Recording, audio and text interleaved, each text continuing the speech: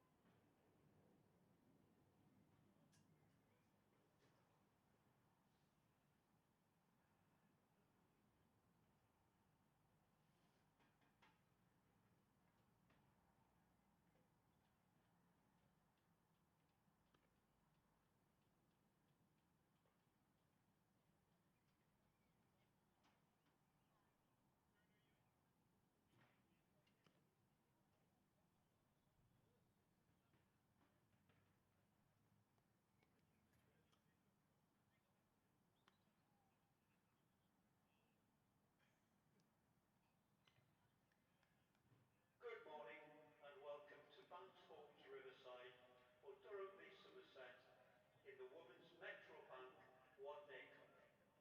We are delighted to welcome our supporters here today. We would also like to extend a warm welcome to the players, officials and supporters of Somerset.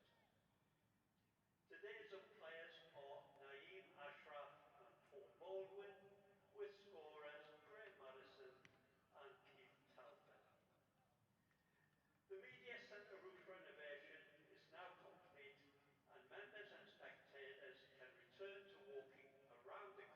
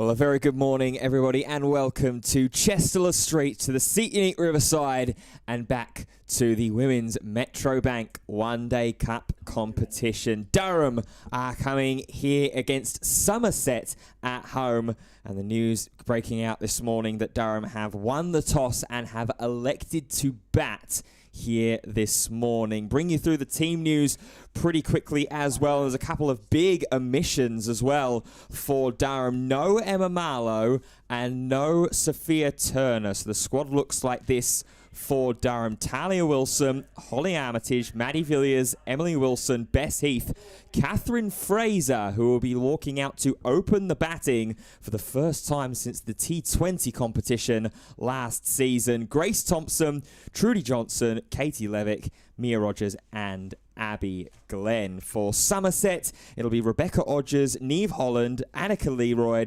Sophie Huff, Jess Hazel, Katie Jones, Alex Griffiths, Chloe Skelton, Jasmine Westley, Lola Harris, and B. Willis will be a part of the squad as well. So it will be Talia Wilson, who looks like is going to face the first delivery of the day. And Alex Griffiths for Somerset will be the first to take the ball in hand from the Lumley end. So opening the batting for Durham, Catherine Fraser and Talia Wilson. So Catherine Fraser will stand at the non-striker's end. It will be Talia Wilson who will face the first delivery, as the field will just get itself set and correct for this first power play. I'll welcome you in by myself, Ben Fitzpatrick, and joining me for today, Mr. Billy Stevens. Very good morning to you, Ben. Yeah, well, when Durham won the toss and decided to have a bat, it was nice and blue skies, but it's overcast now. Bit of healthy width on offer there for Wilson, who will oblige and get off the mark to start things off. I said to you, I was very surprised that Durham decided to win the toss and bat. I think there's some argument to say that they're potentially a bit of a better chasing side. Their main problem's been with the bat, really, all out with for 118 against Hampshire and 148 against the Blaze. So they did chase 289 to beat Warwickshire earlier in the season. Nice delivery and a little bit of shape there from Griffiths, but Fraser will tuck off the hip, just happy to stay with the one. Yeah, it's been an interesting start to the campaign this season for Durham. Like you say, a couple of woes with the bat in the early parts of the season, but that real standout performance and chase with the bat back on the 6th of May.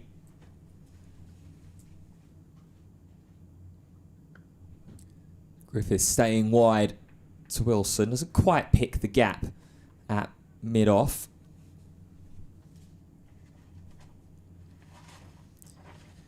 But potentially that might just be signs of a side that are trying to grow themselves in confidence a little bit, only their second season at the full Tier 1 status.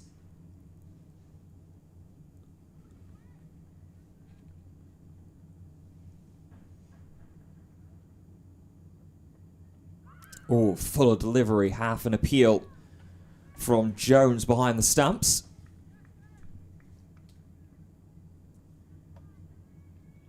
Yeah, well, last season, I mean, they came 6th in the table and they were genuinely in semi-final contention at some point before you losing in the final round to Surrey. And sometimes, you know, all the excitement around that Tier 1 setup and then a bit of second season syndrome, I think some people may argue, but there's certainly been positives to build on.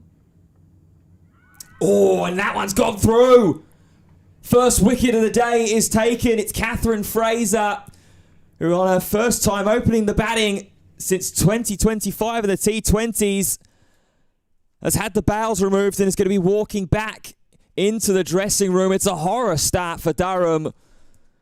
3 for 1. Yeah, she just never looked quite comfortable. A couple have moved in. A really nice delivery from Griffiths. And Durham, as you say, in early trouble. So Catherine Fraser is dismissed. It will be Holly Armitage that will walk back in at 3.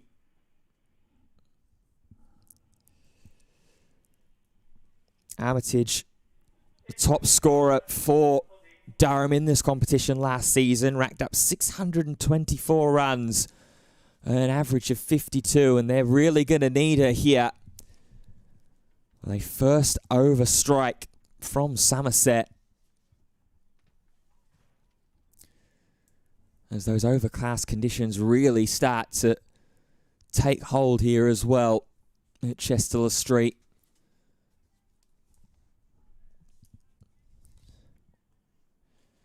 Alex Griffiths, what a start for her. What a season she's having so far in this competition. That's her 16th wicket that she's picked up.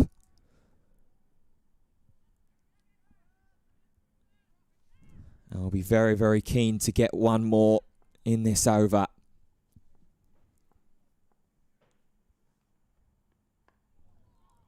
Wide and just defended down there from Armitage. That will bring the end to a very action-packed over. 3 runs from it, but the first wicket already falls for Durham. 3 for 1. Yeah, Griffiths got some wonderful shape in that over, bowled really nicely, and that sort of sets the tone for the whole game for Somerset and just puts everyone on edge in that Durham dressing room. A big job for these two, Wilson and Armitage, to do now. Two of the more experienced in the lineup.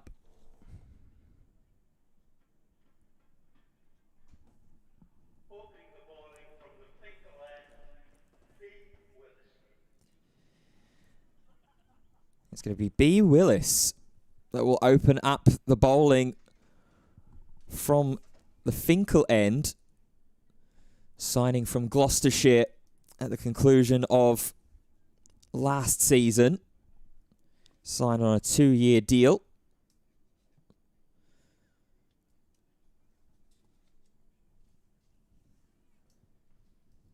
Just going to manoeuvre the field around here. Mid-off coming in. Extra cover in Chloe Skelton there.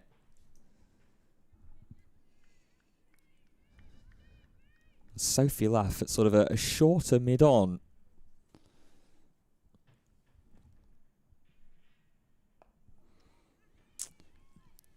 Chopped into the ground by Wilson, yeah, on 2. It's not the start that Durham would have hoped for by any means, exactly the start that Somerset wanted, and Willis had the important job of backing Griffiths up after a wonderful first over. That one we saw just shape away a little bit.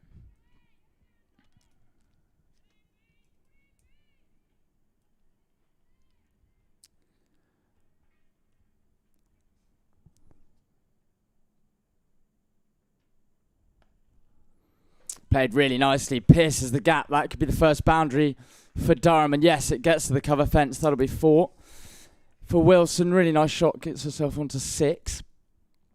Yeah, really nice little piece of timing there from Wilson there. Just gets enough of a little bit of width and allowed to extend the hands out. Watching it back on the replay myself there. Not really done sort of too much, not too far out and wide. It's just a really exquisite piece of timing from Wilson. That offside field is pretty packed as well. A gully in there.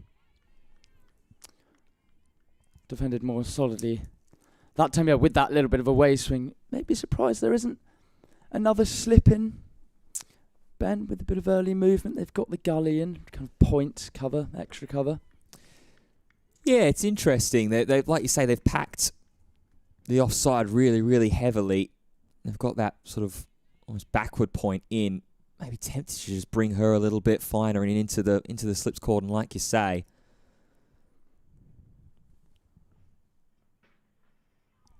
Oh, really good delivery there from Willis. It's a testing opening spell, this, from the pair. Yeah, Somerset really starting to enterprise away here, and rightfully so, getting that initial breakthrough in the first over. Really want to continue to show that dominance. Especially back up there and get back on track after their defeat to the Blaze back on the 13th of May.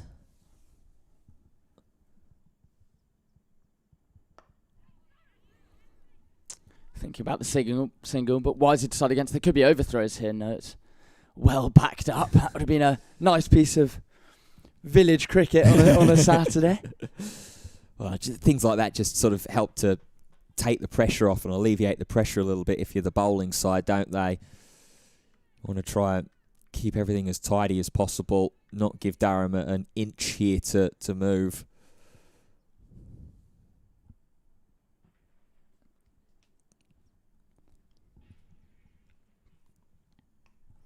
Oh, edged, and Wilson will get a fortunate boundary down to third man. It was another good delivery from Willis, who's bowled a really nice over actually there, but it has cost 8 runs, and maybe that will just get Durham going a little bit. Not convincing from Wilson, but she's managed to get herself to 10.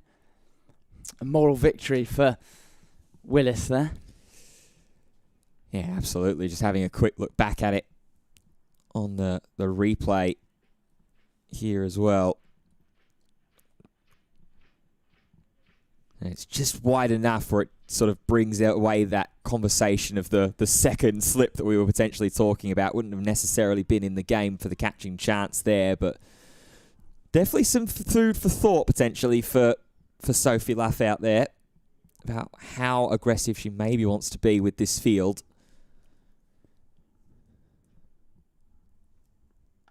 Griffiths to continue. A little fuller, a little wider, but Armitage can't quite time the expansive cover drive.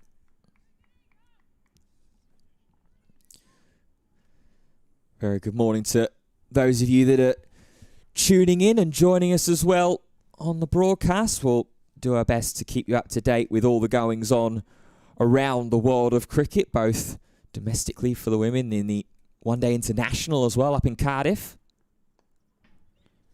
That one had some really nice movement in, but well played from Armitage. Tucked into the leg side for the second. Wilson was tempted at the third, but Holly Armitage will keep the second. She's off the mark. Also keep you up to date as well with the goings on day 2 of the respective men's county championship games that are going on up and down the country.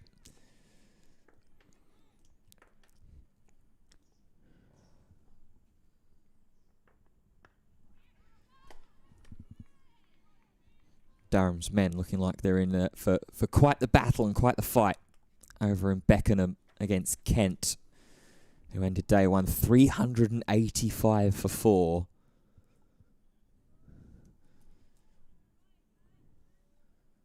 But all eyes and all importance for a Durham perspective for us here this morning are right here on the women.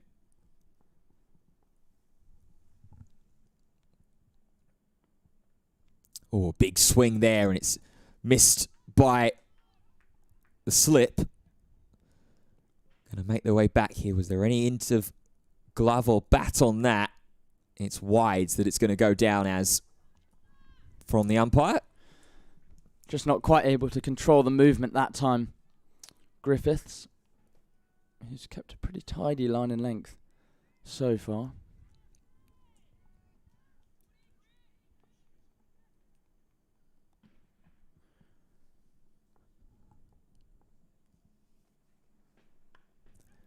Width again on offer there from Armitage. Doesn't quite time it right. The outfield just holds up for a second there as well, but Armitage getting busy to start things off. She's 4 off 5 now. Well, I think these two have to look to be proactive in what's evidently really testing conditions out there. The automatic lights have come on in the car park, which is quite often a sign that it's a little bit dark. But we may well see the floodlights on soon. They're not on at the moment. That one's down the leg side and just guided to fine leg. Yeah, it's funny. You mentioned that the overhead floodlights and the conditions. I was wondering, I was just expecting them to start beaming down on Chester Street. You can have a look there on your picture just how overcast that it is here this morning. Certainly wasn't looking like that when Durham did win the toss, though.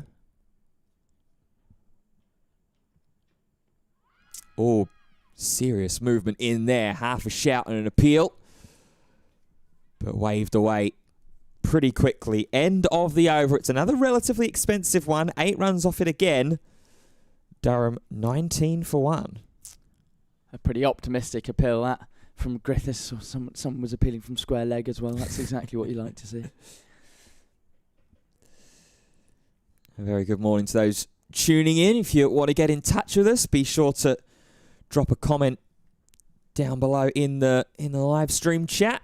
And if you're enjoying the coverage as well and want to stay up to date with all the goings on around Durham in this summer cricket season, be sure to drop a like on the broadcast, subscribe to the channel as well, and keep an eye on all the official social channels as well: X, Instagram, Facebook, and wherever else you may get your social media. So Willis will continue. Quick question about whether there's any rain forecast. Don't believe that there's any rain advertised. Well, I think there was potentially some for much later in the day, more 5 or 6 o'clock sort of time. But hopefully that doesn't materialise. That's surely going to be a wide and is signalled one. Not the start Willis would have wanted this over. This is another aspect of this, as we mentioned for Wilson and Armitage, is that you've got Griffiths swinging it into them and Willis taking it away from them. So it's just something that's tricky to adjust. We saw that edge off the bat of Wilson that went for 4 at the end of Willis's previous over.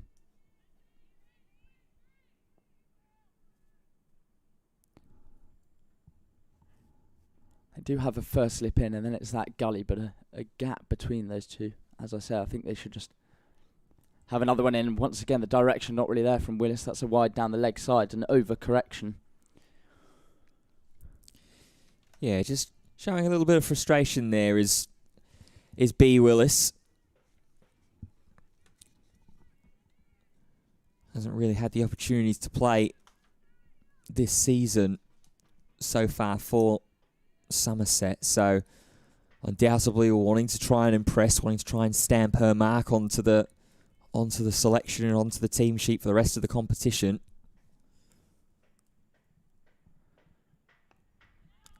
Better line and length this time. Yeah, I think in these conditions you really just want to settle into a spot. You don't want to give these two too many freebies. Yeah, absolutely not. Especially if these two can set themselves up for a decent platform. You've still got a player like Maddie Villiers waiting in the shed, who's fresh off her maiden century for Durham against Warwickshire at the start of the month. Yeah, well, Wilson scored 152 in her second Durham match this season against Essex, but hasn't been much else of note really, and only available for the first half of the One Day Cup. So Durham could really do with her showing them more of that today.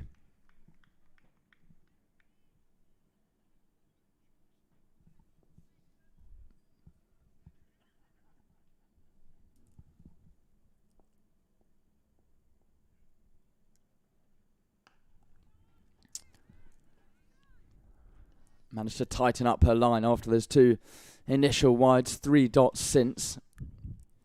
Just getting into the groove here from the Finkel end.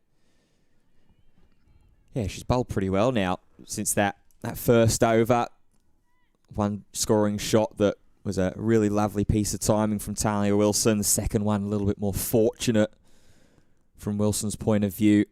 And as you say, started this over a little bit shaky. The radar not quite there, but since has really started to get into a good rhythm.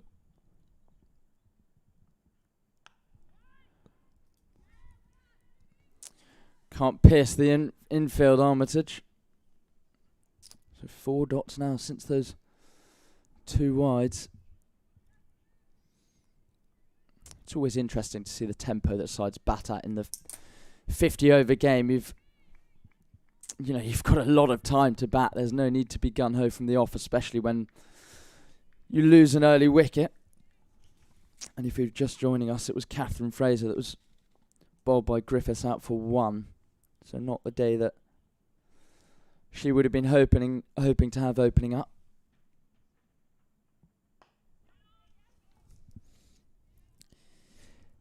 Yeah, it's interesting you mention about the tempos there, Billy, especially when you consider 50 overs to be part of the short forms game of cricket. But 50 overs is still, like you say, a seriously long time. Bat out there for good couple of hours. Lunch interval expected around about 20 to 2 this afternoon. So it gives you a general idea of just how much time that these women have to work with.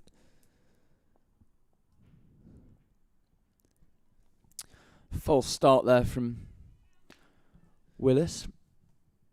5 dots since those 2 wides. And Armitage, just very important to rotate the strike with her partner Talia Wilson here, who's on 10. Armitage 5 off 11. This one you think is called a wide, and will be, so that's the 3rd wide of the over. No runs off the bat, but those singles just ticking along through wides.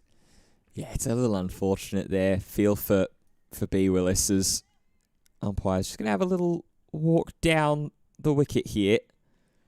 Have a little look past the footholes, just where Willis is following through on her run-up.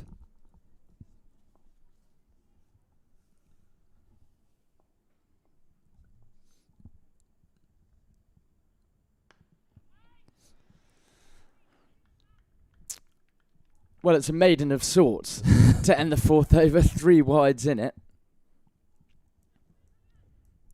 But no runs off the bat. So Armitage just struggled to get Willis away there when the line was good. Griffiths and Willis have both gone for 11 in their 2 overs so far. Griffiths with that important wicket of Fraser. That gives us a quick opportunity to check in and see what's going on in the other games in the Women's Metrobank One Day Cup. Lancashire against Surrey at the Oval. There's already been a breakthrough there as well, as Griffiths offers some width and Wilson really tries to swipe and lash that one away square through the offside. Yeah, Surrey winning the toss, electing to send Lancashire into bat first. And it paid off with Seren Smale being bowled out for naught off the bowling of Brown. So Eve Jones out there on 16 and Ellie Threlkel, the skipper, out there on 1.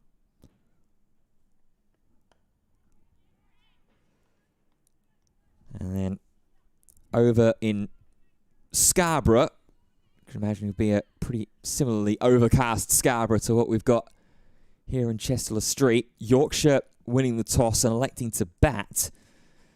And if it is similar conditions over there, then they've fallen to a pretty similar trap. Lauren Winfield Hill being bowled by Mary Taylor for 2. Georgie Boyce and Jess Johansson out there as the current pair on 19 for 1. Wide there from Griffiths.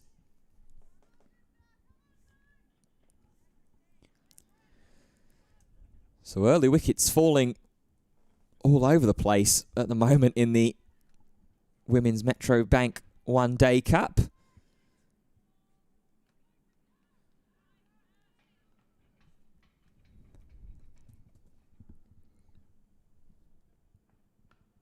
Bit of shape in there. Again, Wilson really trying to find that gap through the covers in the packed offside, but no run there. The other one-day cricket action going on in the UK this morning is going to have a little bit of a later start. Match delayed in Cardiff by a wet outfield in the one-day international between England and New Zealand. Of course, those sides played out a thrilling game here at Chester Street a week ago. England just about chasing down the 210 that New Zealand set them.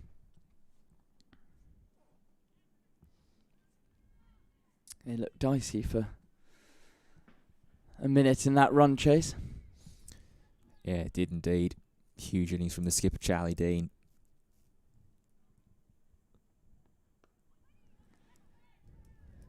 And the youngster Tilly Courtine-Coleman as well, who was quite amusing in her press conference after the game. I think she said she was very emosh, to quote her.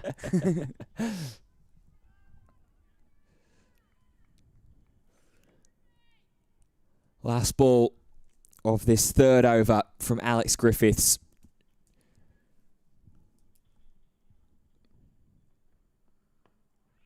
And it's another strong delivery, another strong over to kick things off from Alex Griffiths. Just the one wide off of it. Durham 23 for 1.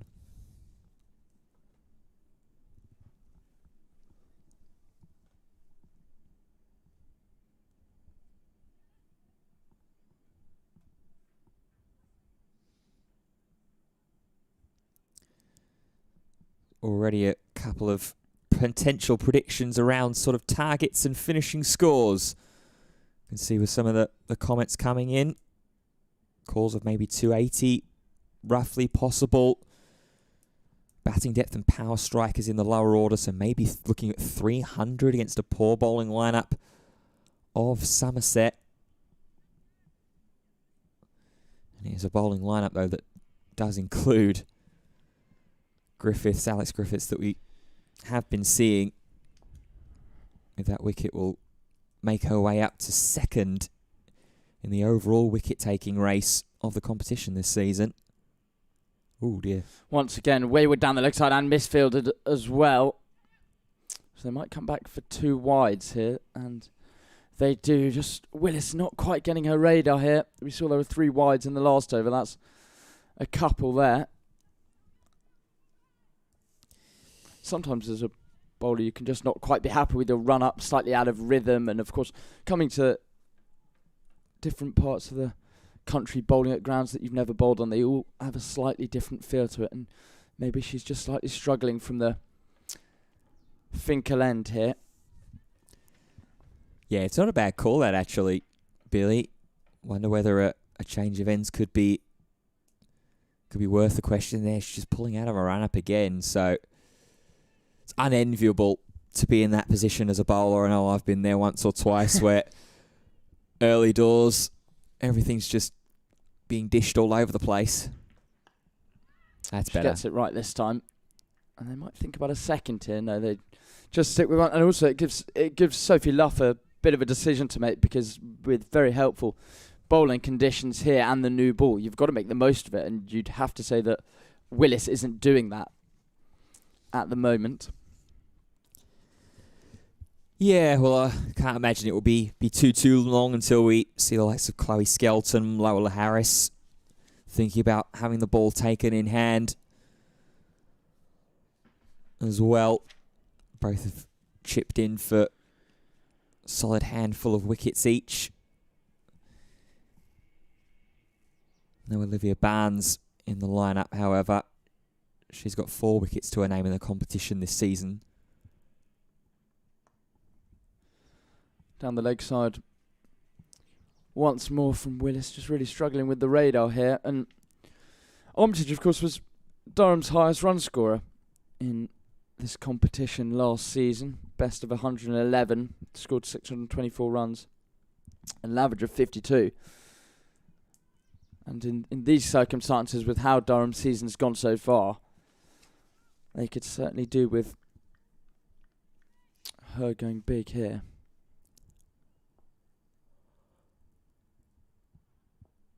Yeah, if she can get herself to half century at minimum. Leg side once more from Willis, and is just about called a wide.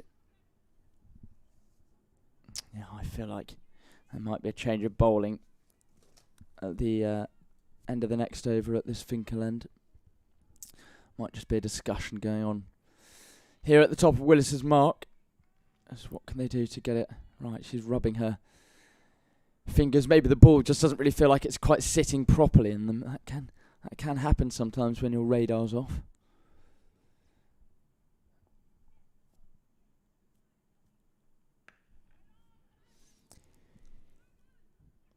Yeah, it's Jess Hazel that she's having a pretty, well, she has been consistently having a pretty animated conversation with at mid-off as she's striding back to her mark.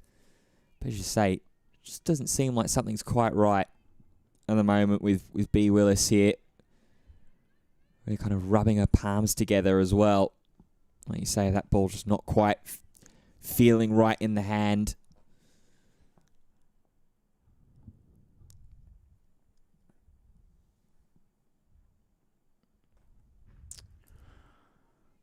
Another wobble. We've only had 3 legal deliveries in this over. They might have to push that lunch interval back at this rate. Yeah, and it's really, really difficult here as well. Sophie Luff taking her position back at sort of a wide mid-on. Just taking a couple of standing jumps as well. Last thing you want to do if it's, bowler hasn't had the opportunity to really bowl much this season.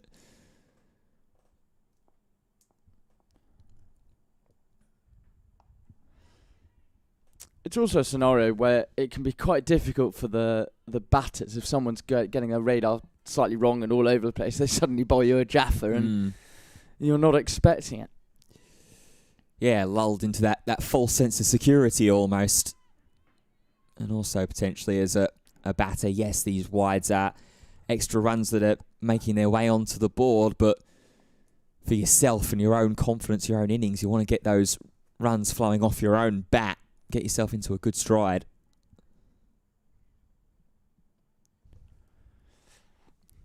And it is another wide just sneaking down the leg side.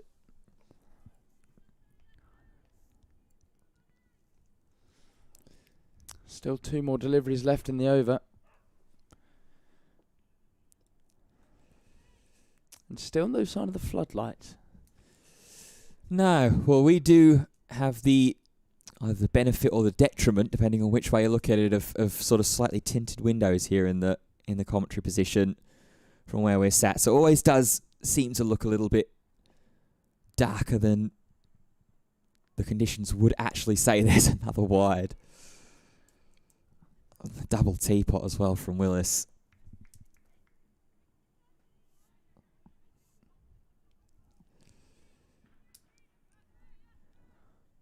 I think that's 8 deliveries we've had so far in this over, only 4 of them legal. And another conversation's going on at the top of her mark. Griffiths has wandered over a couple of times, the opening bowler from the Lumley end, just to give some words of encouragement and advice. Yeah, now skipper Sophie Luff making her way over as well. And I like this from Somerset. Just the senior figures in the squad just getting around her.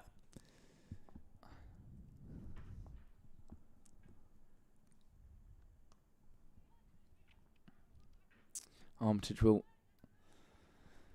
take a single here, and yes, that is absolutely right. And as they should, go up and try and reassure her. And the other problem is you're out of rhythm because your radar's off. You're missing on both sides of the wicket, but that almost makes you run up quick and go even further out of rhythm. One more delivery left in the over. Good fielding at cover there, so that is the end of Willis's 3rd over. Durham, well, they're 33 for 1, and not much has come off the bat really. Just 18 to the pair, 7 for Armitage and 11 for Wilson. Yeah, and the wide count that we're looking at, and granted this isn't solely down to B. Willis, there have been 4 wides off the bowling of Alex Griffiths as well, but 14 wides so far in the opening 6 overs. And the ground staff are just having a look at one of the other pitches here through the covers. Or at least where the covers would be. Well, I wonder if they might just be hammering down a bit of that matting, or something may have come up, because of course if you don't want someone to get their spikes caught in that could be quite a nasty injury. So maybe someone's just noticed a bit peeling up. No rest for the ever effable Vic Domain, head ground staff. And a thumbs up as well. There's job done there, boys. That celebration tin they've got out there. I was just about to say. Maybe a couple of pegs in it or something to hammer it down. Or they've polished off all the chocolates on the way to doing that piece of work. Yeah, celebratory Malteser on the way back. Good job, lads.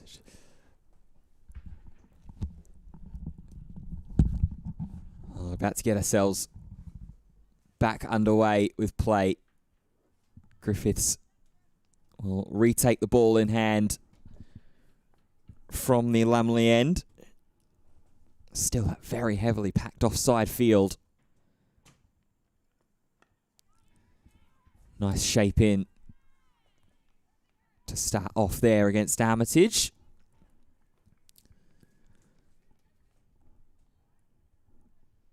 Emma Marlowe down below us, just looking like walking. She's going to go and have a session in the nets.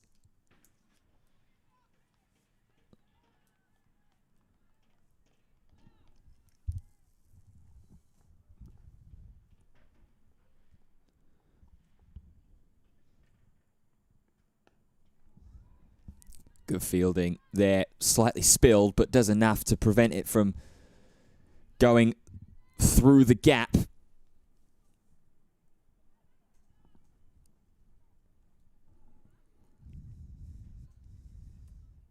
And all the talk about how Durham have struggled this season, but Somerset, they had a very good start to the season, winning their first 3 games, but they've now dropped to 5th, having lost their next 4. That one's going to be guided down to fine leg. Chases on. It's not going to get there. So that'll be a boundary for Holly Armitage, her first of the day. Might just get herself a little bit more confidence, a little bit more rhythm as she moves on to 11 off 19. Talia Wilson on the same score, but taking 2 fewer deliveries to get to 11. But yeah, like you say, Billy, both teams here just sort of trying to find themselves a little bit of form.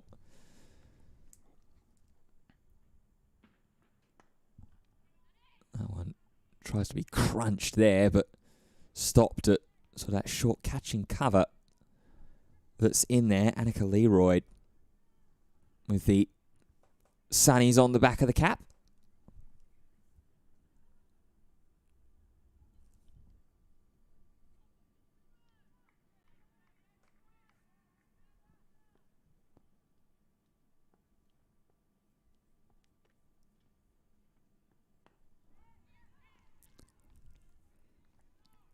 Now defending again pretty nicely.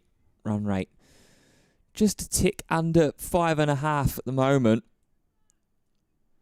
We'll have, after this, 3 more overs left of the first power play as well.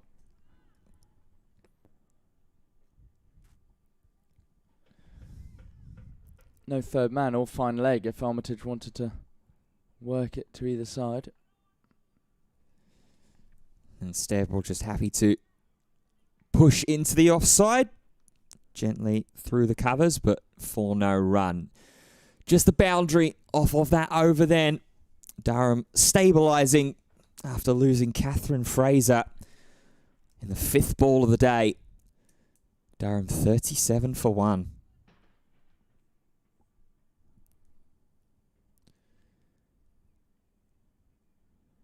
Now, the question of whether there will be that bowling change that we were potentially thinking was going to happen from the Finkel end, and it is going to be a change. Chloe Skelton has the cap off and the ball in hand. And spare a thought as well for B. Willis, who didn't really quite get things right in her first spell, but hopefully she'll rebound back and have a strong second spell in the middle of the day. Yeah, you have to think that Luff didn't have much of a choice then. Skelton is the preferred option for a first sign of spin this morning.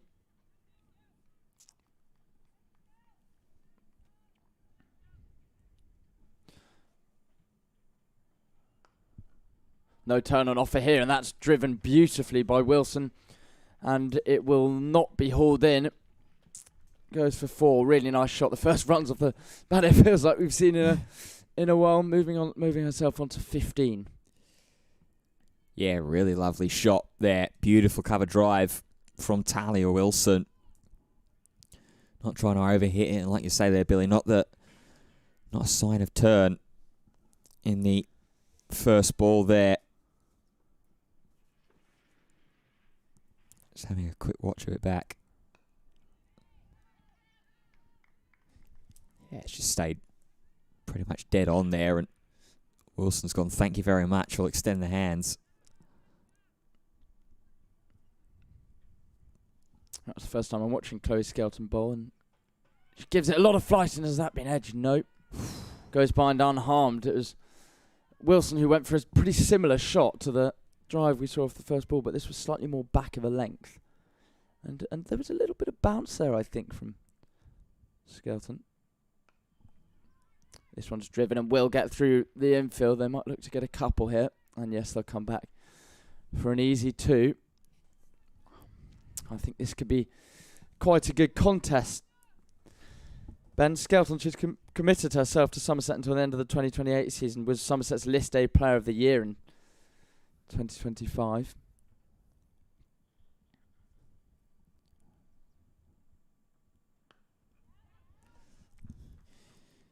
Yeah, certainly a key component, I think, of the Somerset bowling crew. Second highest wicket taker for the side in this competition as well so far. She's picked up 13. Gives Wilson a lot more width here as your pen goes flying over the commentary box, Ben. Really nice crunch for 4, moves herself onto 21. Tell you what, Were you imitating her shot? Then? Yeah, pretty much. Yeah, I was just taken away. Just a lot of width on offer there for Talia Wilson. We've seen already in this over just how happy that she is to extend their hands and go for those drives through the covers and through the offsides. And this one, just really nicely. It stays really wide and she goes bang. Smacking down on the turf with Skelton there, knowing that was a mistake of a delivery. But Durham make their way up to 47 for 1 now. With another 8 runs off that over. So after losing that first wicket early, have really started to get themselves stable. You still have to think, though, that was the right decision from Luff to take Willis off. It's almost unfair on her to, when she's evidently struggling slightly, but Griffiths will continue from the other end. She's just trying to give herself some space. We're still seeing this new ball do a little bit in Griffiths' hand, and the bowling spin will, of course, diminish the... these fast bowlers never like it when the spinners come on and ruin the shiny side of the ball.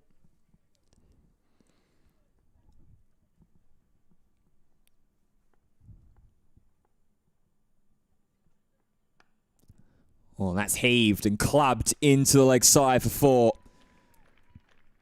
Bit of a shorter ball it looked like there as well from Griffiths.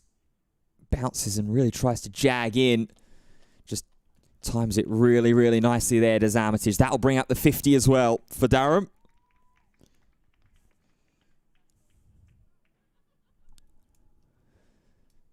8.2 overs, just over 40 minutes it's taken to get there. As that shot, we'll see a quick change in the field. Lola Harris is going to be pushed out initially to deep square leg. Now going to be brought quite considerably finer. It's a sort of deep backward square where she will reside for this delivery. Still got a fine leg in place as well, back behind the keeper. And they will make Lola Harris work on the next shot straight away. Armitage will race through for a single.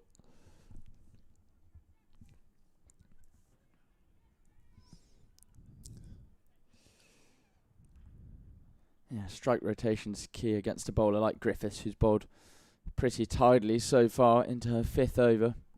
Got the wicket of Fraser bowled through the gate early doors. Half a little bit of a sweep shot there from Talia Wilson. Run down to fine leg. Again, that rotation of the strike starting to play here, as that's the 50 partnership now up between the two. Talia Wilson contributing 20, Ollie Armitage contributing 16. Obviously heftily supported by the extras count. Good movement in there against Armitage. Well, that 4th ball of the over just looked to me like it may have kept a touch low,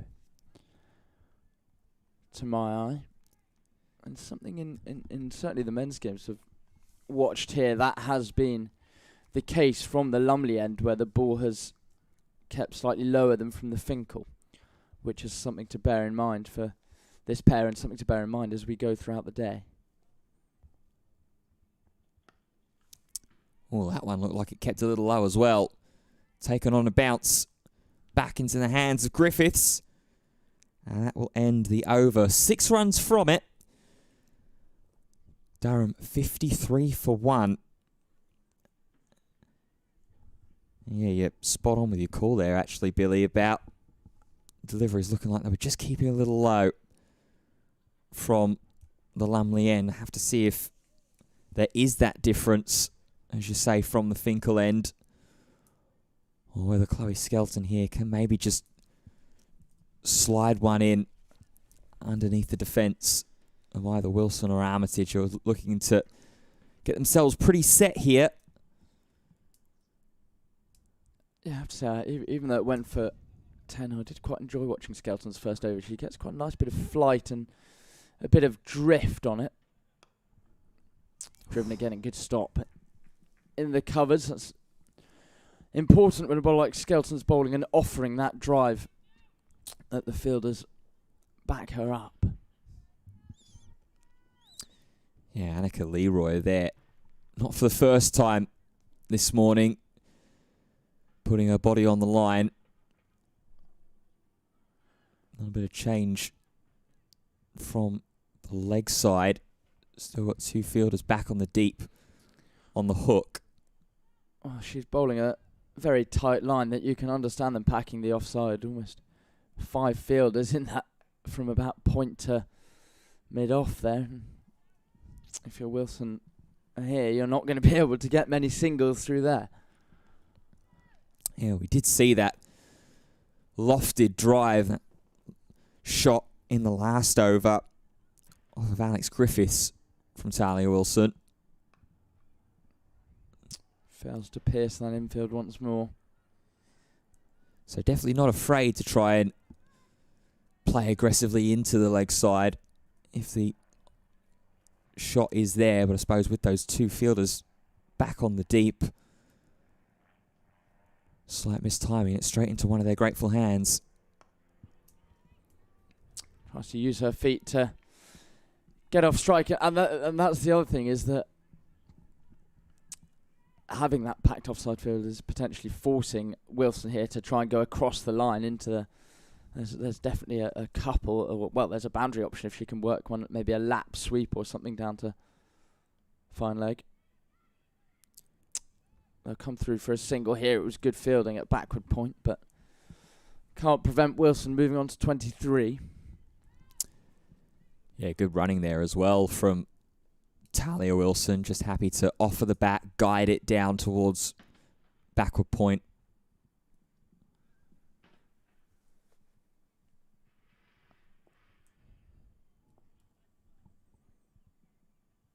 Oh, another play and a miss here. Armitage going for a drive once more, but wonderful flight from Skelton. That was another good over. This time it just costs the 1.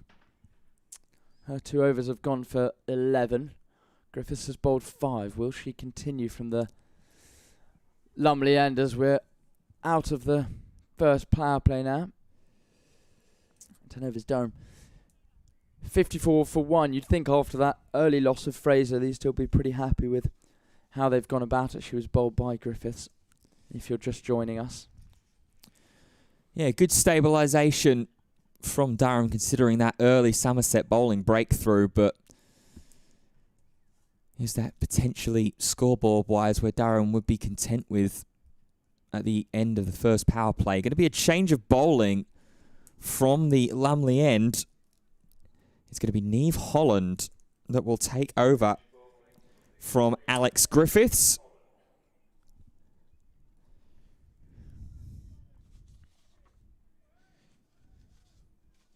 Griffiths, who bowled enterprisingly throughout that power play period, got the first breakthrough with the 5th ball of the day of Catherine Fraser, who was bowled for just 1 run. But now a chance for Neve Holland. Straight away. Good start, good line and length. Up against Wilson. Yeah, it looked to be quite good pace there as well, actually. She made her Somerset debut. She's a local Somerset girl from Langport and played for the Somerset under-17s when she was just 13. Made her Somerset debut in 2019 when she was 14. So that was, of course, before the restructuring. So she debuted for the regional side Western Storm in 2020.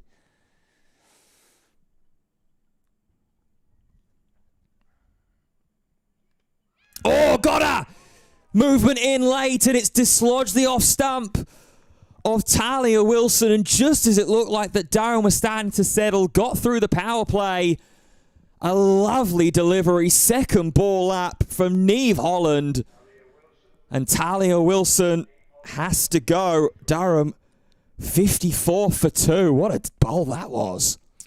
Yeah, really good delivery. I'm just waiting for the replay. I wonder if it nipped back a little bit. It's got to be something pretty special to dismiss Wilson. We saw Holland exuberant celebration, and rightly so.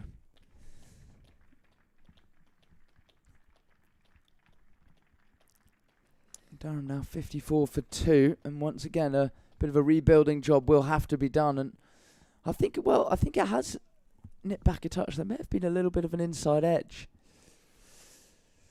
Well, if there wasn't an inside edge, it really is a truly wonderful delivery. Well, while some more deliberation and scrutinisation around that delivery will occur, it will bring Maddie Villiers out to the crease. An astonishing batting innings last time out with a maiden Durham century. 106 she scored against Warwickshire.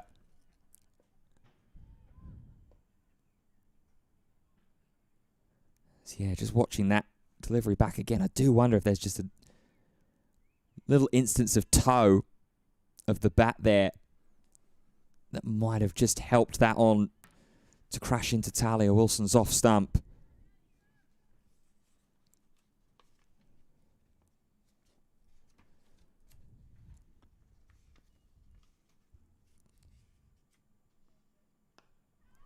Aerial to start off with there for Villiers. Lands safely though, and she's off the mark.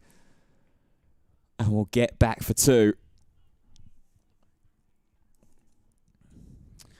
Yeah, in good form, Villiers scored 106 and took 3 for 38 last time out against Warwickshire.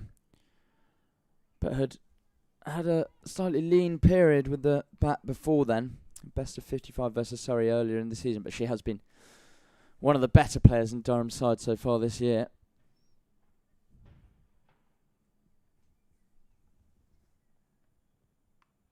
Shorter from Holland there. Villiers trying to rise up high.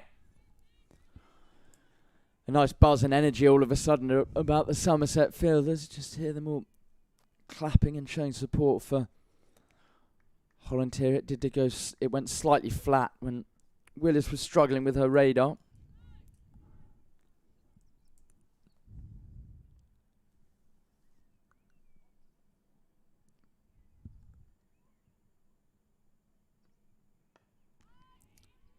Thinking about the drive there on the up was Villiers, but decides against it.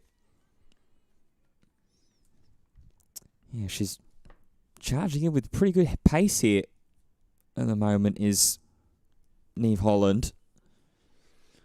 Yeah, she's played 6 England under-19 matches, including at the under-19 World Cup in 2022. So she's obviously pretty highly thought after.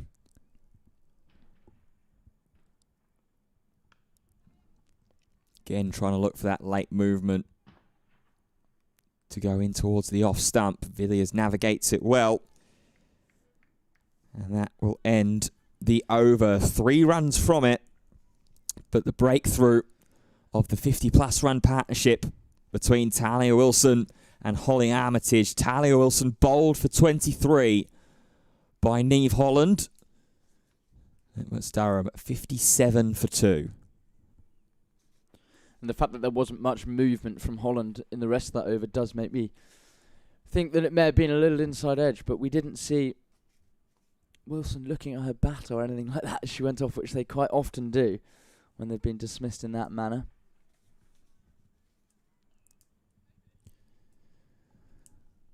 Well, looks like Alex Griffiths is going to get a change of ends here.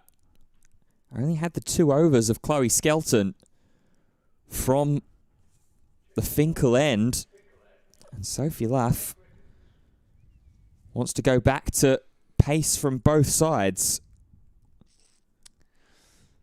Yeah, we did see that Skelton wasn't getting much spin from this end. So you wonder whether they might just think about trying something else.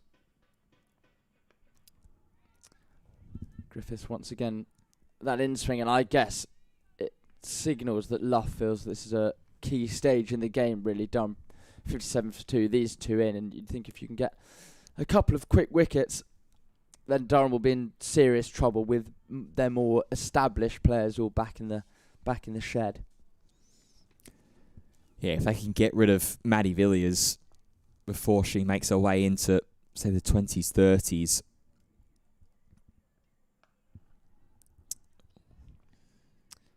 Good feeling. Cover hit that well, did Villiers. Already just looks like she's timing it nicely. Has a couple of taps of the pitch. Yeah, that was crunched there into the offside. Looked like a shot that was destined to meet the boundary rope, but again, that offside still pretty packed through the covers.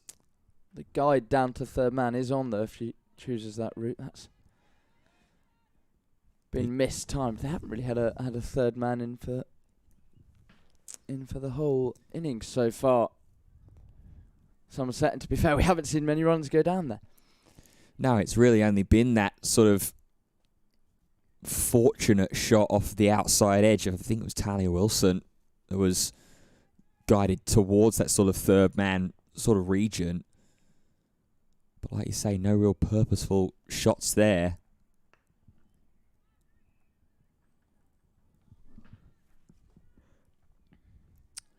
Good start to the over from Griffiths, 4 dots, and she just looks to be in very good rhythm. That sort of change of ends, bowlers will, especially with Griffiths, they'll have a preferred end that they want, as the senior bowler. She would have got first choice and decided for the Lumley end, but having a go from the Finkel end here.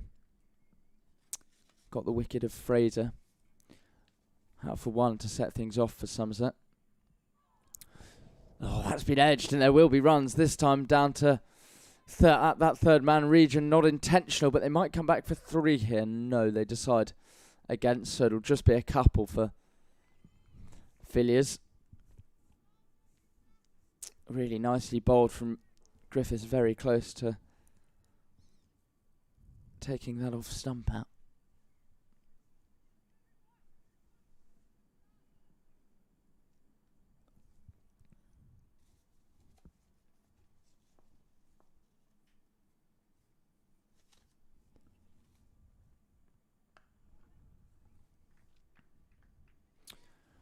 Get herself off strike. Will Villiers with a single out to cover. And that is the end of Griffiths' 6th over. It'll be very interesting to see what Luff does with her and how many she wants to give her star bowler for the rest of this innings, because got through 6 so far. And of course, you're only allowed to bowl 10 overs in the 50 over format.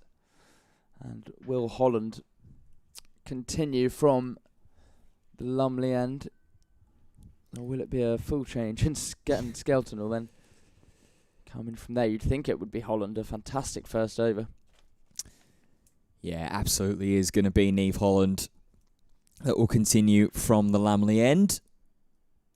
After, like you say, a really, really strong first over for her of this contest. And the run rate really starting to slow down and trickle down a little bit here. It's pretty much bang on 5 and over at the moment, but the last 3 overs combined have gone for 5. That one crashing into the pads. Villiers just moving around a little bit on the crease.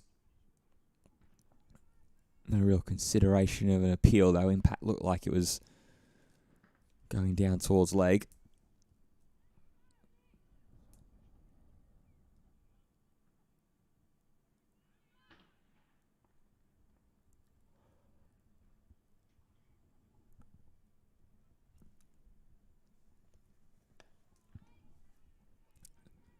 Zoning in on middle and off. Bowling really, really strongly at the moment is Niamh Holland. Some fielders converge and then disperse once again. It's intriguing to me so far is that Somerset haven't really been bowling too much to a slip this morning.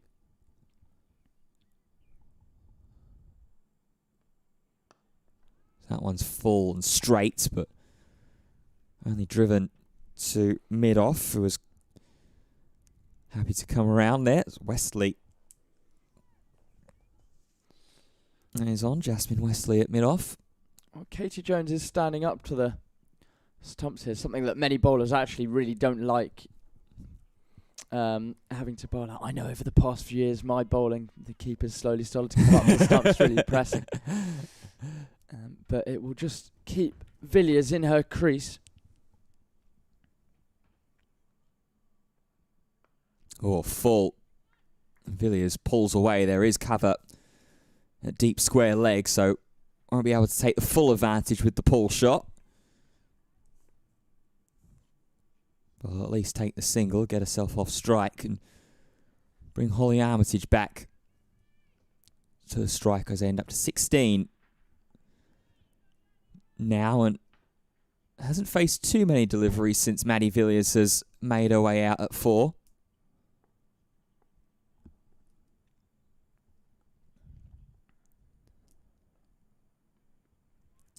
And that's going to go down as a wide.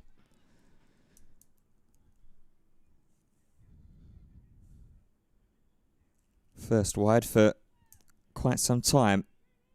Actually, that one as well. About 7 overs.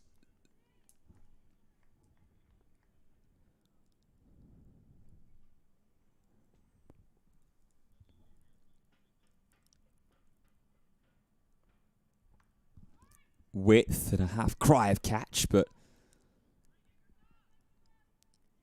went towards that point region on a hop. Sharp hands, though, from Alex Griffiths. That's exactly what you'll have to see. Bowling partner not only backing you up actually from the opposite end, but also out on the field as well. That one zoned in full, but played very nicely off the toes. there for Armitage. Will take the single, will retain the strike as well. Ben, that's probably because then the bowlers have no right to complain if they misfield off someone else's bowling. Very true. They can't throw the teapot out if they're doing it themselves, although I'm sure they still would.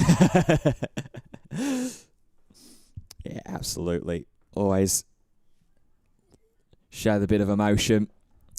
As it looks like Alex Griffiths isn't going to get another over from this Finkel end. As you rightfully pointed out, Billy, she's already bowled 6 out of the available 10 overs. So it is going to be Jasmine Westley that's going to take the ball in hand. Yeah, they've obviously decided that 2 overs from Skelton was enough, which is interesting to me because I thought she bowled pretty tidily, really. Armitage did look to drive her through the offside a couple of times, successfully a couple of times at that.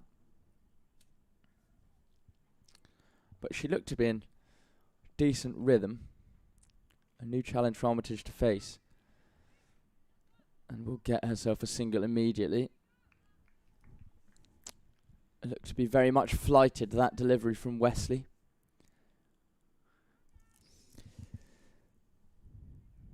Yeah, and another one who'll potentially have a little bit to prove, similar to B. Willis.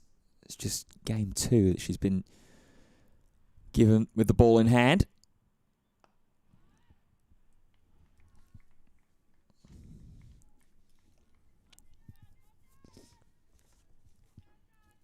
Previous match bowled 7 overs, 1 for 44, so did take a wicket.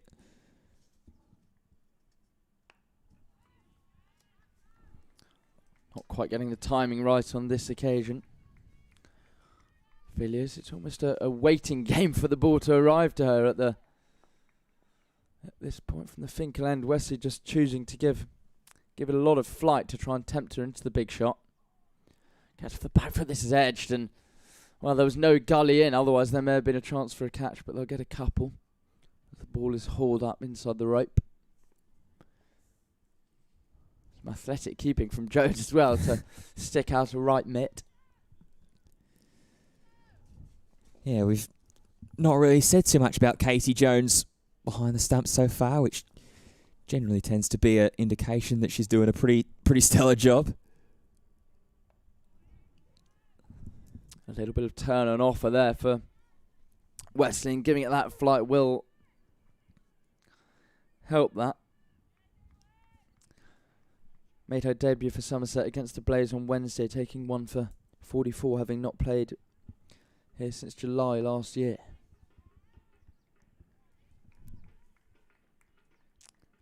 But it's a decent first over, just the 3 from it and no extras, importantly from a Somerset point of view, as Villiers and Armitage look to rebuild after the loss of Talia Wilson, bowled by Holland for 23. Yeah, good first over there from Wesley. As Neve Holland is again going to continue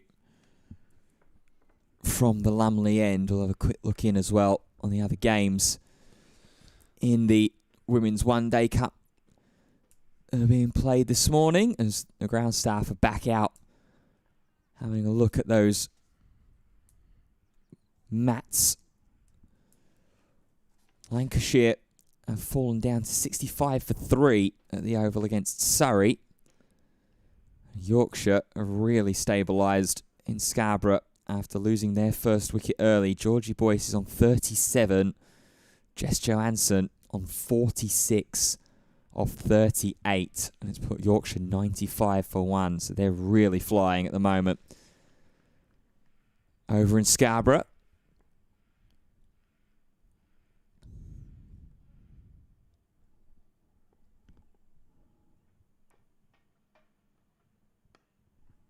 Neve Holland will continue to work. Armitage looked to want to set off for a quick single, but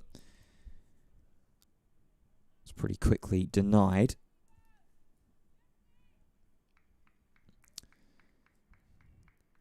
Women's one-day international in Cardiff as well. We've got some timing news about when that's going to look to get underway. The match was delayed due to a wet outfield.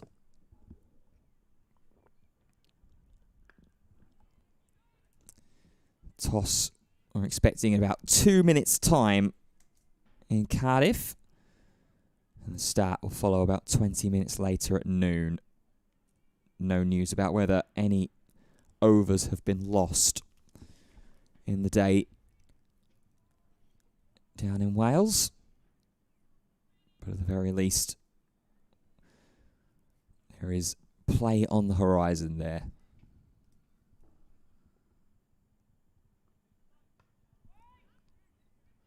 Width doesn't quite time it. Trying to carve through into the offside. There's a little bit of a gap there just past point and the cover region. They do have a sweeper out on the offside as well to be able to try and help cut off any of those sort of square cut shots.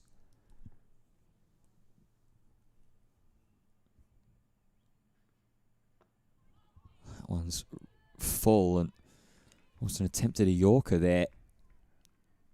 Aimed it around the fifth stump. Armitage does well to dig it out. Yeah, Holland hasn't had the swing that Griffiths had from the Lumley end. More trying to do her work off the seam.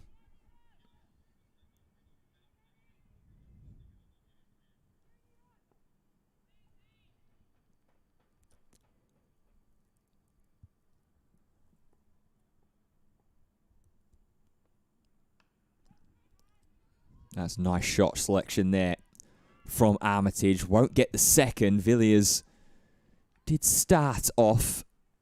I was looking for the potential optimistic second, but Armitage with her hand pretty quickly raised up in the air as soon as she tapped her bat and ground in safety. Yeah, very loud cry of no, a runner is the last thing that Durham need, really. Last ball of the over then from Holland.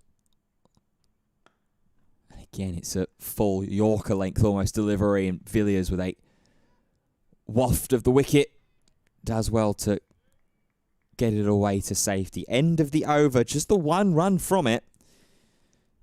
Durham 67 for 2.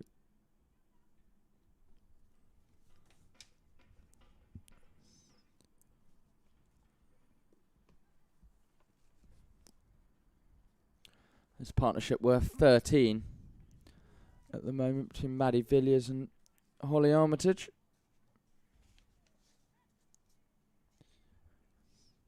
Armitage, I've already mentioned, she was Durham's highest run scorer in this competition. Maddie Villiers was third on that list. This is last year, 347 runs she had with a high score of 79. It's Armitage who's going to face up to Wesley.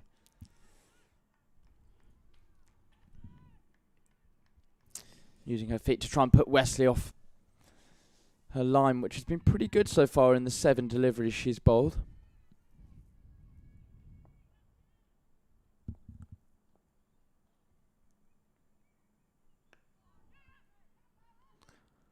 They will get a single. They were going to get one anyway, but a misfield just meant it was more comfortable. Yeah, and I like the idea there from Armitage going back to the opening delivery of this spell to try and use the feet, really get at and target the spin.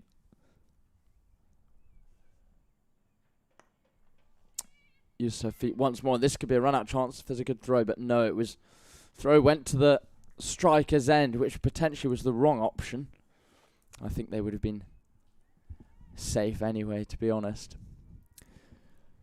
Yeah, it's a difficult throw that from mid-on with Armitage trying to run through safely. Has to be really spot on, not only with the location, but the timing of the throw. Yeah, it was Willis with the fielding, but a couple of singles here. And once again, there's a stopping chance, and it's been missed. That really should have been a chance taken from Jones. Armitage advanced down the pitch. It was a wonderful delivery from Wesley. And you said, Ben, earlier that we hadn't mentioned Jones. That's usually a good sign. We now are mentioning her. And that was, unfortunately, a poor piece of keeping. And how will Wesley respond here? Armitage trying to use her feet. And this time, nice drive from Armitage. And, well, it might be a boundary here.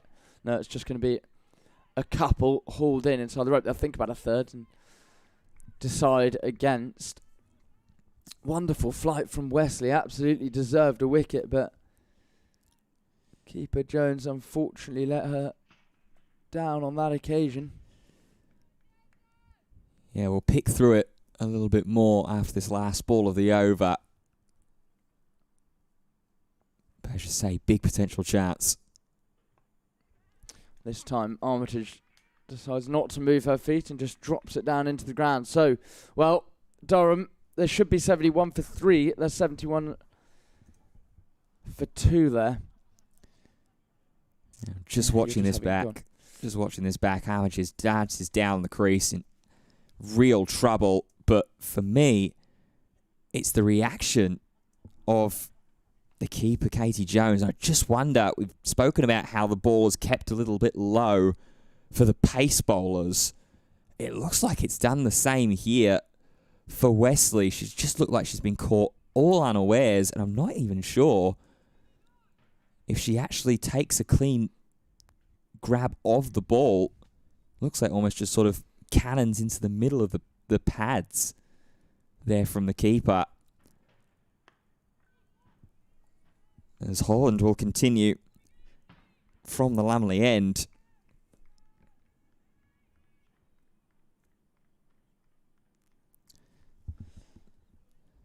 So yeah, maybe a tougher chance than we initially would have looked at and expected at real time, but undoubtedly a potential chance nonetheless for Somerset.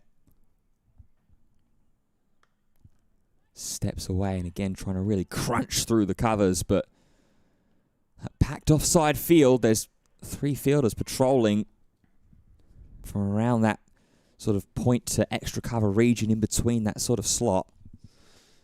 Well, it's a chance that you would still say should have been taken at this level, really.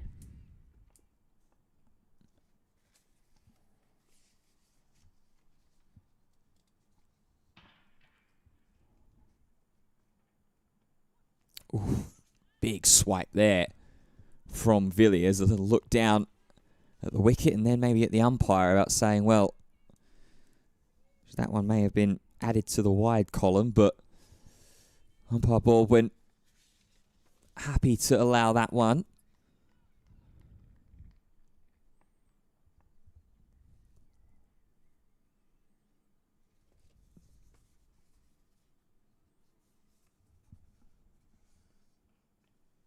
And again, width, and that one goes back behind the keeper, just sort of off the toe of the bat there from Villiers. They'll get through for a single. But really impressive stuff here from Niamh Holland so far. She's been asking all sorts of questions.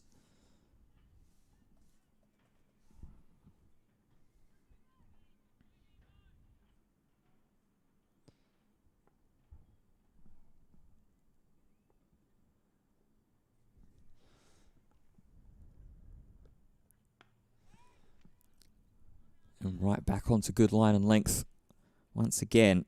Well, the Somerset wicket-keeping situation is interesting because it was Jess Hazel who took the gloves in the earlier part of the season. It was then handed over to Katie Jones,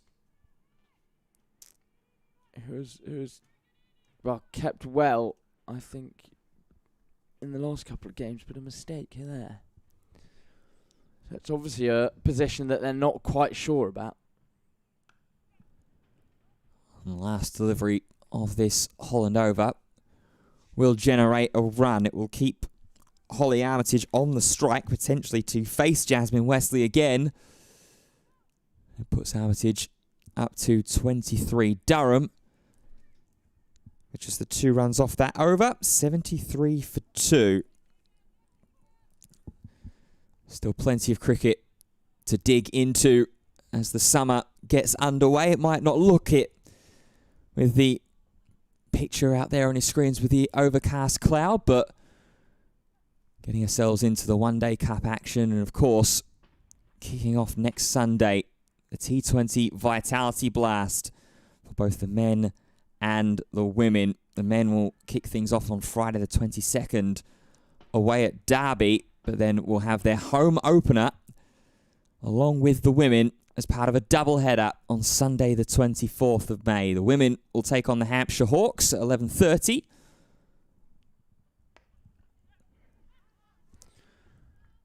Misfield, and they'll come through for a single here. Armitage moves on to 24.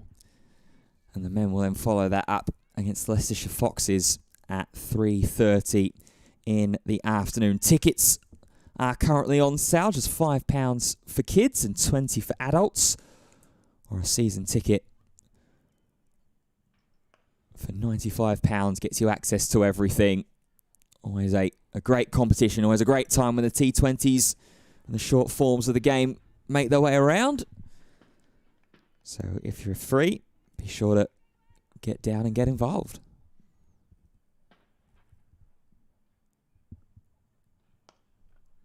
Shot. Really nice shot from Villiers. Just uses her feet and takes Wesley over mid-on. And it's a one bounce four. That was a wonderful piece of timing and was very assured about her movements down the pitch, having seen the batter at the other end, Armitage, offer that stumping chance. She had to be sure of it. And was a little bit of intent there from Villiers, who's 15 off 27. Both these women striking at in the mid-50s, so they haven't necessarily gone about their business quickly. They've been more cautious so far this morning. Durham 78 for 2, though, just starting to get going. Wesley offers more flight again, but too full for Villiers to really do anything aggressive with it. And Wesley's just wanting a field change here, just moving the deep square leg around to almost a backward square leg. And she's electing to bowl around the wicket here. Villiers ran that first one hard, but wasn't able to get back for a second.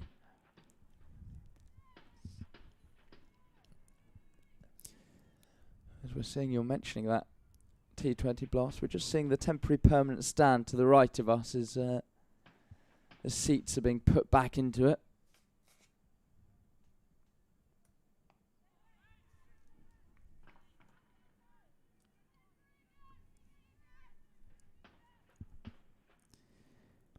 End of the over then. 6 runs from it, including that exquisite use of the feet from Maddie Villiers. Textbook way to play against the spin in the short form of the game. 79 for 2.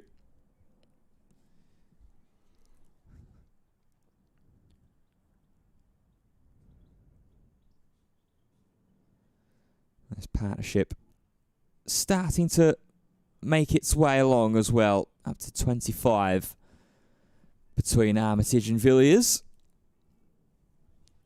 That'll be Neve Holland to continue. This will be a 5th over of the day when completed.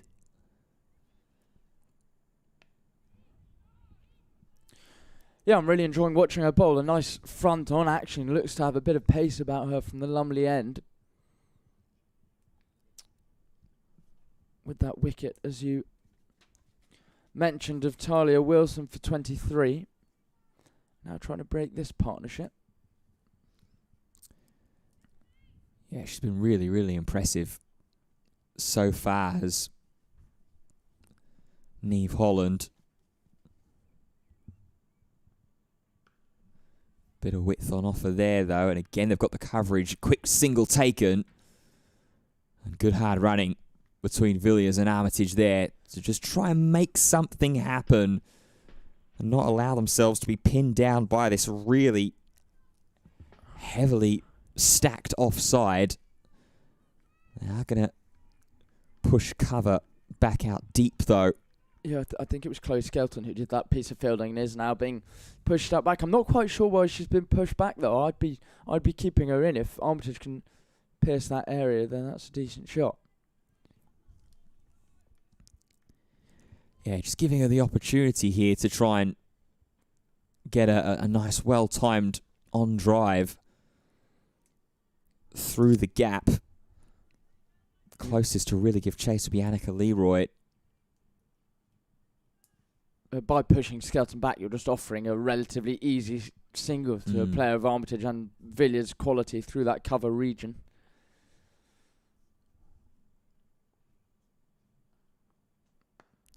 Full toss. Doesn't quite get the timing or the connection there. Armitage just pushed out to mid-on.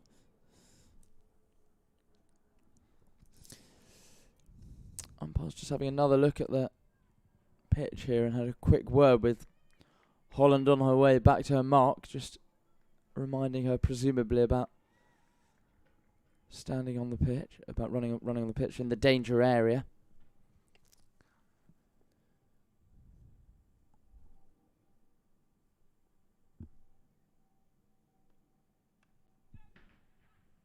And that's guided away very fine, very nicely. Armitage gets 4. Yeah, just used Holland's pace there. Did Armitage. Really nice shot, very well timed, and you have to say she looks to be that Miss Stumping side chance since then.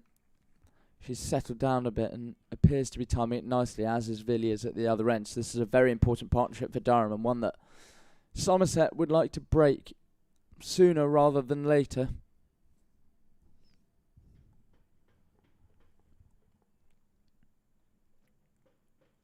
Oh, again, really tries to slice through that delivery.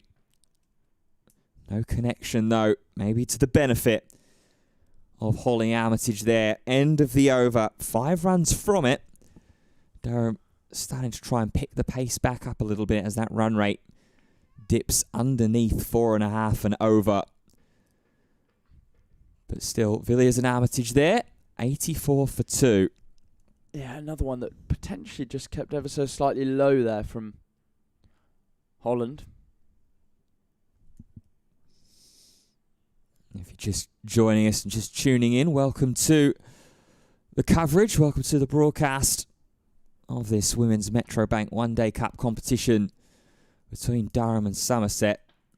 2 wickets to fall for Durham. The first one was Catherine Fraser for the 5th ball of the day, bowled by Alex Griffiths for just 1. And then Talia Wilson, what looked to be a little inside edge back into off stump of the second ball of Neve Holland's work today. Wesley offers more air. Again, continuing from this around the wicket angle, we've seen that New Zealand in the Women's International have won the toss and decided to field, so England will be batting under what you'd assume is similar conditions to here in Chester Street. And this has been hit once again over mid-on and will just about reach the long-on boundary from Villiers. I don't think it was quite timed. It was a real drag down from Wesley and was rightfully dispatched for 4, but at one point it did look like Willis, I think that is, mid-on was interested. Yeah, just about to watch it back here. Definitely more of a sort of slap shot. Gave herself some room, and Willis definitely for a moment was interested. I'll go for a quick single here. Potential run-out chance, and there might be now buys, but no, it's good backing up. Yeah, another good quick single taken there from Villiers. Could have been in maybe a little bit trouble with a direct impact. But the throw just slightly offline. I think it was skipper Sophie Luff with the attempt.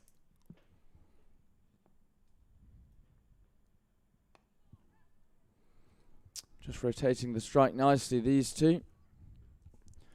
6 from the over so far, and that's what can happen when you knock a bowler off their line of length by coming down the pitch and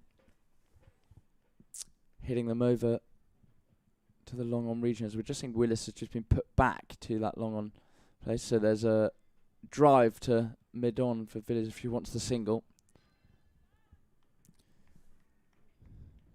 Instead, try the drive straight to mid-off. But yeah, good over this from Durham. And the one expansive shot now, just a little bit of calm and patient cricket. Rotating the strike against the spin. Misfield off her own bowling, but it won't cost Wesley anything. That is the end of the 20th over, I think that is. Straining my eyes in the gloom to see the scoreboard. And is, yes, 20 gone. Durham 90 for 2. You potentially think that Durham may be the happier of the two sides, especially having lost Fraser so early on when the score was 3 for 1. They've done nicely since then. Armitage has been particularly good, supported by now Villiers, but was Talia Wilson, who was bowled by Holland for 23.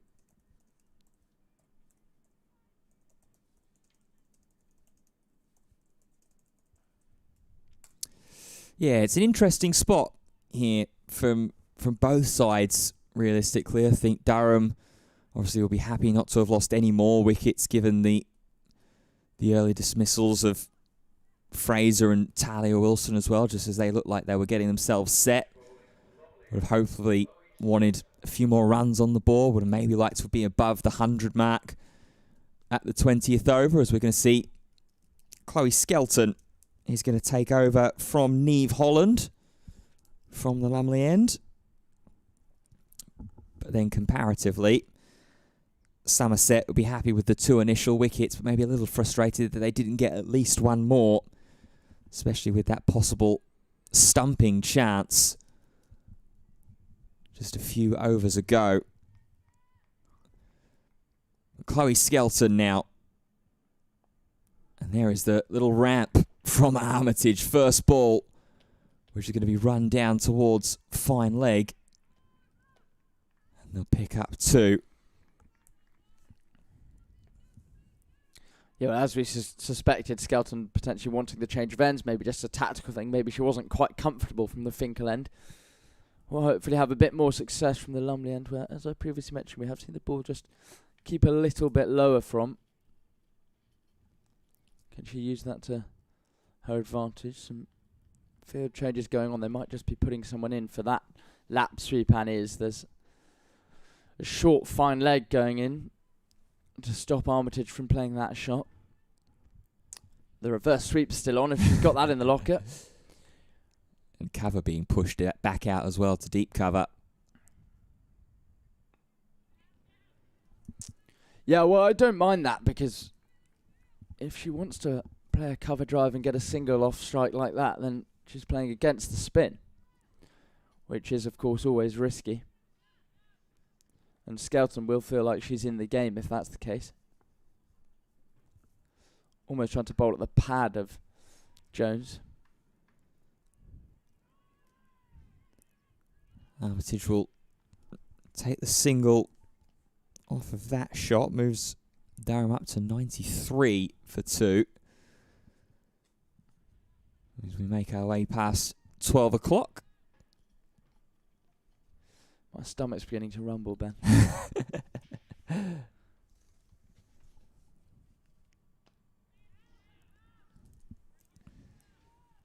Just had a sausage sarnie and a bit brioche this morning. I was about to say beer. wouldn't put it past me. Oh, the old phrase, 5 o'clock somewhere. Try 12 o'clock. Tries to give herself some room. There does Villiers. Doesn't quite time it, but does enough to continue that run rate, just ticking over a little bit. Not letting the spinners cramp up either of these two batters. 4 runs off the over, so they are still playing at that current run rate. As that will be tried again from Skelton. And that was more a case of Armitage maybe pulling away from the guard. There.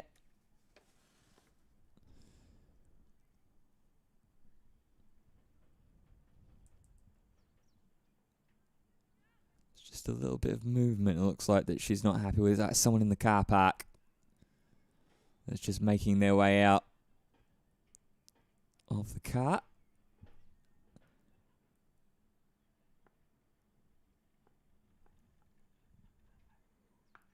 And a big heave into the leg side. There is cover out there, but it's going to get through the dive and get away for 4. Holly Armitage makes her way up into the mid-30s and seems like she's going to be the one that Durham will have the platform of. Durham 98 for 2 at the conclusion of over 21. Yeah, really nice shot from Armitage. She latched onto the length of that delivery very quickly from Skelton, who has bowled pretty tidily so far, but that was a really good shot from Armitage. Just put her under pressure and a great way to end the over. Skelton's had a good season so far with both bat and ball. She took 4 for 65 against Warwickshire and has taken 13 wickets in 7 games. So she's certainly been a threat. But it's Wesley from the other end who's going to try to break this partnership that's growing. They came to the crease at 54 for 2. Now 2 away from 100.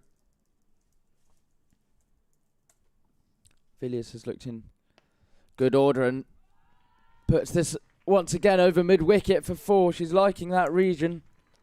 Runs starting to flow slightly for Durham here, and that is the 100 up into the 22nd over, 102 for 2. And there's quite a lot for Sophie Love to think about all of a sudden. Yeah, it's a really nice shot there from the bat. Just again, like you say, really carving through that mid-wicket area. Villiers making her way up towards 30.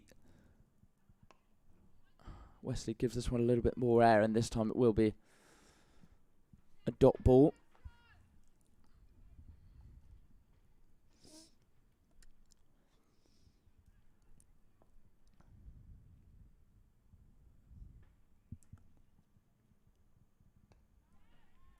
You're doing your scoring there, Ben. Have you got the different colours out? Yes. Yeah, you do. absolutely. There we go. Scorers and colours. Have you got any? Have you got any sort of method to it? Different colour for each player. Oof. There'll be leg buys here. I think there's a little bit of pad involved. There'll be 2 of them. As we await the umpire signal, yes, leg buys. Yeah, no, it's the as the 50 partnership makes its way up there as well from Armitage and Villiers. 20 for Armitage, 27 for Villiers. Done it in pretty quick timing as well. Just under 3/4 of an hour. So second consecutive 50 partnership for Durham in this batting innings.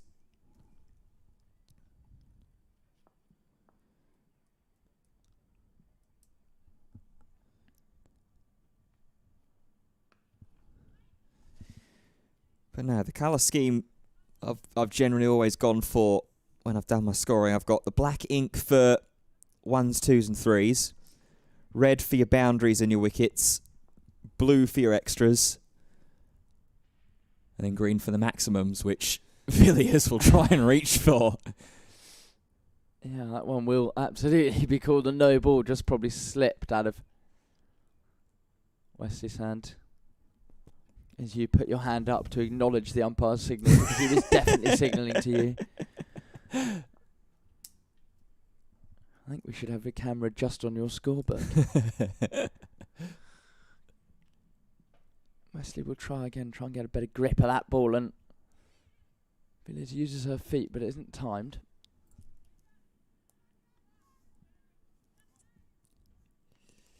Yeah, just a bit of a hand up and apology as well there from Sophie Luff at the slight misfield, but it will fall safely. It's the end of the over. Durham 106 for 2. And in the Women's International, England have lost an early wicket here. Emma Lamb is out for 7, so the score there is 7 for 1. Not the start England were hoping to get off to, and it wasn't the start that Durham were hoping to get off to this morning either, when Fraser was dismissed for 1, bowled by Griffiths. That was 3 for 1. The other wicket to fall, if you're just joining us, was Talia Wilson, bowled Holland for 23. But these two have looked pretty comfortable before I do a commentator's curse on them. Oh, and that one almost immediately coming into play as Villiers just lazily sort of looping one up towards Annika Leroy at full extension. Couldn't quite get the fingers underneath.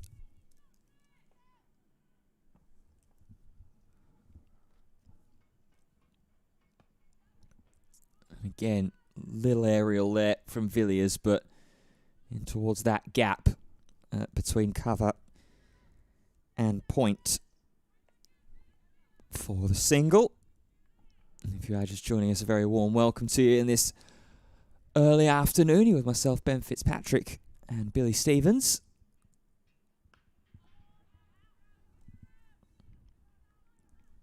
So after this over, I think we'll have another look around the rest of the Women's Metro Bank One Day Cup and maybe a little peek into the Rothesay County Championship as well. These two have just really looked to use their feet against the spin this morning. That's exactly what you want to do. Not allow yourself get pinned against the crease. Use the feet, get your arms extended. As there is a bit of an extension of the arm, but it's swept in towards the leg side just for the single.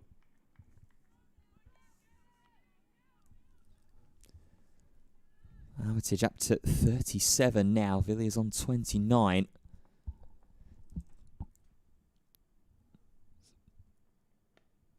Oh, and again, just slightly up in the air as that rises up high on the bat of Maddie Villiers, but drops it in safely short on the offside. And we'll keep her with the strike as well. Just 3 runs off that over. Durham 109 for 2. Partnership up to 55.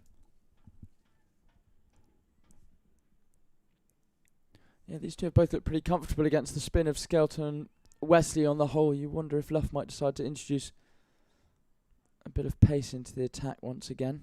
Both wickets have fallen to pace. Holland and Griffiths one apiece. We are indeed going to see a change. So Jasmine Wesley bowled through 5 overs, her last 3 going for 6 each. So we're going to bring our 6th bowler into the attack. It's going to be Lola Harris, who's going to have an opportunity from the Finkel end. 3rd highest wicket taker for Somerset in the competition so far this season. She's taken 7 with best figures of 1 for 26 in the competition as well.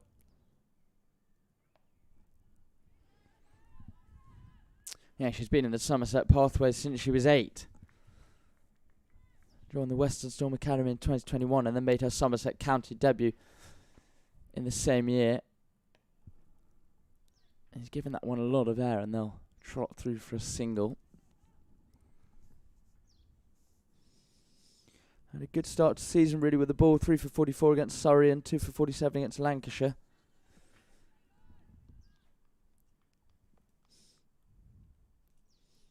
She's the one that's sort of been chosen to try and break this partnership.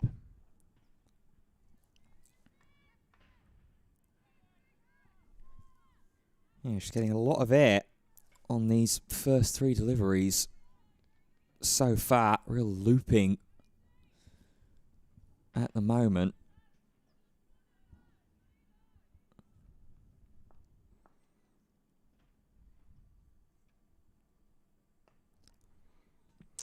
That was aerial for a moment, but no real trouble for Villiers. It's difficult with this sort of bowling where you're having to, there's no pace for you to work with. You're having to create it all yourself. That can be challenging and also frustrating and therefore tempting to go for a big shot and make the mistake. Use of the feet, very important, and it's a nice shot out for 1. Yeah, absolutely. It's very easy, like you say, to want to really try and take the game on, but we've still got, what, about 26 overs left, so still half the innings left to go.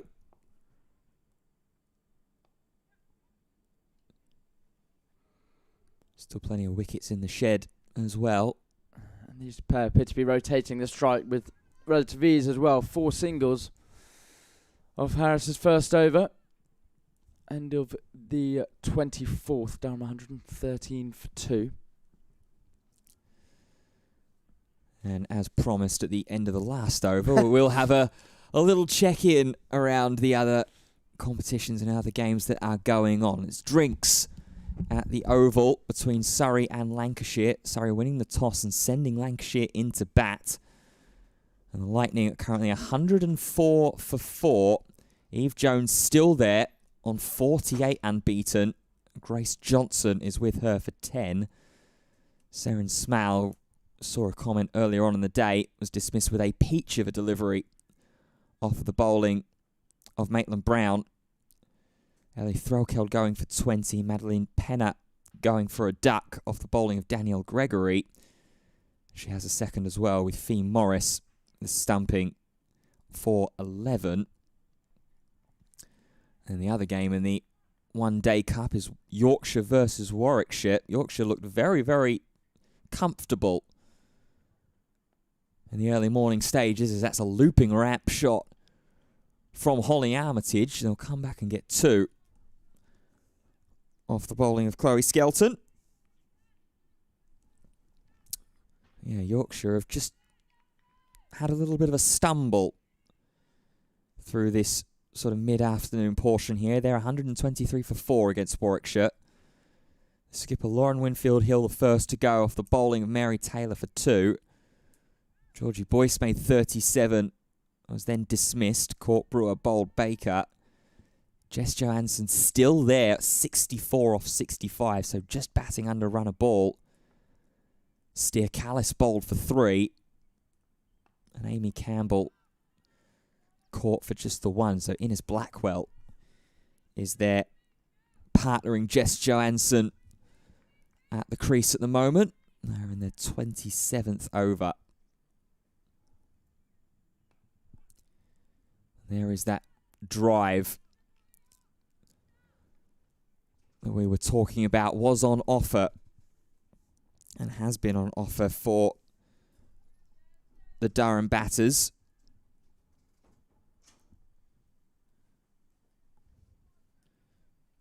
Holly Armitage moves up to 42, Villiers to 32. And the field will restructure. That deep cover is going to make its way up now, and they have got a sort of short, fine leg in as well. Long on, mid-off. And now Skelton wants a further conversation with her captain.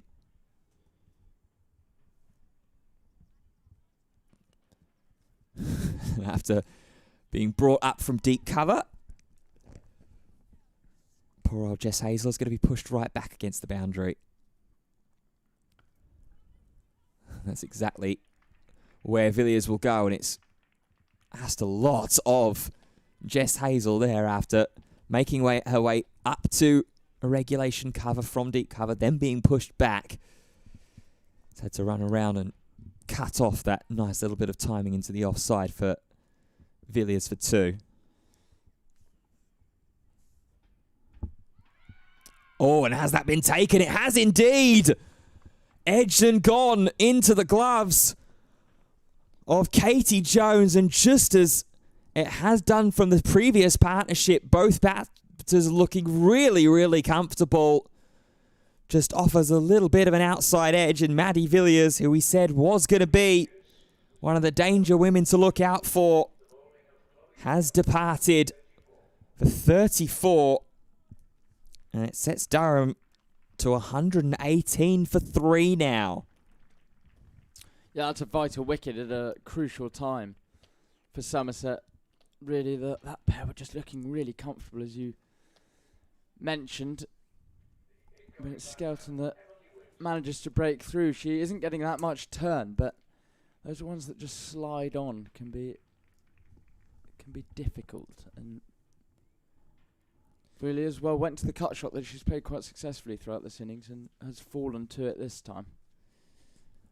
So the 64-run third wicket partnership has been broken.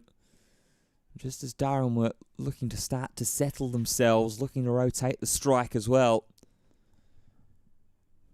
It should bring out Emily Windsor as the next to face.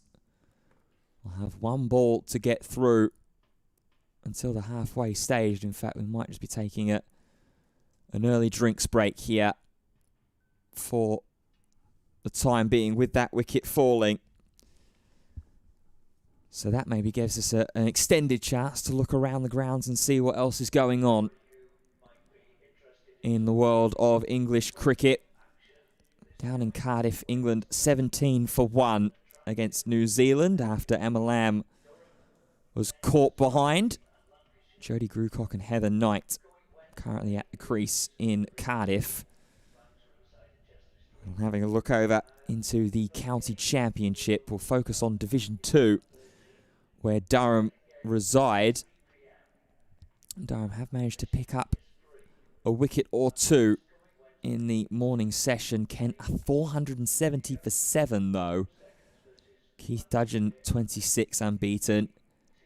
Ekansh Singh at 43.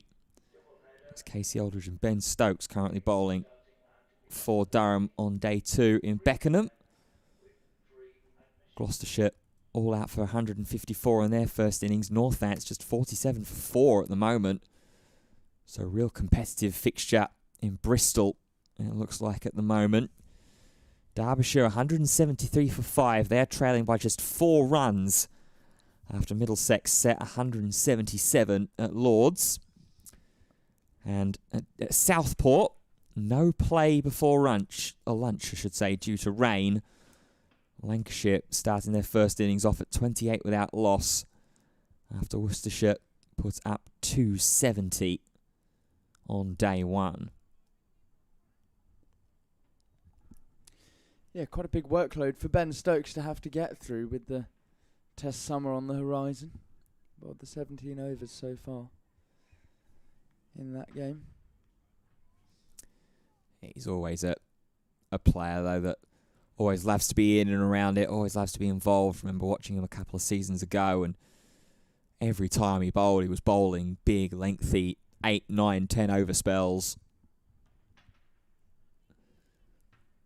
And confirmation is Emily Windsor that has made her way out at 5. There's one ball to face against Skelton. Oh, and just gets past the outside edge. Really good delivery there from Chloe Skelton. That will end the over. 5 runs from it, but most importantly, the wicket of Maddie Villiers caught behind for 34. Puts Durham 118 for 3. Yeah, it was a wonderful piece of bowling there, and Windsor just had a little push at it. Fortunately, didn't take a thin outside edge through, otherwise Durham would be in trouble and Skelton would be on a hat-trick. Harris is going to continue from the Finkel end. Bowled with a lot of flight in her first over that went for 4, tossing herself a couple of catches here.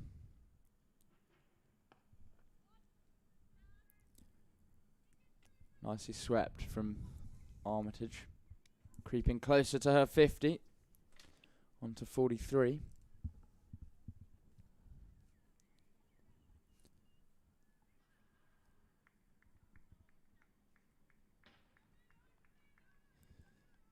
And again, that voice and that energy starting to build back up amongst the Somerset field. That one's called a wide, though. You and the umpire signalling it at the same time. Have you ever thought about being an umpire? I have, actually. You have? I have considered it, yeah. I used to do a little bit of football refereeing pre-COVID era, that was now, so we're talking quite some time 6 ago. years ago, no? Yeah, gee. And yeah, it was an interesting experience. definitely very, very difficult. Definitely have a lot of respect for those that do elect to officiate in their chosen sport.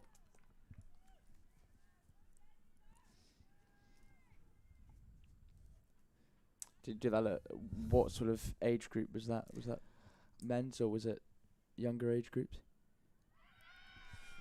Down the leg side, you'd have to think. And they'll come through for leg byes while everyone was appealing. Good running from this pair. Yeah, I started off, funnily enough actually, I got my qualification literally down the road from here at Durham FA. I qualified originally just on in the younger age groups in mini soccer. Oh, that's close. Yeah, it looked to be a bit of bat involved, I thought, but nice flight from Harris. Well, you won't have done very well as a referee if you call it soccer in this country. Granted, that wasn't my choice. That's how it was advertised. But good use of the feet. Will it pierce the gap? No. Good sliding stop at square leg. I'll come back for a couple. It was advertised as soccer. yes, That's how. Right. Someone needs to do something about that. If anyone's listening and they're in some sort of position or power, or should we get a petition going and send it to the FA? They're the Football Association. They can't be calling it soccer. That's absolutely ridiculous. Oh dear. Yeah, well, that was where I started off, primarily just to try and get myself a little bit of a feel for the experience, really get myself a little bit of a feel and confidence for being a referee, and then moved up into the open age group and did a season before COVID, as it did with pretty much everything, threw things into disarray. I never really considered moving back into it. In all truth, I mean, I've been very fortunate enough to fall into what I'm doing now. As use of the feet, and that is hammered through mid-off for 4. Good attempt at the dive there for Skelton, but Emily Windsor gets herself off the mark with some authority. Yeah, authoritative, as you say, from Windsor. Wonderful shot down the ground, and Fuller from a Skelton who may just decide to drag her length back slightly here.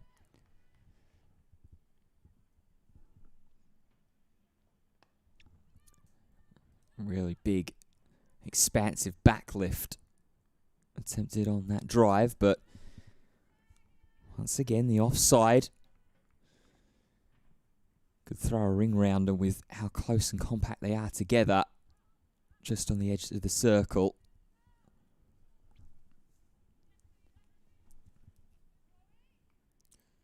Now, cover once again being pushed back. She's definitely getting the K's in, is Jess Hazel. And that one was dragged down, back of her length. Quick run chance, and that hits Armitage as she slides through. Yeah, I think it just flipped the helmet on the way through. I wonder if that means they have to have a concussion test. You'd surely think common sense prevails on that occasion. Yeah, I don't see a call for any trainers. No one's rushing out the dressing room with the potential of a new helmet or anything else. A couple of patches of blue sky have developed, but I think they're going to be engulfed by the cloud that's looming once again over the pavilion. It's that sort of grey day here at Chester Street.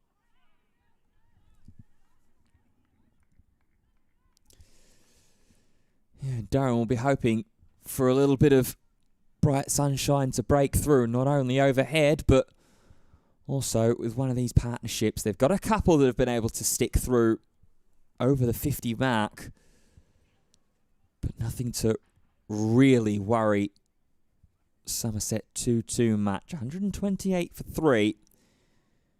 We have surpassed the halfway point as well.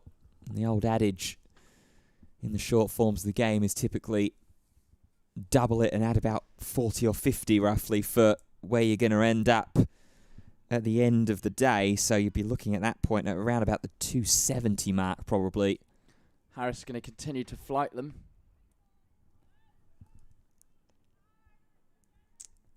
Yeah, Windsor and Armitage will just need to develop this partnership together. Other than Fraser going early, the others have all got a score.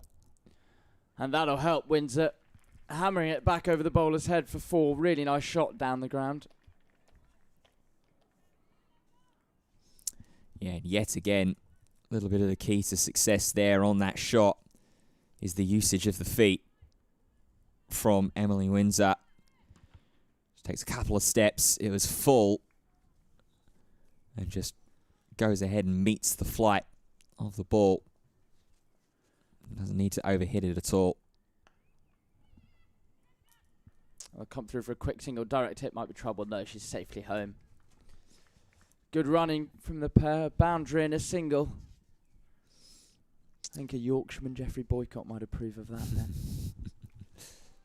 Absolutely. It's always great cricket to watch as well. Good hard running between the wickets. Trying to take every run where possible. Slur from Harris. She's varied her pace occasionally throughout this spell. She's opted to be more flighty deliveries on the whole rather than driving anything into the pitch. Once again, use of the feet from Armitage, and they'll get a single with a long on now in place. Moves herself on to 46. So just 4 away from what I think you'd have to argue is a pretty well-deserved half-century. Armitage has batted nicely here, in at 3 after the loss of Fraser early doors. Driven aerially and bounces just short of the mid-off there. Windsor not in control of the shot. It was more flight from Harrison, potentially slightly stuck in the pitch, that did her, but that is the end of the 28th over. Durham 134 for 3. Yeah, slightly scary moment there from Emily Windsor. Almost brought Jasmine Wesley into play at mid-off and just does enough to fall slightly short. Had a little bit of a quick view of the run rate and the worm as well, how it's travelled throughout the day. Durham managing to push it up to as high as verging on 6 runs and over in the early stages of the day, but has stayed pretty consistent and pretty flat around about that 4.5 to 5 runs and over mark, which is where the run rate currently sits.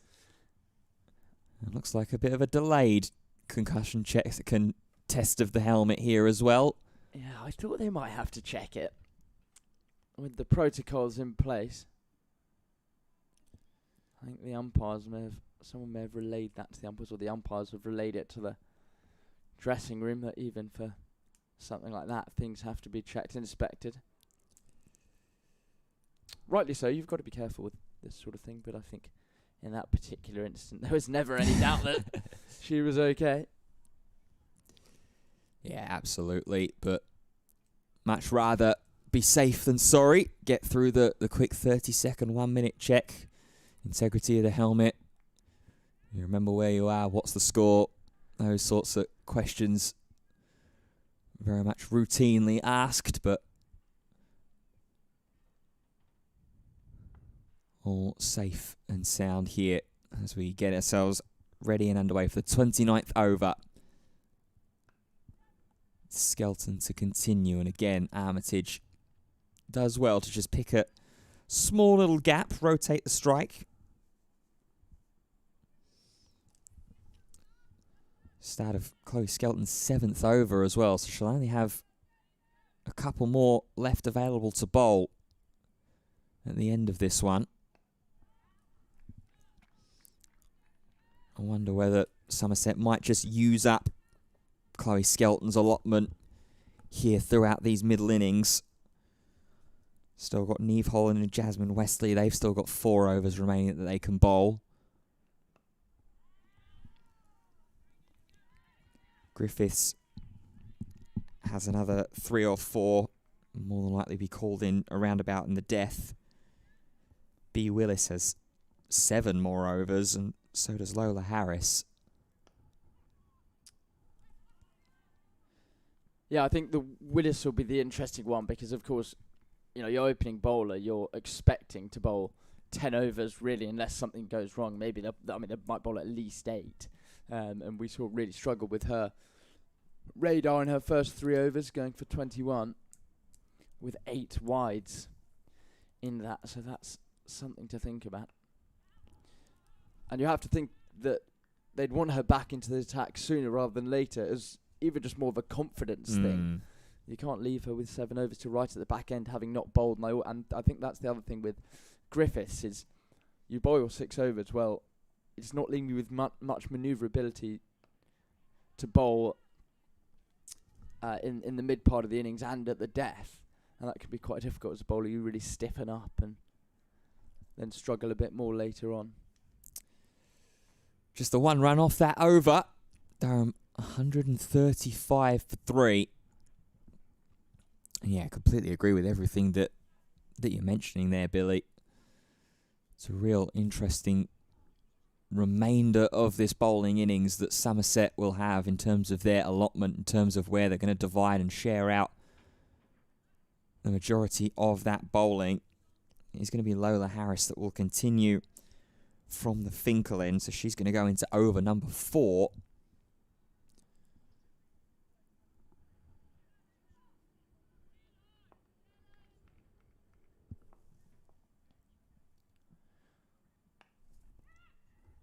They'll look to come through for a quick single here. Armitage going to the danger end, but they'll get through, moves herself to 48.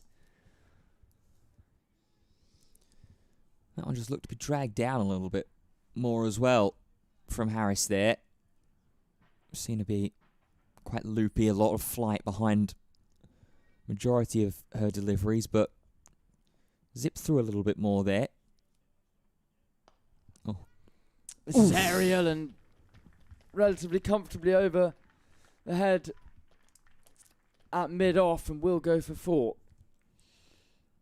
Windsor dealing in boundaries at the moment, using her feet well and turning that delivery from Harris into a full toss. Yeah, I have to admit, my hat was in my throat a little bit for just a half moment, but... Yeah, Neve Holland was the fielder at mid-off, and, well, she never had a chance to get there, but... So it was a safe enough shot from Windsor at the end, and Harris might dart this one into the pitch a bit more.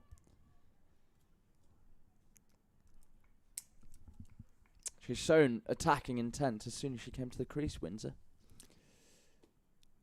Yeah, 14 off 20 deliveries now, striking at 70.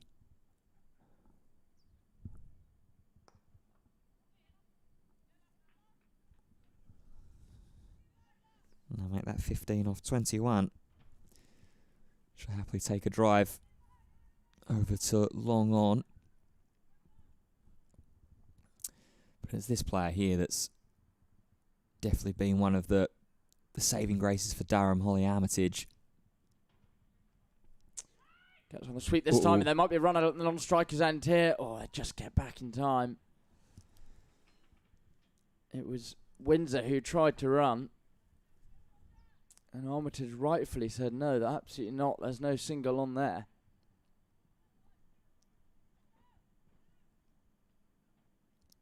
Yeah, she's halfway down the track there is Windsor.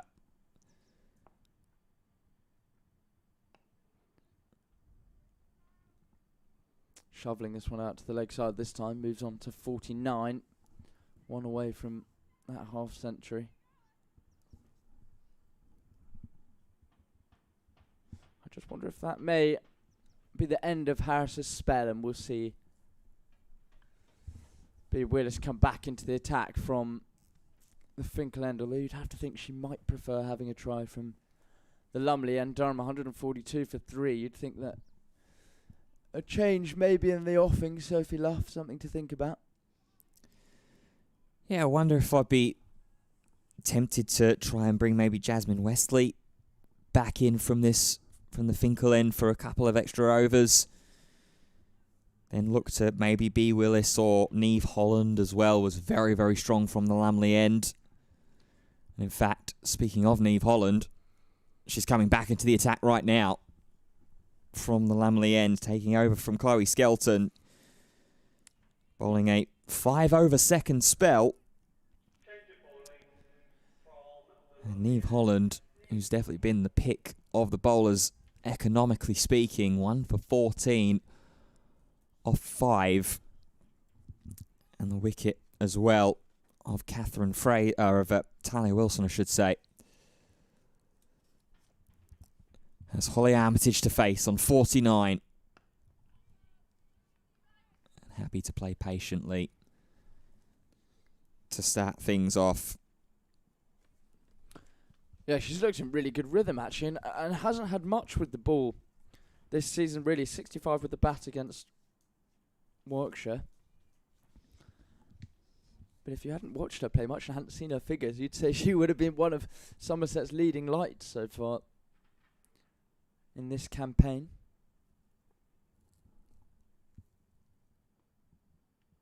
Oh, just missed past the off stump there. As Armitage will come through, it will go down as a bye. And that very, very nearly was a eerily similar delivery to the one that dismissed Talia Wilson. Yeah, it was a really good piece of bowling. Once again, beat Armitage all ends up. Just looks to come in off the seam. Yeah, it looks like it's just struck the glove of Katie Jones as well. Bit of width, aerial, finds the gap, finds the boundary. Does Emily Windsor. It's her 4th boundary of the day, and she continues on with that strong attacking intent that she has shown pretty much all day since she's made her way out. 19 off 22 for her now.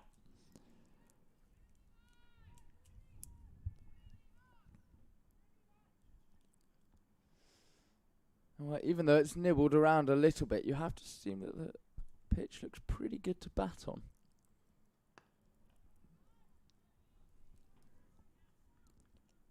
Yeah, that one just shaped away a little bit from Windsor on the previous delivery. That one with a little bit more tail back in.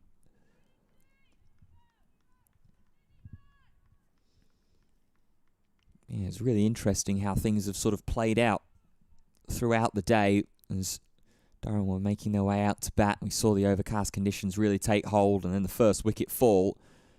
We thought, oh dear. As Windsor goes again and absolutely crunches one through the covers. Second boundary of the over for Emily Windsor, and she's really wanting to put her foot on the accelerator pedal now. That's 150 up as well for Durham.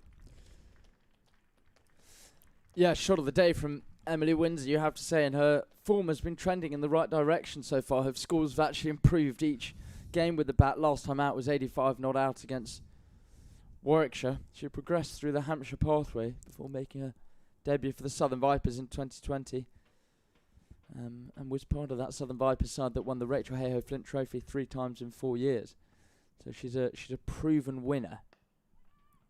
Oof, tries to go in a very, very similar spot there, but body very much on the line from Annika Leroy there. End of the over. It's a rare, expensive over from Somerset as well. 9 runs from it.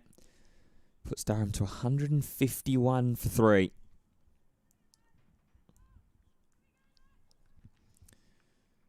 Look there at the scorecard on your screen for just a moment. If you're just joining us, you're with myself, Ben Fitzpatrick, and Billy Stevens for this Women's Metrobank One Day Cup clash between Durham and Somerset. 3 wickets to fall.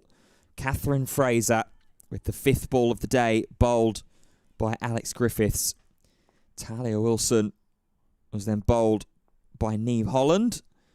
And Maddie Villiers, the most recent to fall, It's caught been behind. swept and will not be cut off at backwards square leg, a poor delivery from Harris to start her 5th over. Did wonder if she might be taken off and there'll be a double change, but Luff decided to not go down that route. And that's the 50 as well for Holly Armitage. 53 has batted for large majority of the Durham innings, over 2 hours.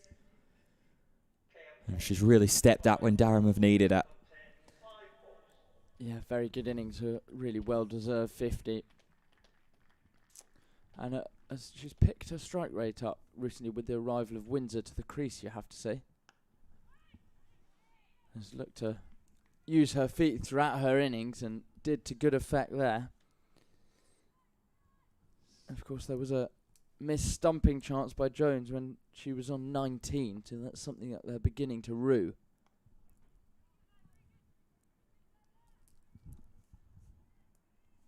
And rotating the strike nicely as well, getting Windsor on strike, who's going at nearly a run a ball for her 23. Yeah, those 2 boundaries in that last over have really helped to elevate Emily Windsor. She's played 8 scoring shots, 5 of them have reached the boundary rope. This has been driven and caught. Oh! Windsor's caught a cover, I think that was. It was a mistimed drive, and aerial and well taken. And all of a sudden she's got to go for 23. It was flighted from Harris. And Windsor's fallen into the trap. Well, just as we were singing the praises of Emily Windsor and her attacking intent, she has to go, and the 4th wicket falls for Durham. Partnership worth 38. Emily Windsor caught by Annika Leroy, who has been in and around things out on the field. The first genuine chance that she's really had the opportunity to get hold of. Lola Harris gets a breakthrough. And Durham 156 for 4. Will bring Mia Rogers out to the crease at 6. A big day for Mia Rogers here as well. It's her first appearance of the season. And she's making an appearance in a pretty interesting spot here, pretty tough spot. But one in which I'd hasten to say, at least right now, that with, 18.2 overs left to go in the Durham batting innings, neither team really feels out of it yet. Yeah, I think you're right. I mean, Durham will be slightly irritated. Other than Armitage, no one's really gone on. 23 each for Wilson and Windsor, 34 for Villiers. But when you're set, you almost have a duty to go on and get a score. And it's not easy to start against Harris here, who's, as I mentioned earlier, giving you absolutely no pace to use. And just sending someone out to the cover boundary, which I personally is not necessarily a decision I'm a fan of. Why would you give Rogers the strike? But I guess wanting her to take that single to keep the strike for the next over, defend up the pitch. So that will be the end of a successful over. Harris 5 from it, but more importantly than that, the wicket of Emily Windsor, who was looking like she'd be threatening, caught in the covers, and she thumped her bat into the turf as she was dismissed. And I've noticed a design fault in this commentary box, Ben. Yes. Well, Somerset are wearing black. And there's a nice black bar just in my eye line. I mean, exactly where that catch was taken, so I couldn't really see it. Yeah, it is a commentary position where you do have to lean forward a little bit. The window pane does give it a little bit of cause for concern and issues on occasion, but I suppose they're champagne problems for us when we. You've got to keep me on my toes. So it'll be Armitage to face up as we get the 33rd over underway. And Holland will take a quick single here. A little misfield there as Alex Griffiths was trying to charge in. Hugh says he's seen quite a bit of Lola Harris bowl this year, and it's nice to see a young, slow bowler not afraid to give the ball plenty of air. Yeah, absolutely. And I think it speaks to the points that you've been making pretty much throughout, Billy, since she's been on the attack. Is that it's really trying to make the batters work and create shots as opposed to being able to rely on the pace of the ball, maybe help go with the turn a little bit as well if there is any turn out there. And it's been complemented by the field that's been set as well by Sophie Luff, this really heavy offside field. Oh, is that one head height? It's going to be a no ball off the fingers of Sophie Luff as well. Rogers does make her way through for one. And this will signal the umpire to twirl a finger in the air and say it's time for a free hit.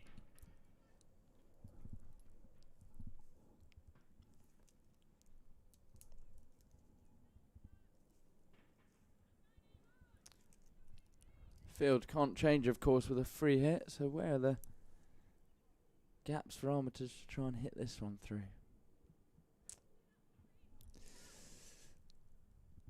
The field is changing. Oh, it was a change of strike. They took a single. Yes. My apologies, so the field is allowed to change. Yeah, they ran through With a different batter. quickly, so everyone's going to completely change around. Cover has been pushed back out. Long on, long off. Someone deep out on the leg side. It got short third as well as fine leg. And Armitage will go up in the air, picks a neat little gap in the middle of the leg side, and they'll come back for two. Nice pitching wedge from Armitage. A little bit of spin. That ball came down. Yeah, just neat little placement that there from Armitage. Yeah, it's Rogers who's joined her at the crease. She played in the ECB Developmental 11 versus New Zealand at Chester Street a couple of weeks ago and scored 21. So that one is chipped up again to the hands of Annika Leroy. So she'll be hoping to build and surpass that.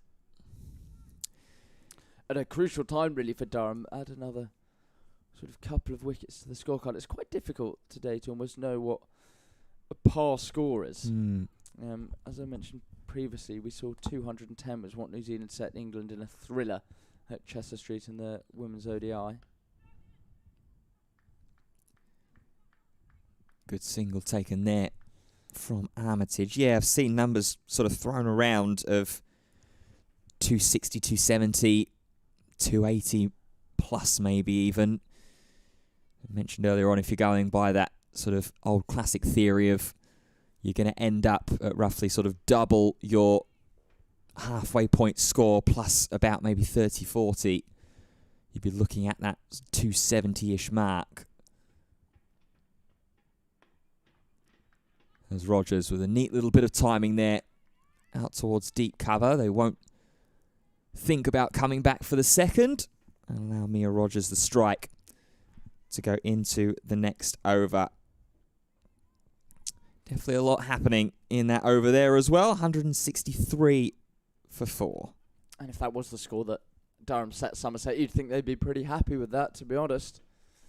Somerset have got a pretty strong bowling attack, and as I mentioned at the top, Durham have had a few low scores with the bat so far this season, all out for 118 against Hampshire and 148 against the Blaze.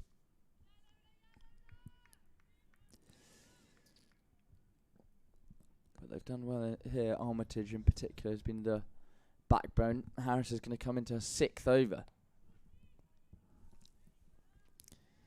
Rogers can't pierce the infield. I've just noticed in the chat there as well, there's been an update from Cardiff. Jodie Grucock is gone.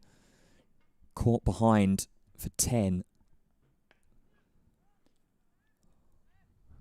Swept nicely from Rogers, right out the middle of her bat, and we'll get a single. So that puts England at 48 for 2. Heather Knight 22 off 32. Alice Capsey is out at 4. Starting to just get herself set. Breeling and Rosemary Mayer, the two with wickets.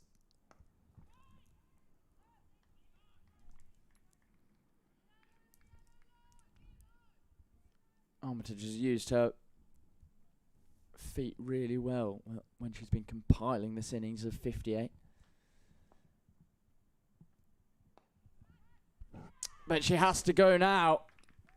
Went for a sweep, and Harris has her second. It's caught at sort of a short mid-wicket area. Armitage out for 58. Harris floated one up. She tried to go for a slog sweep and was really nicely pouched. Durham 164 for 5. Yeah, that's exactly what we've been saying, and the reason why we've been singing the praise a little bit of Lola Harris with all that flight and all that air behind the delivery. It's forcing the batters to take the enterprise, to be the ones to make the shots and the scoring opportunities. And that's exactly what's happened there to Holly Armitage. Real looping delivery. Tries to meet it quickly on the bounce and just swipes it into the grateful hands of the skipper, Sophie Luff. And that ends a strong innings of 58. And brings Bess Heath out at 7. Durham potentially in all sorts of trouble now, with 2 wickets falling in the space of 3 overs.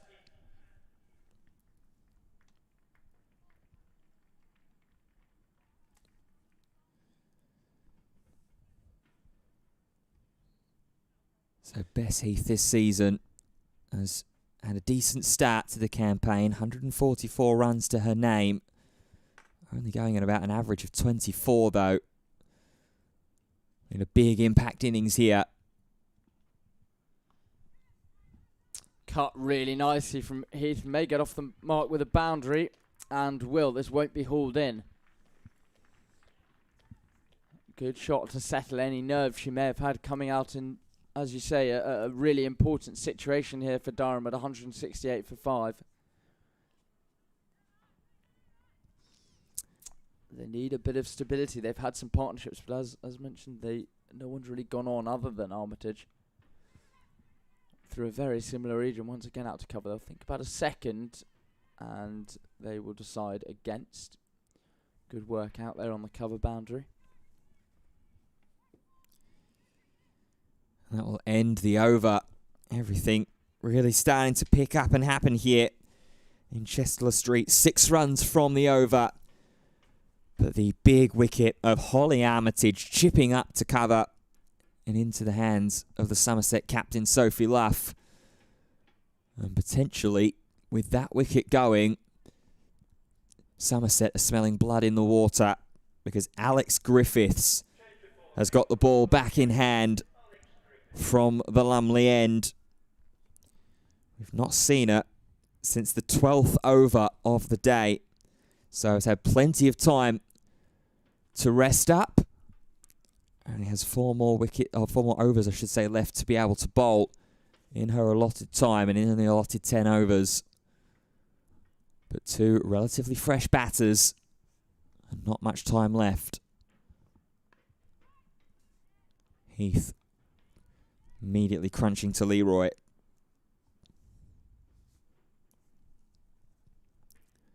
Yeah, I think this is a very good decision from Luff, to be honest. Try and stick the knife. They've stuck the knife halfway in. Can they push it fully through with Durham teetering? And all that sort of talk about 270 looks quite a long way away from here. Good fielding there at point by Niamh Holland. Cuts off a single for Bess Heath. Yeah, like you say, that 270, maybe a little bit on the optimistic side now. Still over 15 overs left to go and 169, so 250, 240, not completely out of the cards. As Heath tries to slash that square on the offside, but it's a little bit too quick for Bess Heath. As you say, we keep harkening back and mentioning that 210 New Zealand were able to put up here just a few days ago.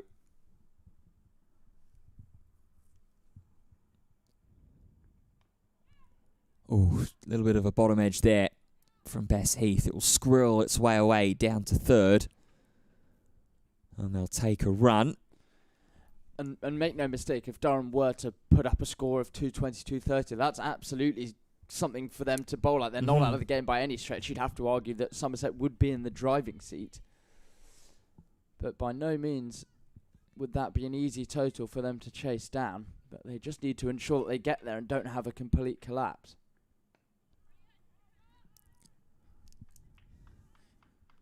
Mia Rogers defending into the covers. Yeah, it's granted as well, it's been pretty difficult conditions to try and bat in as well for Durham. They've faced overcast conditions for pretty much the entirety of their innings. There's a little peak of blue sky directly overhead here at Chester Street, with some more creeping through to our right-hand side. We'll have any further part to play in the remaining 15 overs. End of this over, though. Just the one run from it. Alex Griffiths coming back into the attack very, very nicely. Durham 170 for 5.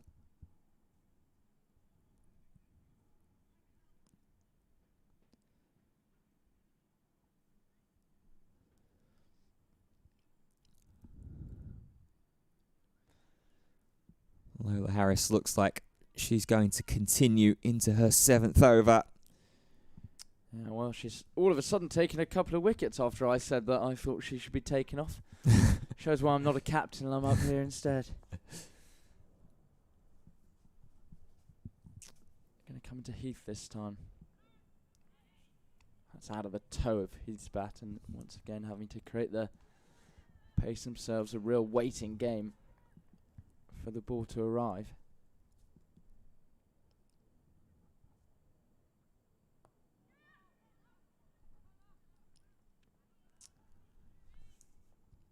Well nursed that there from Heath. Yeah, good fielding and Love jumping around in pain because she had to dive on the used strip just to her right at mid-wicket. Might have a couple of grazes and burns on her knee.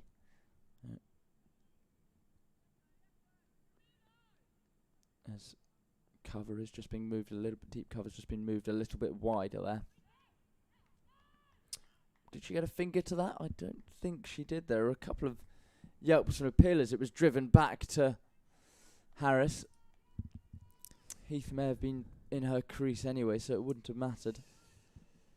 That would have been a very unfortunate way for Heath to be dismissed. Yeah, it looks like the shot itself going under the dive initially there, and Bess Heath well and truly in her ground, so didn't look like there was much worry or threat about the accidental run out.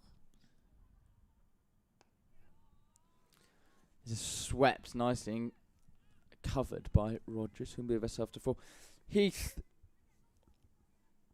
received a nomination for the PCA Women's Young Player of the Year in 2023, and that was sort of when she had a purple patch, playing a little bit for England. Last played for England against Ireland in 2024, has a high score of 70 against Yorkshire this season. And this is aerial and just lands safe. Very fortunate. Trying to work it into the leg side and got off a leading edge for Heath, who manages to take a single, and that is the end of the 36th over. Durham 173 for 5. Lucky for Heath not to be back in the pavilion. Yeah, very, very scary shot there. Very scary moments. And it just needs Rogers and Heath to play with cool heads here. It's a really awkward stage of the game for both these batters to make their way in. Traditionally in the one-day game, this is where you want to be really standing on the accelerator and getting that total nice and high. But having to face up against Lola Harris, who isn't giving you an inch in terms of any pace that's being flighted up on the ball. And then at the other end for Alex Griffiths to come charging in. Yeah, and that's the issue with the likes sort of Emily Windsor, Tyler Wilson, Maddie Villiers, sort of all getting themselves in and then getting them out, because it means at this stage of the innings, when you want to try and accelerate, you're unable to do so. It's a bit of a dive there. Half a cry of catch out there. Not sure whether it completely carried to Neve Holland at point. Heath does get the single off of it though. Moves herself up to 9.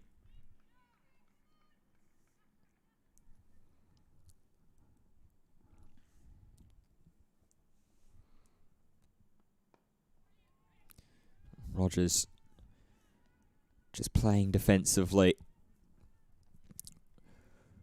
Run rate still under 5 with about 13 overs left to go. Durham away at Kent.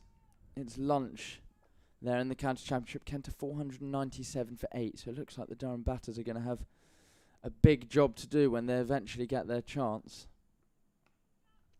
Slightly uppish for a moment there, Rogers, but away enough from Neve Holland to allow that to just go through for a single. Yeah, it feels like that game has draw written all over it, barring any catastrophes with the Durham bat. Of course, calls for celebration in that game with Emilio Gay earning his maiden England Test call-up. Yeah, very well deserved. I've had the pleasure of watching and commentating on him a lot this season. And he speaks about the game so well as well, quite philosophical. So congratulations to him. Arguably pipping teammate Ben McKinney to that spot, but Gay was, in my mind at least, undoubtedly the option they had to go for. Last ball, the Griffiths over is hammered straight through the covers, and that'll do Bess Heath the world of good for her confidence. It helps Durham out with the scoreline as well. Pushes them up to 179 for 5 with 13 overs still left to bat.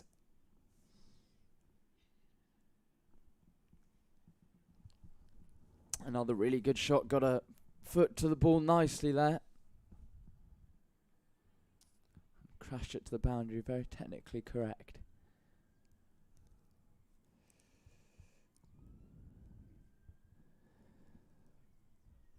Oh, Harris is going to continue on. I have a feeling that Somerset may just be quite intent to bowl her out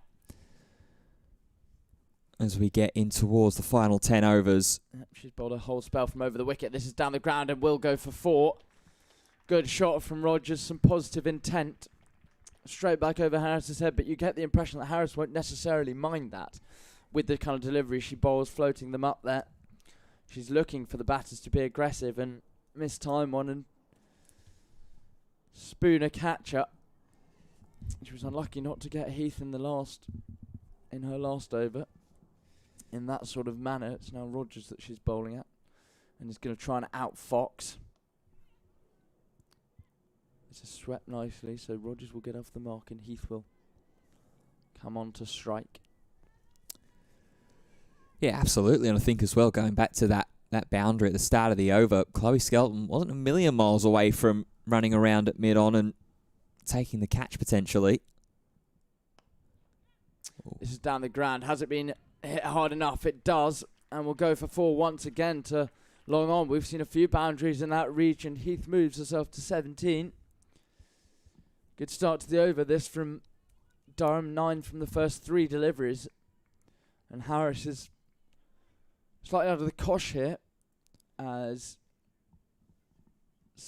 Skelton, I think that is going to stay out at long on. Harris will try again. And no run this time. We can all calm down. Yeah, we're certainly looking that way once again, though. Just doesn't quite time it. Sort of dribbled to Sophie Luff.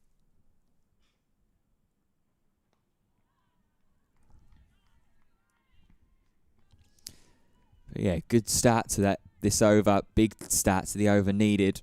As we mentioned, that kind of fine tightrope these two are trying to walk between keeping themselves set and also dialing that scoreboard pressure up. I'll take another single to end the over, unless they might try and push back for two, but rightly so. Decide against. So a really productive over that for Durham. They've taken 10 from it. A couple of boundaries in there. Rogers has 10, Heath 18. They're just ticking along nicely, this pair. Yeah, that's the first time that an over has gone for 10 since the 8th over. So 30 overs it's taken Durham to put double digits on the board for one over. 189 for 5. 12 overs left to go. So Durham look like that they should be able to get to the 200 mark. It'll be about how much more will Durham be able to compile on.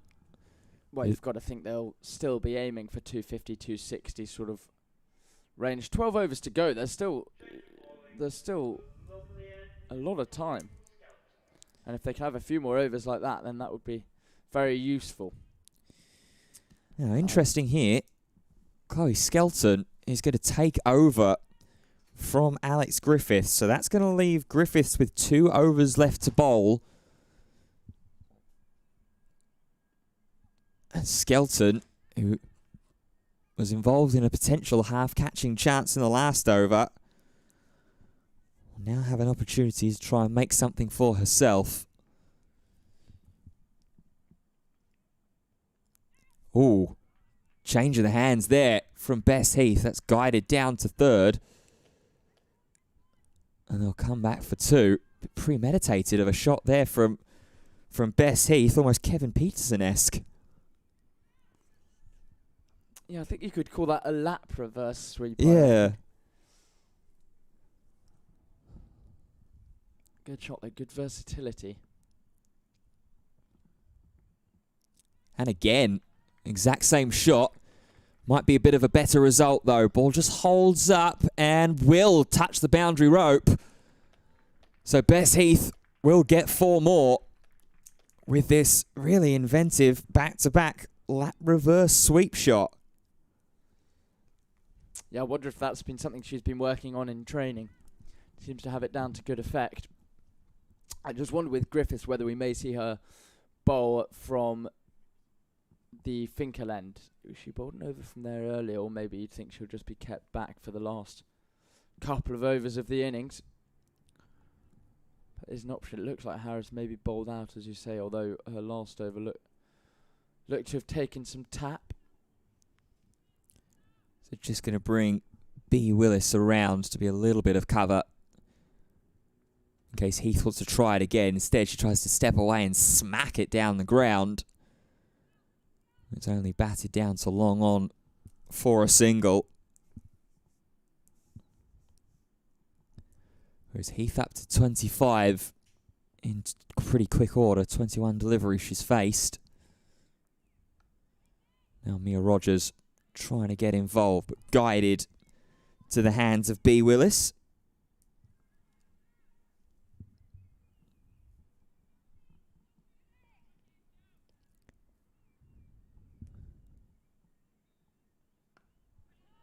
And defending off the last ball of that Chloe Skelton over for Mia Rogers as, dare we say and utter the sentence, Billy, the sun's come out to play.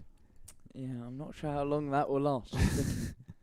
Craning my neck. There's that one little patch of blue, but then it looks like kind of banks of cloud rolling in. It looks like it's going to be Harris to continue.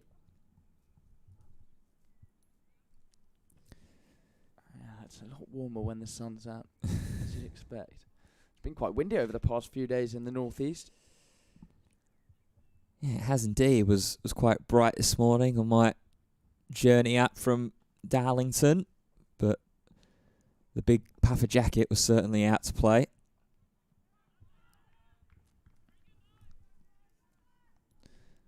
Not quite shorts and short sleeve weather just yet, but I believe next weekend we're due for some double digits in temperatures up near the mid-20s, which will be quite something.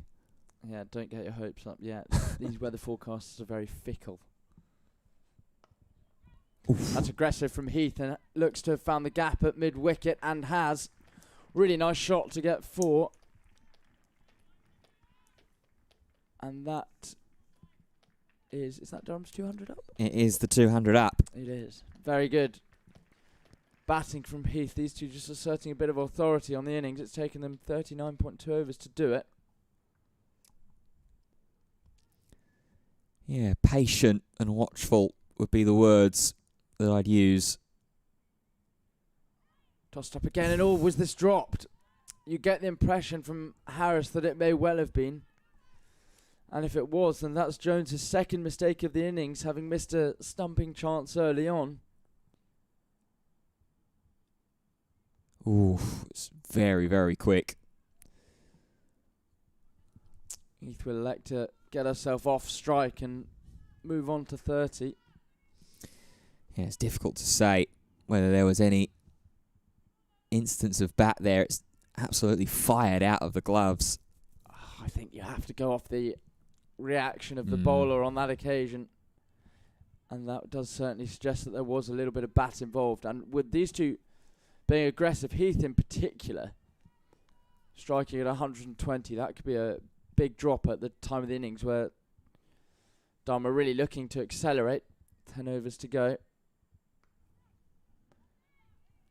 Cut nicely by Rogers. I'll think about a second, but wisely decide against. That is the end of the 40th over. 10 to go. Durham 202 for 5. Let's have a check-in around the rest of the games in this round of fixtures in the Metro Bank One Day Cup competition. Lancashire are 174 for 6 currently in the middle of their 40th over. Eve Jones making 69 for being caught by Schofield off the bowling of Danielle Gregory. So it's Ailsha Lister and Kate Cross that are currently at the crease, as we are going to get another change of bowling here for Somerset. Chloe Skelton only afforded the 1 over. And it's Wesley who almost first ball up goes right through the gate of Mia Rogers. Good work with the gloves there. Was Jones.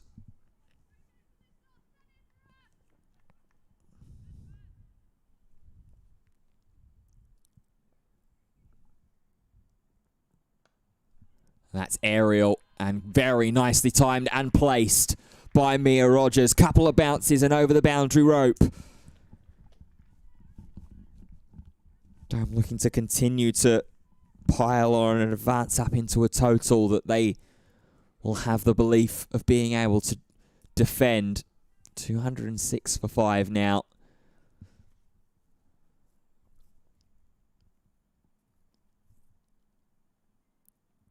Oh, again, big sweep. Jones quick off with the bails again behind the stumps. Might be worth just keeping an eye on that back foot of Mia Rogers, just in case it does elevate at all. Big appeal from Jones, half an appeal from Wesley, as that one turned pretty sharply in towards the leg side. Yeah, just sliding down the leg side, but closer than I originally thought. Certainly worth a shout. Perhaps noticing that, Mia Rogers will guide one down towards B. Willis at point and take the single and off strike. Well, it'll be interesting to see how Somerset go in terms of Sophie Luff thinking what bowlers to bowl at the death. They've bowled 6 so far. It was Willis, as we mentioned, with a very erratic 3 overs up top. Whether or not she'll get another crack at it remains to be seen.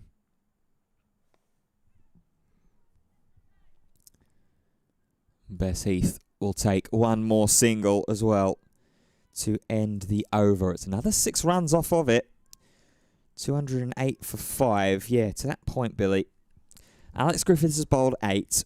B. Willis has bowled 3. As we say, has not necessarily had the best day at the office today. Chloe Skelton has bowled 8. It was just taken off there from the Lumley end.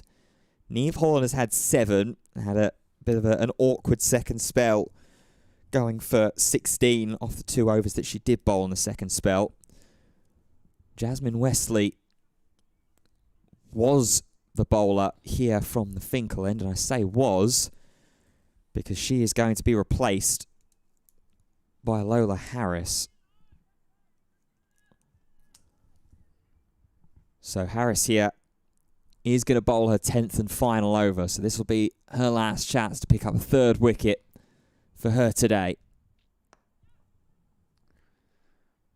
Yeah, she's bowled nicely, you have to say. Almost the kind of bowling that looks relatively unthreatening but gets her wickets by virtue of batters losing patience, I think is the way to put it.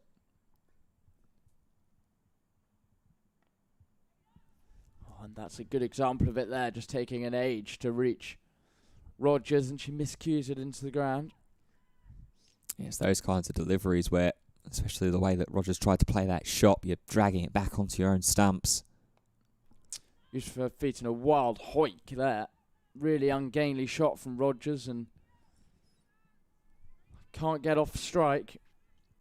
It just looks as if she's getting a bit frustrated, Rogers, not going as freely as Heath at the other end. I just wonder if she might be about to do something silly and give her wicket away here. She sweeps nicely this time, though. Will find the gap. Really nice shot. That's better cricket. Stayed in her crease. Decided to keep it mostly along the ground and moves herself to 20. That's the sort of shot she needs to be playing, and not trying to dance down the pitch and swipe across the line, I'd say. Yeah, just as we were saying, play a bit more of a measured cricket shot. She pulls out that, pierces the gap really nicely between the 2 fielders out on the leg side, sort of a deep backward square and a deep mid-wicket. And Sophie Luff will come over and have a chat to Harris. Last 2 balls that she's going to bowl. And deep backward square is going to be brought a little squarer. Cut this time, and they'll only be able to take the single.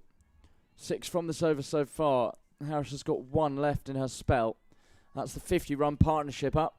Rogers has contributed 18. Heath, the more aggressive of the 2 with 32. It's come at a much-needed time from the pair when Armitage went at 164 for 4. And this has been swept into the leg side in a similar manner. There's the boundary. It's poor fielding and will go for 4.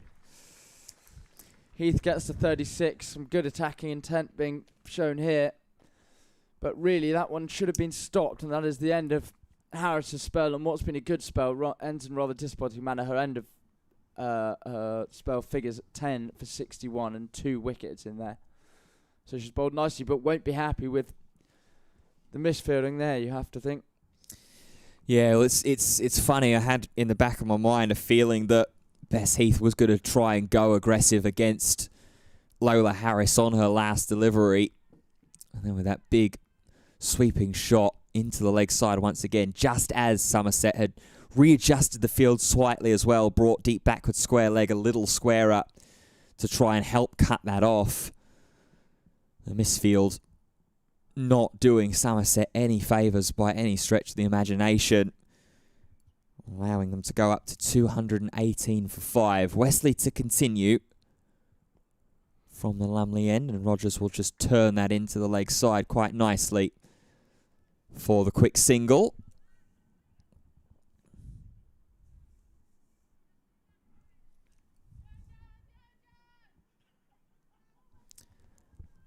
Up to 22. Bess Heath on 36 with just over 7.5 overs left to play.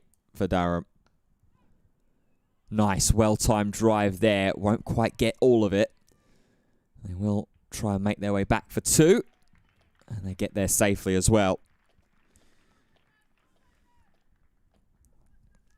That has been a positive hallmark for Durham in this batting innings, as it has been throughout.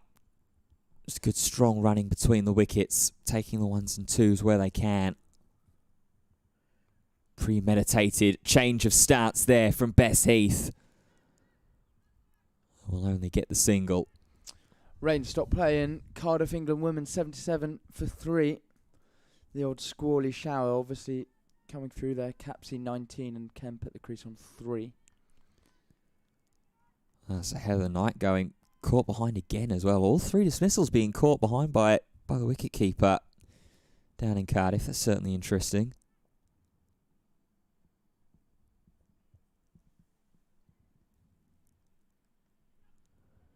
Rogers guiding towards backward point where B. Willis will retrieve.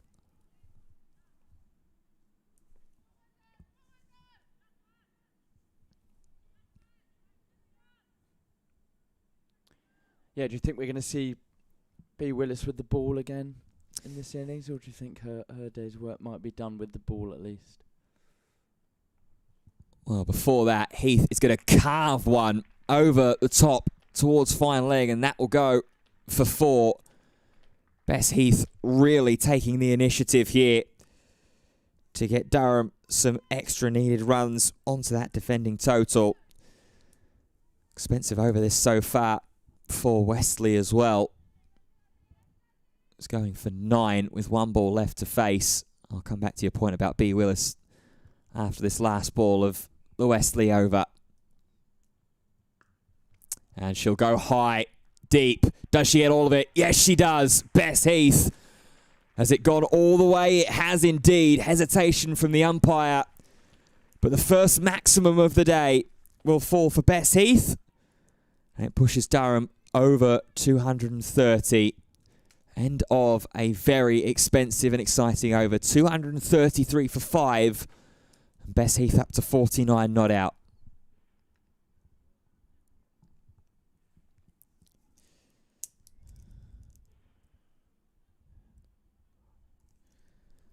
Really good counter-attacking innings here from Heath. He's dug the Durham side out of a little bit of trouble. These two came together when the score was 164 for 5 when Armitage was dismissed. And they've carried on the good work that she did in her innings of 58. There's a conversation going on in the middle as it looks like Neve Holland is going to be the bowler. Yeah, Neve Holland will take over from the Finkel end after a big 15 run over there. And this slightly comes back to the question that you raised in the later stage of that last over, Billy, about whether B. Willis will get the ball back in her hand. I'd be surprised if she does, which is unfortunate from her point of view. Like you say, as a bowler that's maybe lacking a little bit of confidence, lacking a little bit of match sharpness potentially as well. Trying to gift her with the ball in these last 7 overs could potentially be a little bit of a death knell for Somerset. So the ball sent to Holland instead. Yeah, who's bowled really well, you have to say. On the whole, 7 overs, 1 for 29. Her figures. Got that wicket of Talia Wilson. She's bowled from the Lumley end previously, coming in here from the Finkel end now. There are a few gaps for singles if Rogers wants to rotate the strike. And give it to Heath, who's on 49. Goes for the ramp though, and that's been really nicely played, and she's used the pace of Holland there and will get 4. Very good piece of innovation that's just become the norm in the modern game. But a good shot nonetheless. She moves to 27. Yeah, really great shot there from Mia Rogers. Wanting to try and utilise and score in all parts of the ground. Just guides it over the top. And races over the boundary rope right behind. Puts Durham to 237, so just 13 runs away from that potential 250 run target. Still about 6.5 overs left to get there as well. Once again goes for the ramp, and well, she had to change her stance a few times in that delivery almost, but it's played to good effect, and it's the same result again. Just looking at the umpire in case he signals a no ball, and does. Yeah, head height.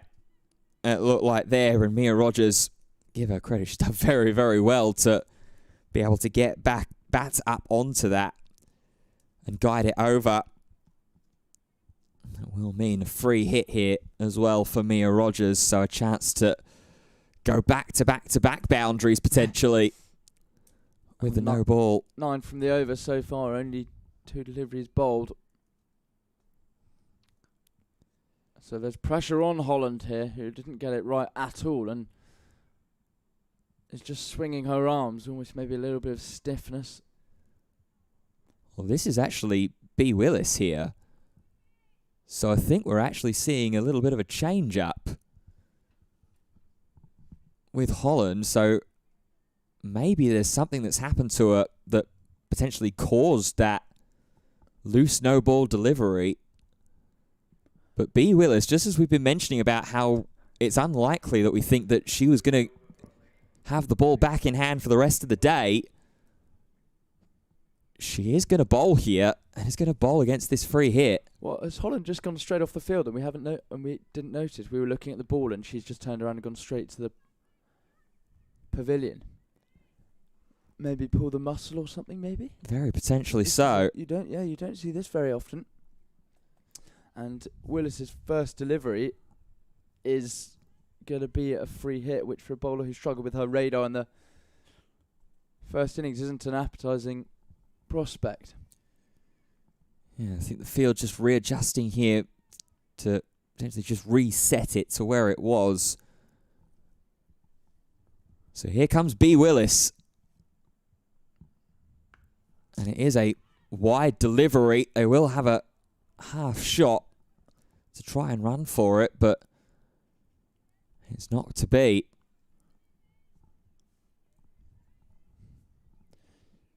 Yeah, I've just had a look at the replay, and I do actually think she literally just turned around and walked straight back to the pavilion.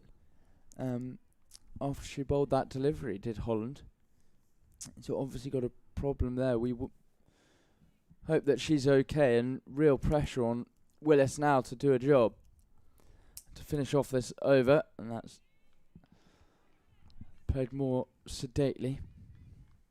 I have to say, I've not seen that. I've not seen that very often, especially with no real. Well, I've seen it happen, but there's it's a rarity. Discussion. But then there's just a discussion, and suddenly you work out what's going on. But I think it just appears that she turned straight around and went to the pavilion. So we hope she's okay. Yeah, we'll definitely do our best to get any further information if there is something that's maybe happened that's a little bit more sinister. As immediately Rogers goes aerial against Willis, doesn't get everything. Hopes to go back for 2.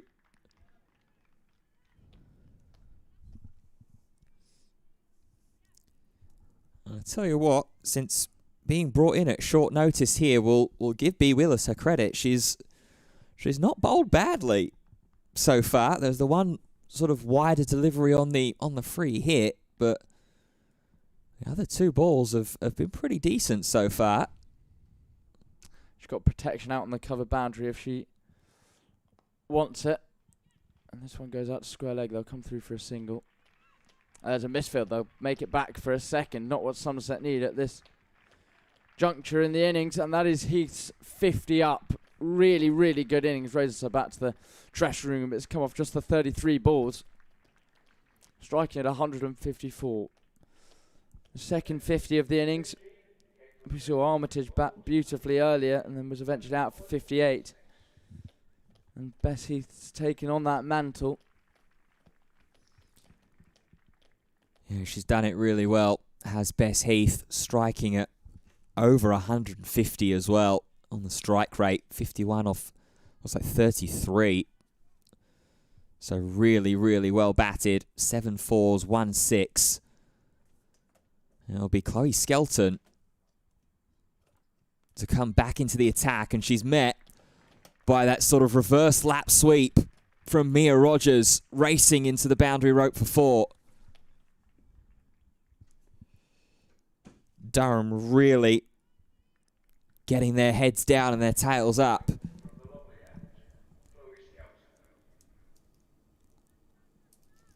So intriguing that we've seen Chloe Skelton come back into the attack here as well. She was afforded 1 over from this end before a change. Now Rogers tries to go with a more traditional sweep shot.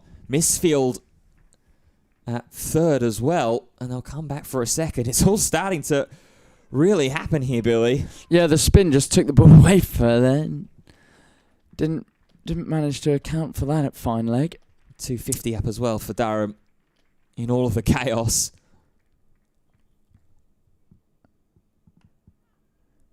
And leaning back with a drive through the covers from Rogers just for the single. Yeah, well, in all the chaos, they're probably about where they should be, Durham, really. People suggesting that they thought it was sort of more 270, 280 score Durham were heading for, and that does look like it's going to be there. Still scope for them to get up to the 300 mark. That would be a very good effort. Round the wicket and dancing down the ground goes Bess Heath. It's straight to a fielder though. Right underneath it, deep on the boundary. So Bess Heath reaches up her 50 and then is going to be sent back into the dressing room here. Yeah, I think that's a bit of a mental error from Heath, to be honest. They'd already got 7 off the over. I'm not sure it was quite necessary with 5 and a bit overs left in the innings to be playing that sort of shot when she's in such good rhythm. She'll be met with applause, though, at the very least, caught by Alex Griffiths, bowled by Chloe Skelton. That's her 2nd of the innings. And it'll bring Grace Thompson out at number 8.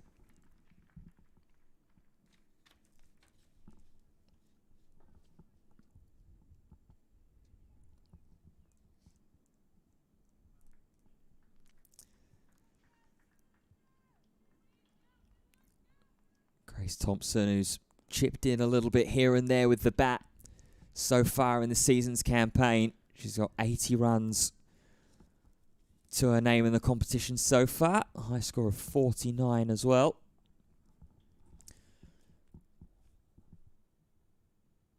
And immediately tries to go for the big heave over the leg side boundary.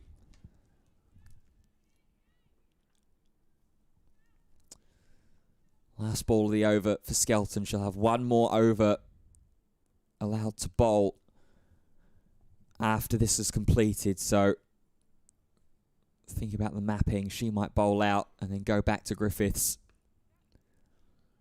Thompson will get off the mark with a little back foot punch. Will retain the strike as well, as that concludes the over. 8 runs and a wicket. And the big wicket of Bess Heath as part of that previous partnership. Durham, 253 for 6. Yeah, Willis is going to continue from the Finkel end. How are you writing that down in your school book? Have you put injury somewhere? Or? Yeah, well, I've got 4/2 on bowler number the 44th over. And then back to bowler number 2 for this in the what will be the 46th. So chaos here in the late stages in Chester Street.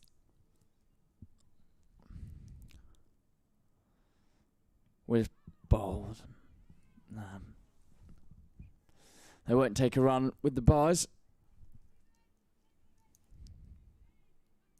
I was about to start doing ball by ball commentary there. So used to radio.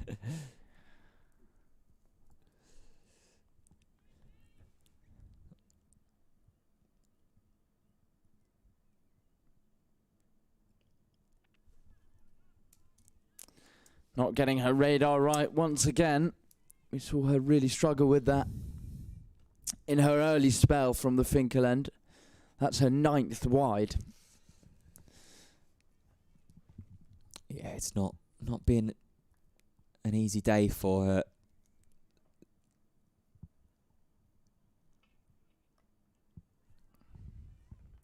On the pads, and there's a misfield at fine leg, but they won't take any leg buys. I'll tell you one thing I have noticed though about B. Willis, and to give something to her credit, is her run up is really, really interesting. You'll be able to, as the camera hopefully zooms in when she goes in her run up, just watch her right wrist. It's a better line length. I'll take a single. I thought you were actually going to mention the fact that she sort of hops on the step. Yeah. Which is another interesting feature. We saw Mark Wood had back in the day. He planted his right foot back almost as a springboard, like a sprinter. Willis has got her own method here, just to get her legs pumping. It's been pulled and timed really nicely from Rogers and will find the square leg boundary. Moves on to 43. She's now trying to take up the aggressive mantle that Bess Heath left behind when she was dismissed. And she's doing a good job of it there. At just over a runner ball, 43 from 41. Yeah, rightly so. Trying to alleviate the pressure from Grace Thompson with 4 and a bit overs left to bat.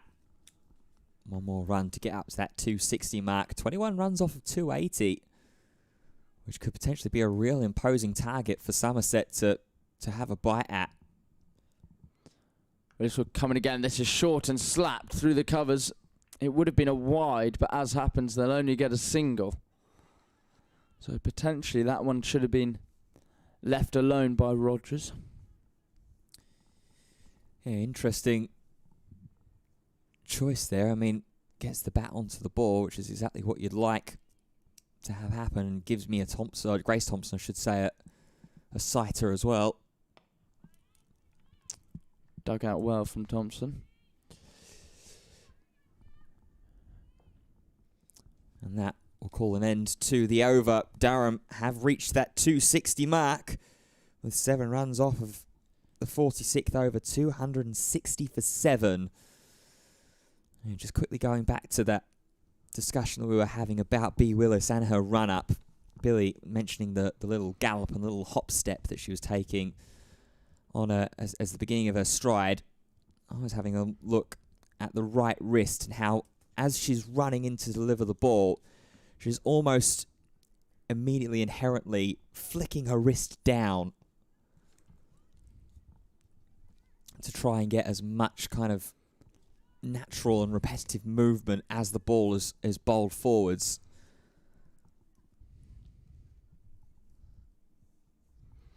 That previous partnership from Heath and Rogers fell just short of the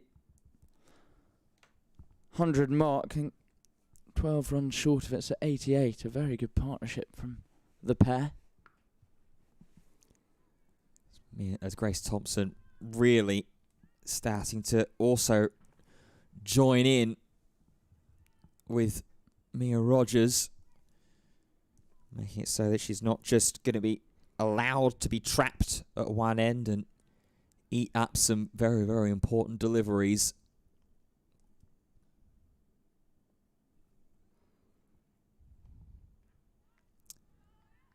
Little half wave there from Rogers, outside off stump. 21 balls left. Well, that one just pops up there on Rogers. Yeah, Skelton's just cramping her for room a little bit with this around the wicket angle. And having said that, she now decides to go over the wicket. Well, when you've got 2 balls left of your spell, try anything and everything. That one darts down the leg side a little bit, but Rogers does well, gives herself time, space and room. And the safety of the non-striker's end as well for Grace Thompson to face the last ball from Chloe Skelton today. 2 for 51 she's bowled so far. Will there be any extra additions? There will not be. Straight into the hands of Annika Leroy on a bounce. So end of the over, 3 runs from it. Durham 263 for 6. Well, you'd think it would be Griffiths to replace her at the Lumley end. Willis, you'd assume, would continue, but maybe not. Yeah, it doesn't look like it is going to be B. Willis that will continue. She's standing at long on at the moment. So instead, I think it's Neve Holland who's returned. In fact, it's actually Alex Griffiths that's going to have a go from the Finkel end. So change of ends for the first time today here for Alex Griffiths. So maybe that signals that Willis will go the last one from the Lumley end. Yeah, that's an interesting decision to make. And as Rogers advances and plays a really nice lofted cover drive for 4. Very good shot that's going to bring her 50 up. And it's a well-deserved 50. She sort of was the lesser light in the partnership with Heath. But since she was dismissed, she's stamped her authority on this game and has scored a very useful 50 for Durham. Griffiths will come into her again. And this is played with respect. Back up the pitch, no run. Yeah, I think that's an interesting decision to make, to change her opening bowler's end. Right at the end of the innings, really. But Willis maybe not feeling comfortable, if it will be her to round up the innings from the Lumley end.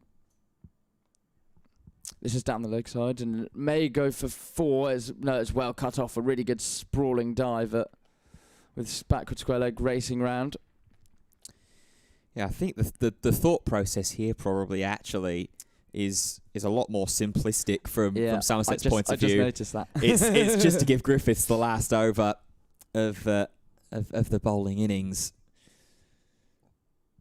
So whether it will be B. Willis that will take that last over from the Lumley end, or Jasmine Wesley's still got a couple of overs left to bowl as well. They might think about a couple here, surely. They'll get them. There's been a misfield, and the ball will trickle over the boundary rope. That's not what Somerset needed in the field. Their fielding's been okay, but that was really quite sloppy. Yeah, it's unfortunate there from Somerset's angle. Just alleviates that pressure a little bit more as we are well and truly in the death. 14 balls left. 10 from this Griffiths over so far, with 2 deliveries to come in it. And this has been played out to mid-wicket. Will it be caught? And it will, just about. There was a bit of a sprawl and a tumble onto the ground, but it is Rogers who eventually has to go for a really well-made 56. A good catch at mid-wicket, one that they'd expect to take, but taken well nonetheless. Griffiths has her second, having been given a little bit of tap in the first 4 deliveries of this over. Durham 273 for 7. Yeah, calm catch taken there. As you say, is generally a pretty routine catch there from Neve Holland. But definitely one that you have to say, if it does get put down, then Durham could be still looking upwards of 270, 280. I'm looking forward to finding out what's happened to Holland, because she's obviously well enough to field. Yeah, back on the ground. Maybe well it was just maybe it's just a precautionary thing. Could have felt something maybe in a hamstring or in her arm or something like that, but definitely one to, like you say, keep an eye on as the story and the game develops. Here's Abby Glenn out at 9. Last ball of Griffiths is over. They'll take a single, she'll retain the strike. They might look to come back for 2 actually, and they do on the throw. That's really good running from the pair. Thompson initiated getting back for the second. And that's the kind of intent Durham need at this late stage. Yeah, absolutely. 275 for 7. 12 runs off of that over. We'll quickly bring you up to date on the other 2 games as well before we will very swiftly and soon be going to our lunch break here with 2 overs remaining. Someone who are already at their lunch break and their innings break is Yorkshire and Warwickshire. Yorkshire all bowled out for 238 in the 50th over. And Lancashire are 228 for 8 against Surrey at the Oval. So at the moment, this score of 275 is the highest first innings score of the day's players. Thompson is going to try and go airborne and gets all the way over the head of long on. Grace Thompson hammers home the second maximum of the Durham batting innings. Yeah, another very good use of the feet. It's been a feature throughout this Durham innings. They've tried to put his bowlers under pressure. And Wesley at the start of her over is under pressure here. Oh, big sweep, big appeal, particularly Wesley and Jones, the ones that were interested. Yeah, I think that might just be missing the off stump sliding on and not turning enough. It looked a pitch in line to me.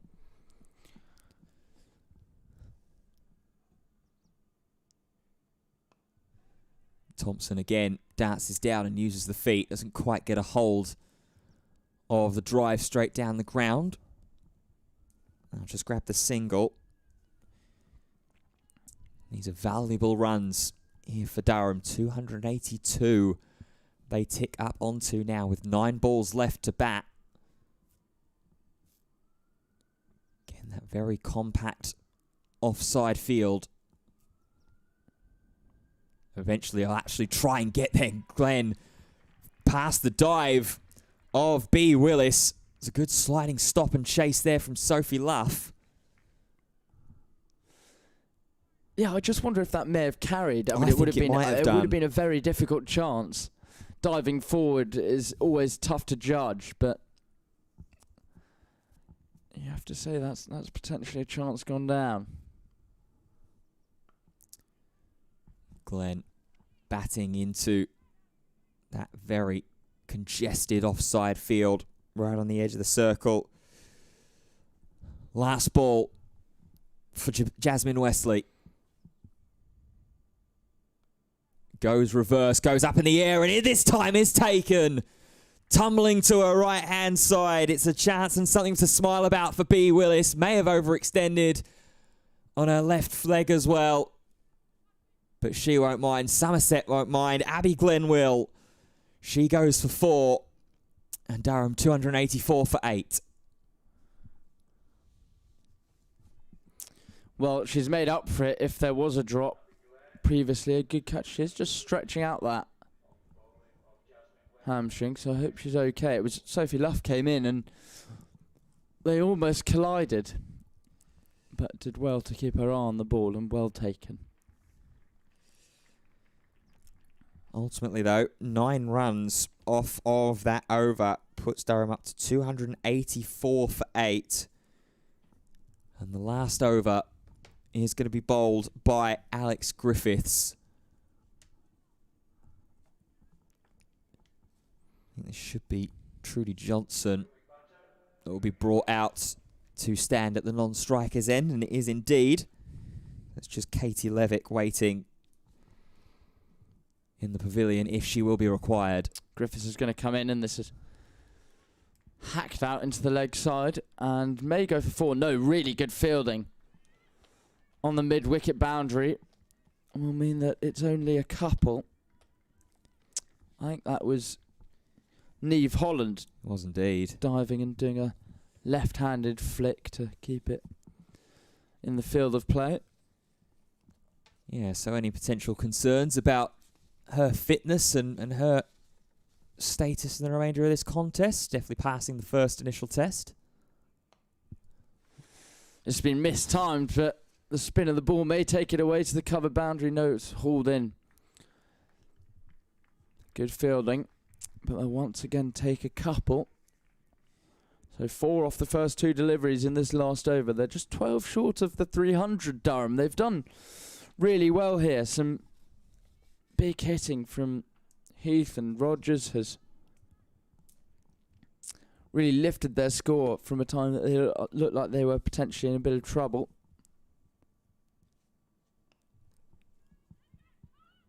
Chance for a run out here, but it was a really poor throw and a bit of indecision about whether to go to the striker or the non-striker's end. Meant that they get through. Good running from this pair. Yeah, with 3 more balls left to face here. These two are just in full attack mode, just free swinging, freely running, try and take as many runs as possibly can. 289 now, so just 3 balls to find 1 run to get to 290. It's been put out to mid-wicket, and on the bounce it will go to Holland, who throws it in. I wonder if it is a problem with her right arm, because that throw didn't quite look like a fully committed one, and only got halfway to the stumps. So I wonder if that may be the issue. Maybe it's something to do with the right arm.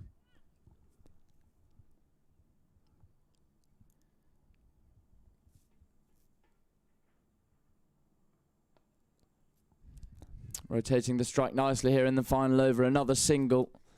They'd ideally have a boundary to finish off here. 7 from the over so far. If Griffiths can keep it under double figures, she would have done relatively well. Durham 291 for 8, barring a no ball there.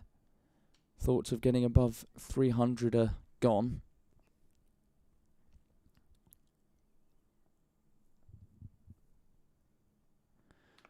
Griffiths will finish off the innings. There was a misfield, but it will only be a single. And that means that Durham end it on 292 for 8. They looked in trouble at times, but a really good late partnership from Heath and Rogers, and with the help of Holly Armitage early on, have meant that Durham have probably got a total that's above par, you have to think. Yeah, they've done pretty well to get to where they've been able to. Just off your picture there in the middle was B. Willis, just having another little stretch out with that hamstring. So that'll be something to keep an eye on as Somerset look to take the bat, as will the potential of any right arm injury or strain for Niamh Holland. But Durham, with big and consistent partnerships, cameo half centuries from Holly Armitage, Mia Rogers, and Bess Heath as well, have set themselves up a pretty imposing platform to go and defend. Durham finished their batting innings on 292 for 8. So it'll be 293 the target for Somerset to take a victory here this afternoon. Don't go anywhere. We will be right back very, very soon with the Somerset Run Chase.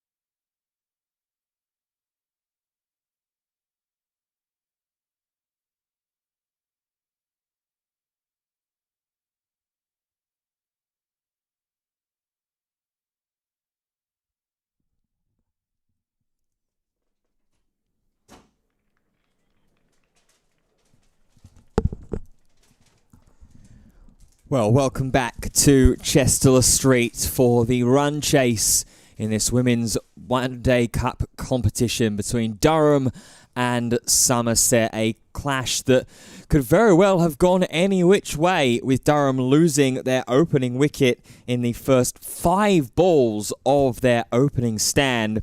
But then handy 50s from Holly Armitage, Mia Rogers and Bess Heath set Durham up on a pretty decent platform of 292 for 8. So Somerset will have 293 required to win.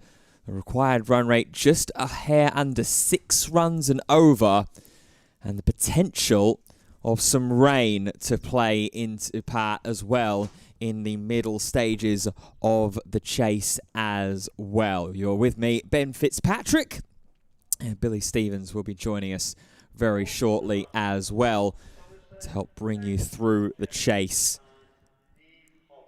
It will be Maddie Villiers that is going to be the one to take the ball in hand first from the Lumley end, and it will be Neve Holland and Rebecca Odgers that will be the opening pair. Neve Holland as well had a brief stint, we believe, off the ground with what potentially looked like a problem with her right arm. So that will be one to keep an eye on through this batting innings, as we are already well underway with Villiers with the first dot ball. And our first runs on the board in the chase. Holland will just grab the first.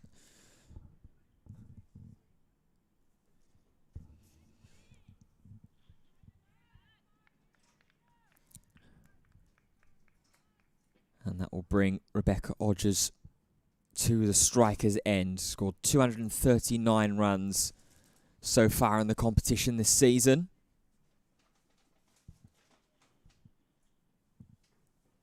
Ooh, immediately a play and a miss from Odgers against Villiers.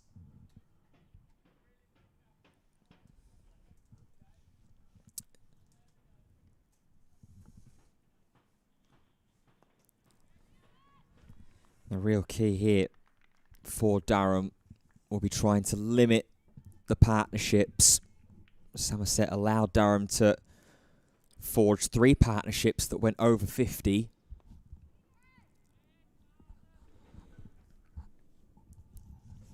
Only 2 partnerships before the chaos of the last few overs made it over 10. So Durham need to show strong intent with the ball in this chase, and that's not a bad start off the first over. Just the 2 runs from it, both batters getting a pair each and getting one each. And it's 2 without loss. And we have the opportunity now to welcome Billy Stevens back for the run chase. Hello, welcome back. I've had a wander around the ground a couple of times, stretch the legs. Had a tuna sandwich, which was given to us, which went down well. Quite nice bread, actually. Yeah, not bad. Nice and soft. How did it look visibility-wise out there as it's brightening up a little bit now? Yeah, looked to be brightening up a bit, but there are a couple of slightly darker clouds overhead. You have to think Durham, with that score of 292 on the board, are in the ascendancy here. Although we do know that this ground can be very good to chase on.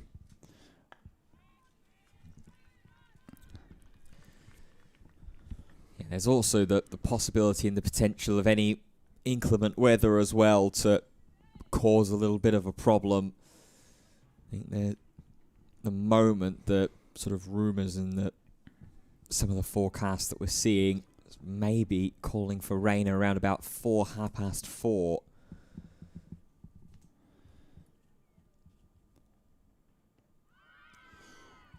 Down the leg side, it looks like, but worth an appeal. A little bit of movement off the seam from Johnson.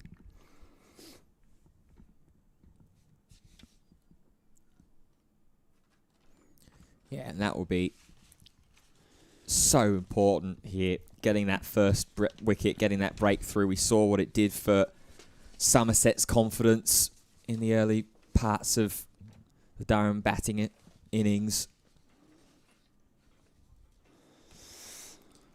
Wide is given, and that's the other important thing, is keeping the extras down. What was the end total in the of that Durham innings? It was, let's have a look, 24 extras altogether. 1 bye, 3 leg byes, 17 wides, and 3 no balls. Yeah, at this level, you really can't afford to do that. Johnson's just getting this new ball to shape in nicely. Yeah, definitely alleviated Durham in their platform in the early stages of their batting innings, didn't it? With that first wicket falling of the 5th ball of the innings, Catherine Fraser being bowled for 1 by Griffiths. The wides just took the pressure off. Does well to get a hand down and field off her own bowling. Been part of the Durham pathway since the under-10s, Trudy Johnson. Yeah, it's always great to hear and see all the stories of these players that have been with the club from young, and the club stuck with them, giving them their opportunities in the various competitions. Off the inside half of Odgers's bat there, and they'll come through for a single. It's the first run off the bat in this over. Yeah, good sharp late movement in there.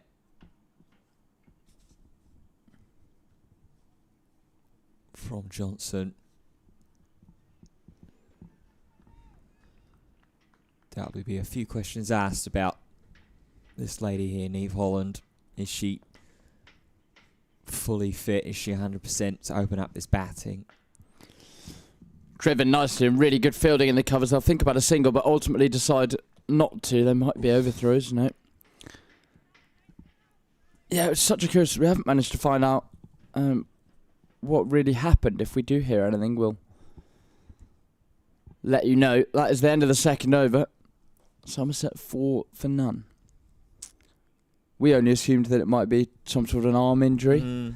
But if she's opening the batting, you've got to think it can't be that. Unless it was a bit of cramp, maybe. Potentially. Been sorted, that might be the most likely option. Yeah, I mean, Holland was charging in with a considerable amount of pace comparatively to the rest of the Somerset attack. So whether that was just something that played in havoc, because there's a big bottom edge there from Odgers. Run down to 3rd. And they'll come back for 2. Wasn't just her as well that was the slight question about fitness in the innings change. B. Willis as well. As that one slapped, passes through the gap as well, through the covers. There'll be a chase on. And the ball is not going to beat them there. It's good diving fielding in the deep. Holly Armitage doing the work. It's just the 2 runs that they get back for. Yeah, B. Willis was sort of stretching out a hamstring after taking a catch late on.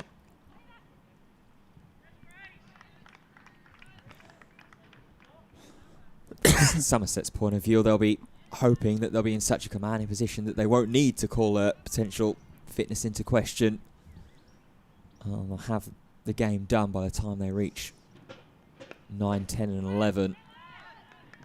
Hodges tries to sweep straight to square leg. Yeah, I'd be surprised if they do it with that ease, to be honest. I think we could be set for a really good game here.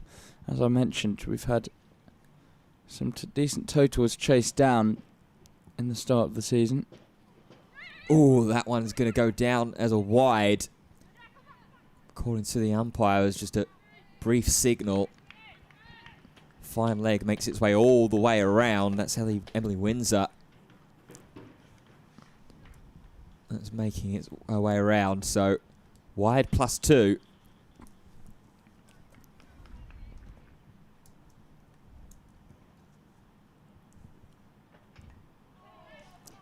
Again, just off the outside edge. Run down to third. And this time Rogers will be happy with the single and to get herself off strike. Most notably, of course, we saw Durham chase down 336 in the county championship against Lancashire. Emilio Gay, who's just got his England call up, 159, and Dave Bedingham 129. So that was on a day 4 pitch. So there are certainly runs to be had. Yeah, and Somerset trying to dine in on some of those runs as well. End of a pretty busy over, 9 runs from it. Somerset 13 without loss.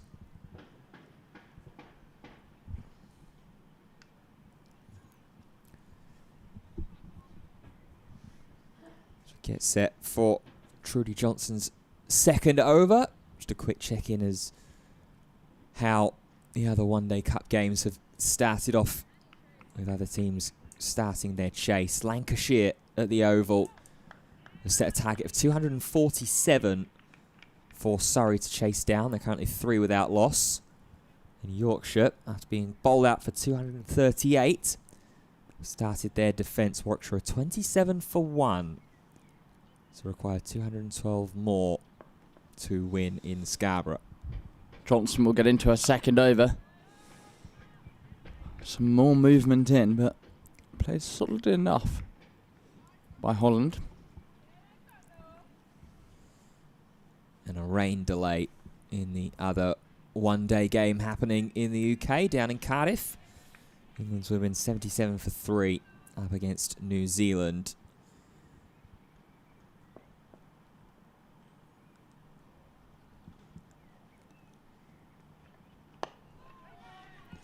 Fuller from Johnson, negotiated once again by Holland.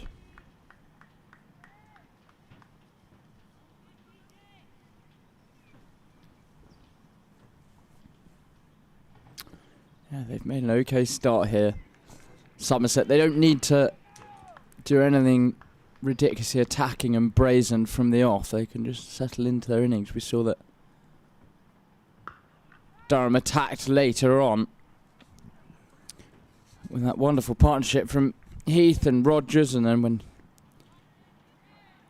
Heath was out, Rogers took the mantle on and was more aggressive. 51 for Heath, 56 for Rogers, which took Durham up to that total, which I have to say is above par. We saw Durham really target the sort of mid-wicket, long-on area, especially against the spinners, so whether that's something that Somerset will decide to do as this is driven down the ground, and they're a good diving stop, but can't prevent them coming through for a single. Yeah, I think part of that as well, from the insistence of targeting that mid-wicket area, was how compact and congested that offside was in and around the edge of the circle. Durham have gone for a similar strategy. They've got 3 out on the leg side, one of them back behind square leg umpire.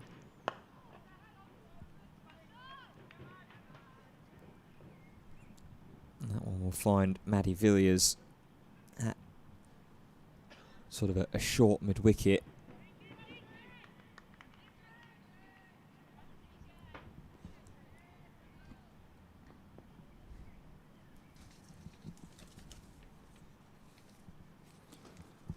Last ball of Johnson's second over. They've got a sort of second slip in at the moment, and there's no run, so just the one from it. Somerset 14 for none.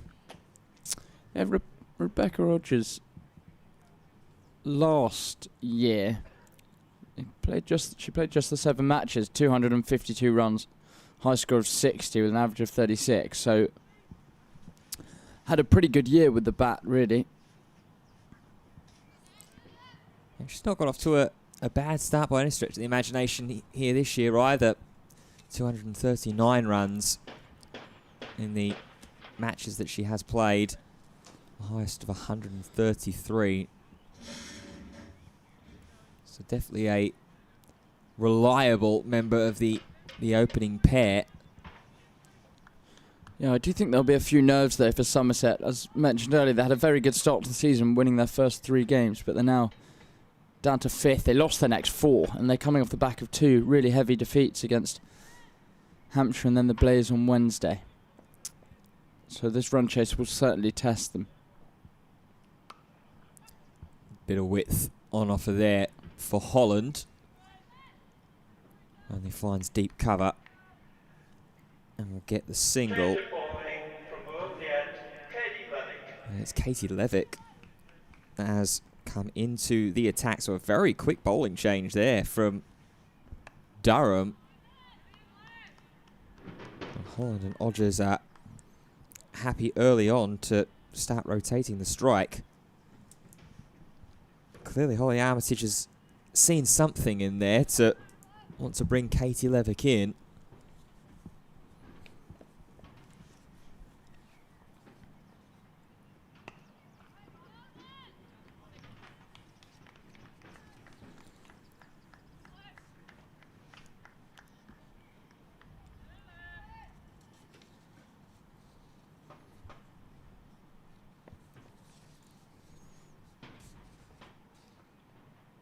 Oh, big swipe at that one. It's just beaten the stance there as it's managed to pop up off the wicket.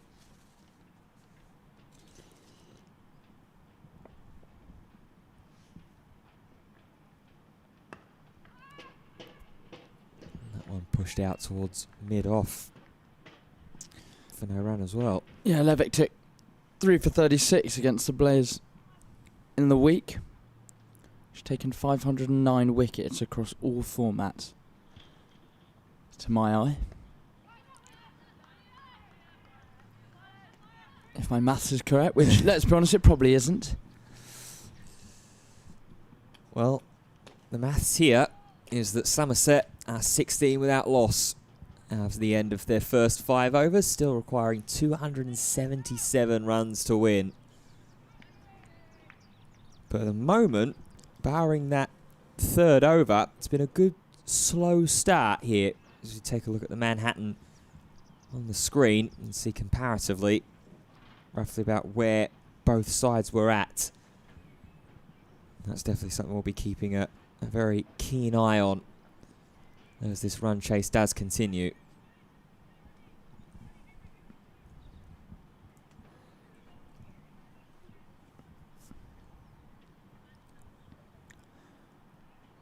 Field change going on. There's gaps on the leg side if Odgers does want to work one down. There's a kind of deep mid-wicket and wide fine leg.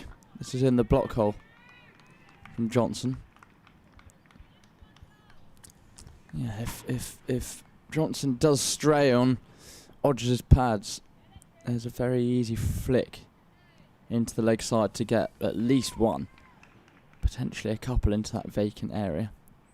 So Johnson needs to be careful and try and bowl a sort of 5th stump line. There's a backward point in as well, short backward point. This has been shoveled into the leg side. They'll get one here. It's probably been hit too well to get 2, and yes, they'll have to settle for just the 1. Yeah, immediately trying to pick and nurse into that leg side that's relatively vacant. The one thing I think you'd have to say Durham did pretty well, we saw some power hitting at the end, but it rotated the strike quite nicely, which is important in the shorter format of the game. This is down the leg side and will be called a wide. You didn't signal it yourself this time. You're slacking. Yeah, it's a bit of a shame there from Johnson. Holland was trying to follow down the leg side. There is that sort of wide, fine leg that is in play, but there's quite a noticeable gap. Oh, and Holland has just stepped away at the last minute and just maybe sorting something out with her helmet, I think, not feeling quite comfortable. Doesn't appear to be anyone behind the bowler's arm. She's settled now as Johnson turns at the top of her mark.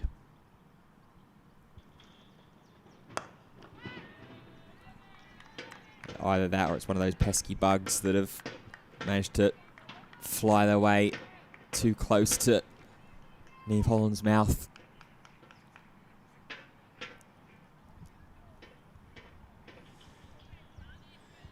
The hammering away you hear in the background is the seats in the temporary permanent stand being put back in, and being put back in at some pace, you have to say.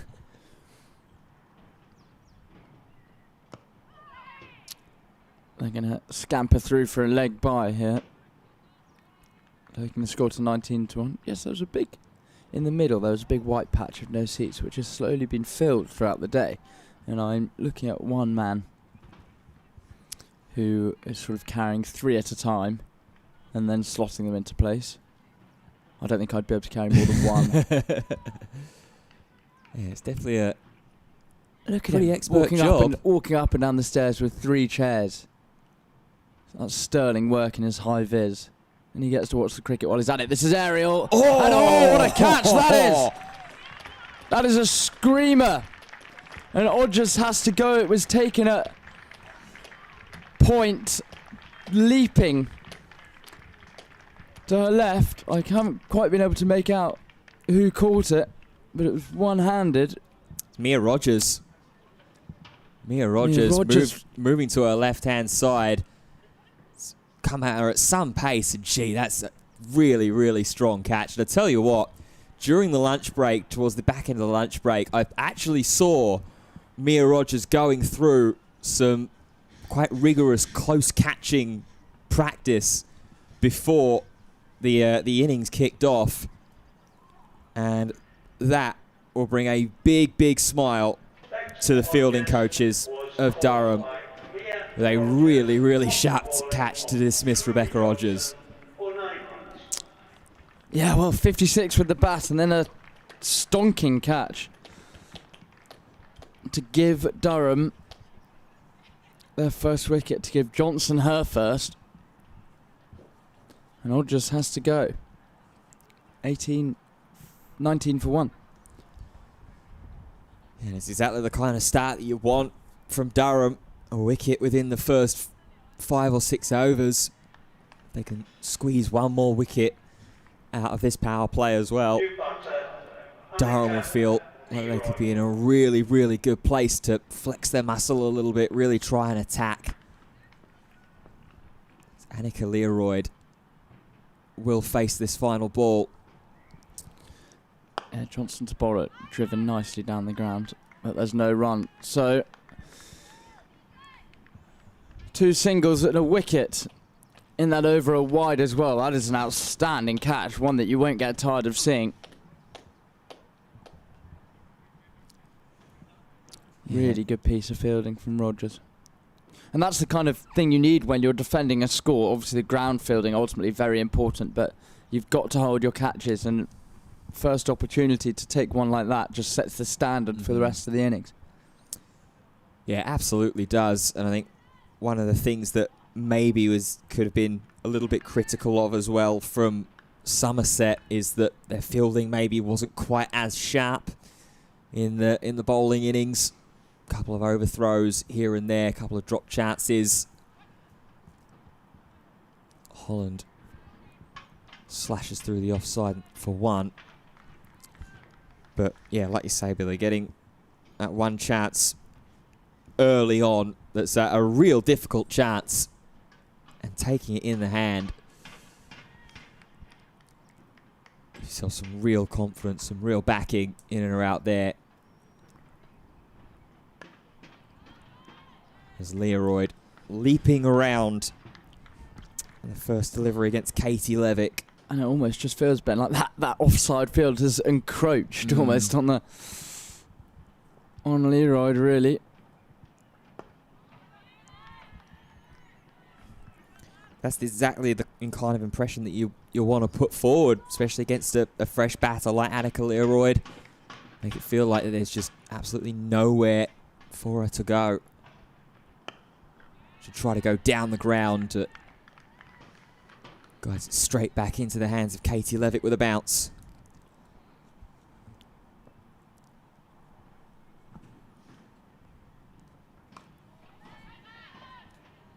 This is really good, this, so far. Really good opening attack. And especially when you're opening up with 2 spinners as well in the first 7 innings. Maddie Villiers and now Katie Levick, who's taken over.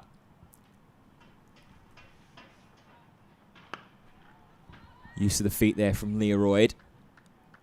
We'll get her off the mark and we'll have her retain the strike as well to potentially face up against Trudy Johnson. 2 runs from it though. Somerset 21 for 1.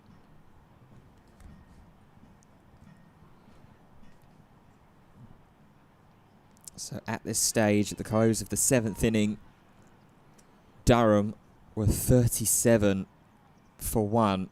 So they were 16 runs ahead of where Somerset currently are, with both sides having lost their first wicket early as well.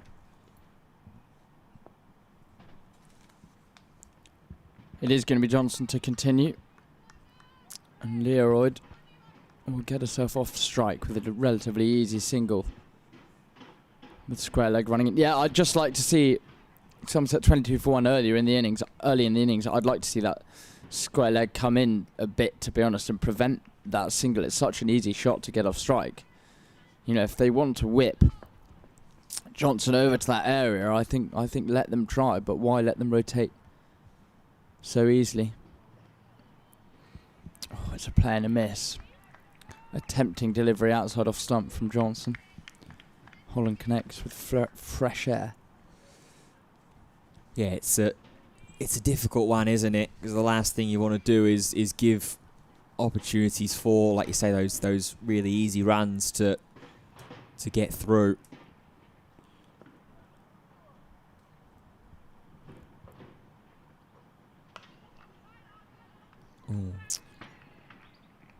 Misfielded this time. Was that by Rogers, who took that stupendous catch? Is she there for a louder misfield?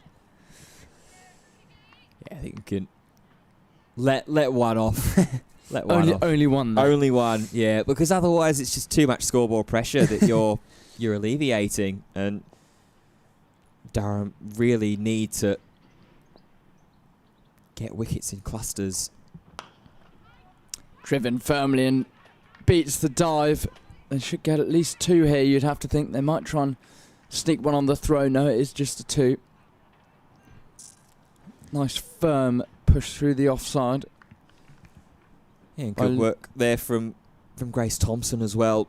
As soon as she set off on the chase, always looked like that she was going to beat the ball to the boundary rope. Learoyd available for Somerset until mid-July of this year. The Australian.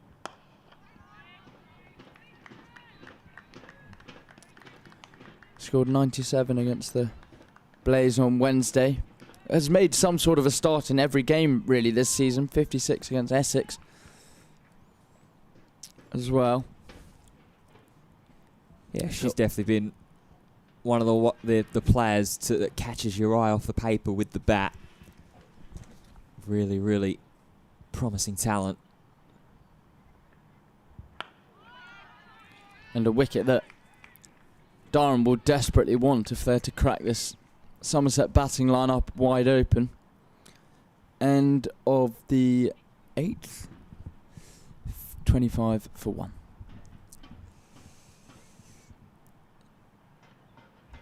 Yeah, good strong start here at the moment for Durham. Maddie Villiers with the first 2 overs of the day from the Lumley end, and then being very swiftly replaced by Katie Levick, who's about to begin her 3rd over. And Trudy Johnson with some good lines and good shape from the Finkel end as well to complement.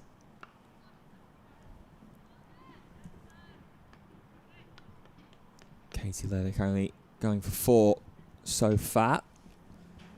2 runs in each over.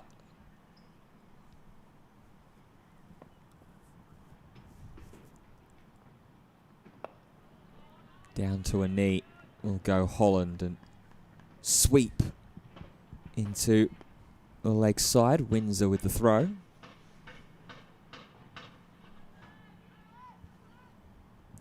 Neve Holland's just been quite happy to noodle around at the moment. And now Learoyd will try and go a little bit more enterprising. Doesn't quite get all of it, but maybe might be to her benefit. It will. First boundary of the innings for Somerset. It comes off the bat of the Australian.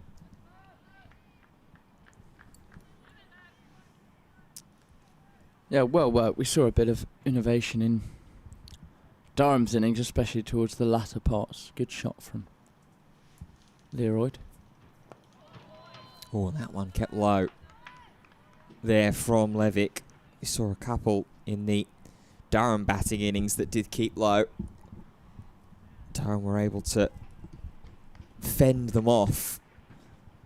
Somerset have got through that first one unscathed. Now advancing down the ground, but a bump ball right back to the hands of Levick.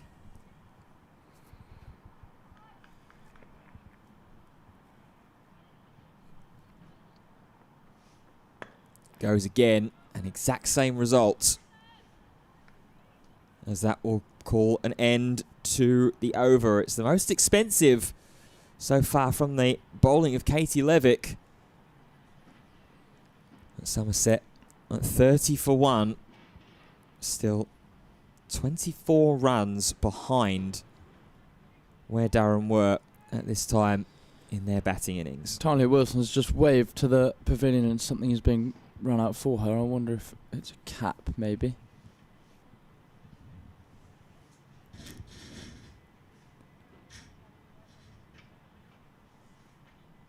Yeah, and that is because it's going to be Grace Thompson that is going to be taking the ball in hand from Trudy Johnson. So Talia Wilson going to elect to stand back as opposed to up to the stumps as she has been for Trudy.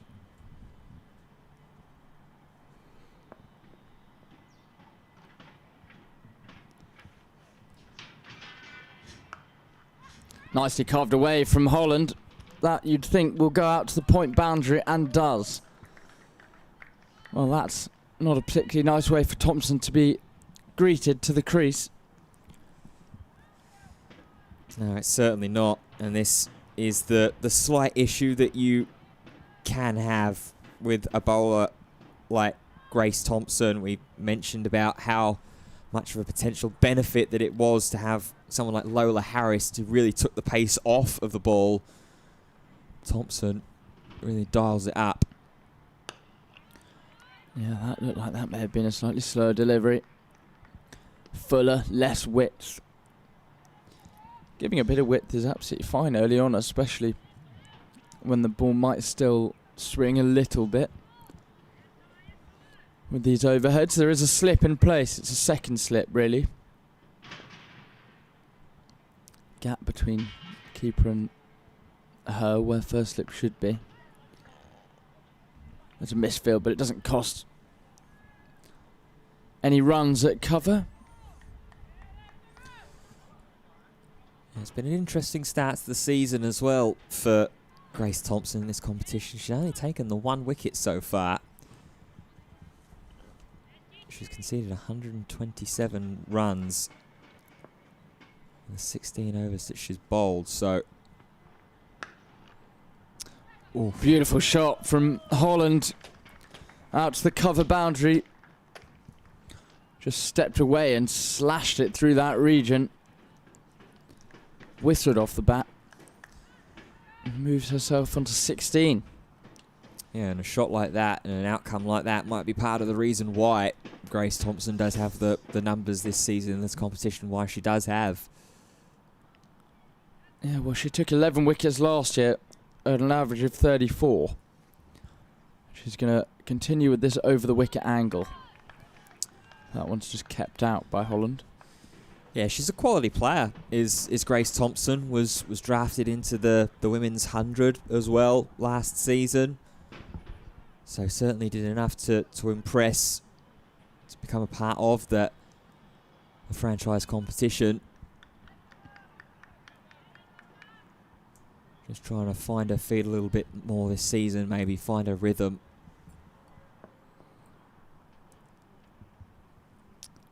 Can she round out the over with something positive? And well, this one moved in a little bit and hits Holland, but there's no run. So 8 from it, 2 boundaries. Somerset 38 for 1, just slowly beginning to get into their groove as the time ticks to 3 o'clock. It has done indeed. And Somerset starting to try and get themselves a little bit of a partnership together as well. With Holland and Leroy, this partnership up to 19. That's exactly where the Holland and Odgers partnership was before it was broken. So can Katie Levick work some magic here as the power play is now over as well. 10 overs down. 38 for 1.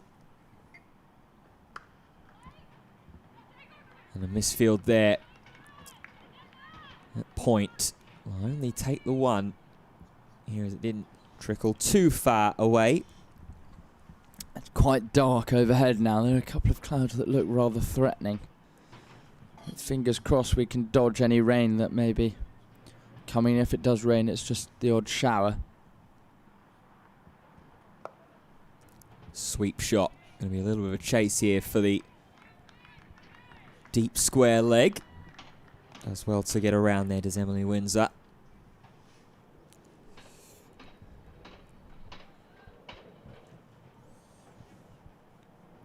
Yeah, there has definitely been the pretty loud whispers of potential showers to cause some potential issues here this afternoon. We've had these overcast conditions pretty much all day. And the brief spell of sunshine around about the 35 to 40 over mark for Durham. As a big appeal, and they get her. They got her through. It's bowled, and Leroy has to go. Katie Levick does manage to work her magic. Somerset 2 down now. As Leroy made her way down the ground. Yeah, she's done her with the googly. Really good piece of bowling. Just went back through the gate as you said, Leroy tried to advance. Levick's outfoxed her there, beating her all ends up. Somerset 40 for 2.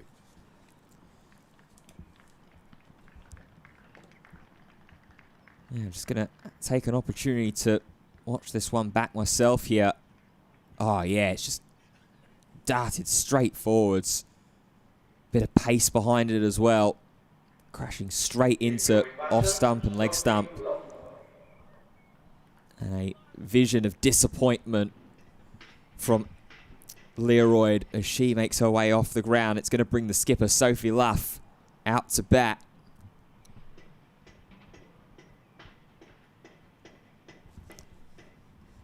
And the partnership falls at 21 between Holland and Leroy.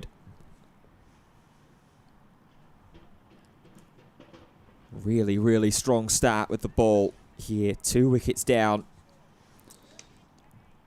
Funnily enough, Somerset found their second wicket as well in the 11th over.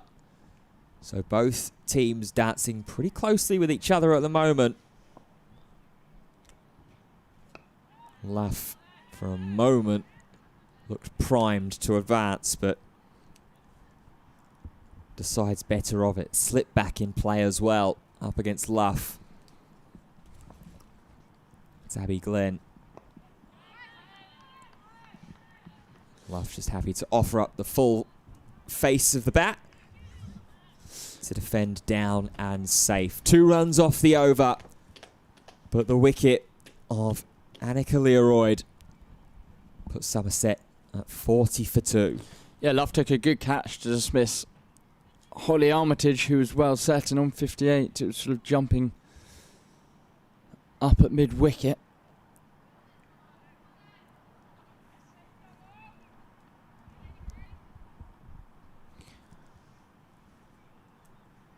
They don't look to have much work left to do on the temporary permanent stand seating. Yeah, getting that. No one's carrying any chairs at the moment. They might have stopped for a cup of tea, which would be very well deserved. I'm amazed they managed to get them in that quickly. Thompson's going to continue from the Finkel end. This is edged. Oh, just evades the diving second slip and will go to the boundary as the deep point fielder just rolls over the ball. A bit of jeopardy there, and Durham very close to having their third. Holland gets a life and is on 21. Yeah, it's a very tough chance. Fires up at a rate of knots. Abby Glenn, I think, is the one that's back there in the one-player slip cordon.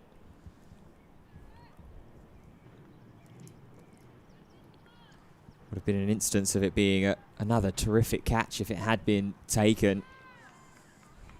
And Eve Holland gets herself a lifeline. 22 off 29. And now a chance for Grace Thompson to have a crack at the Somerset skipper luff.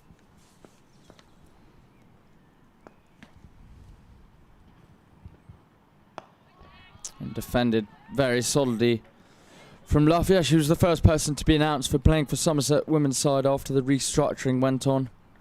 She's from Taunton and played her way through all the age group sides, made her debut for Somerset women in 2009, but then was ever present for Western Storm when they were in their inception in 2016, captain in 2020. She's had a very good career and tries to get down the pitch and plays Thompson there, but into the leg side there's no run. Represented the Welsh Fire, London Spirit and Southern Brave in the 100. And she had a strong start to the season really, 76 not out against Yorkshire, 57 v Surrey. But low scores of 6 and then 8 v the Blaze in the week. She'll be hoping to rectify that. And you have to say Somerset, well, they need their captain to stand up and be counted for here. She'll get herself off the mark with a single turned into the leg side. As Somerset approach their 50, 46 for 2. Yeah, definitely a good head of experience to be able to count on for Somerset is Sophie Luff, and as you mentioned, the lower scores of late.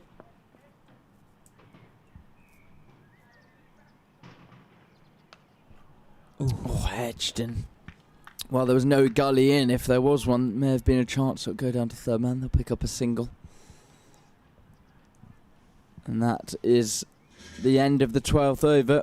Somerset 47 for 2. Thompson, a good over, even though an expensive one. It's gone for 15, but... she's 2 overs, not for 15. But she's probably bowled a bit better than that. Looks to be in decent rhythm from the Finkel end.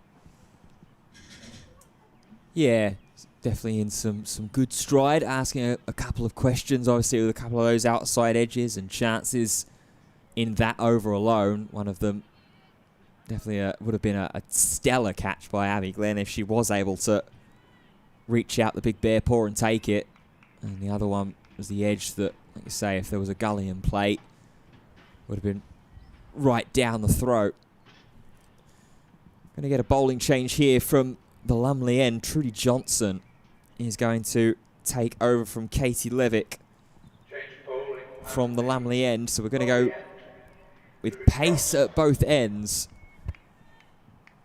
And Levick, after her opening spell, is going to get a chance to recalibrate.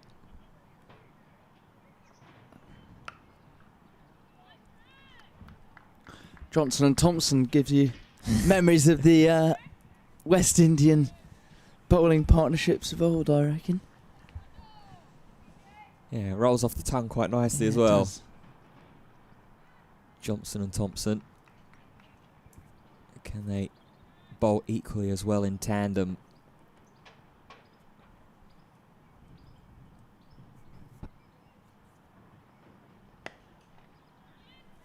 Holland trying to drive, who's definitely not showing any signs of any ill worry, if there is any, or perhaps was any, that was lingering from the end of the Somerset bowling innings.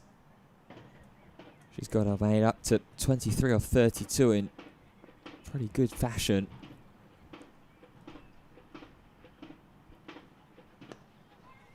So that one's guided off the pads into the leg side immediately. Sophie Luff extending out the arm to call off the second.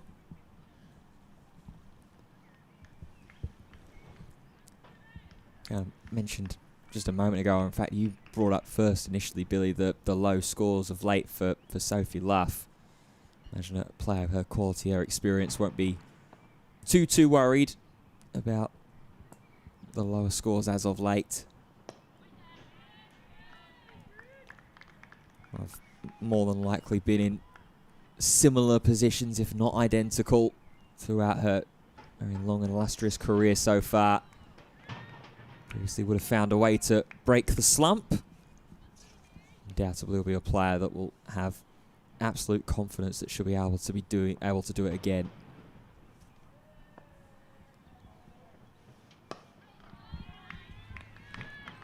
Nice bit of in-swing there from Johnson. Trying to get one to go through the gate of Luff. We've seen the Durham bowlers have been far tighter up top than Somerset were.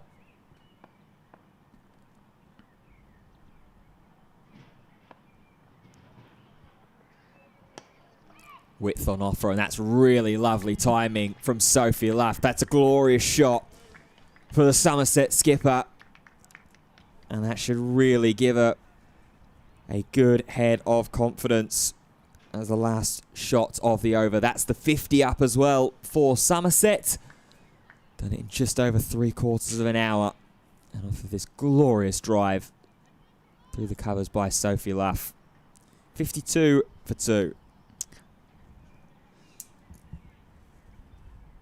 Yeah, it was B. Willis who really struggled with her radar for Somerset early on, but we haven't seen any hint of that from Johnson and Thompson.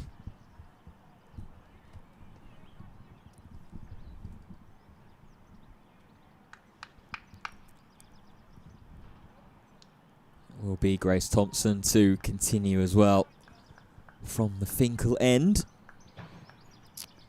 Yeah, she's got a bit more of an even split of a field. So often we've seen in this game that it's been offside dominated. She's going to come into Holland. Ooh. This is down the leg side and also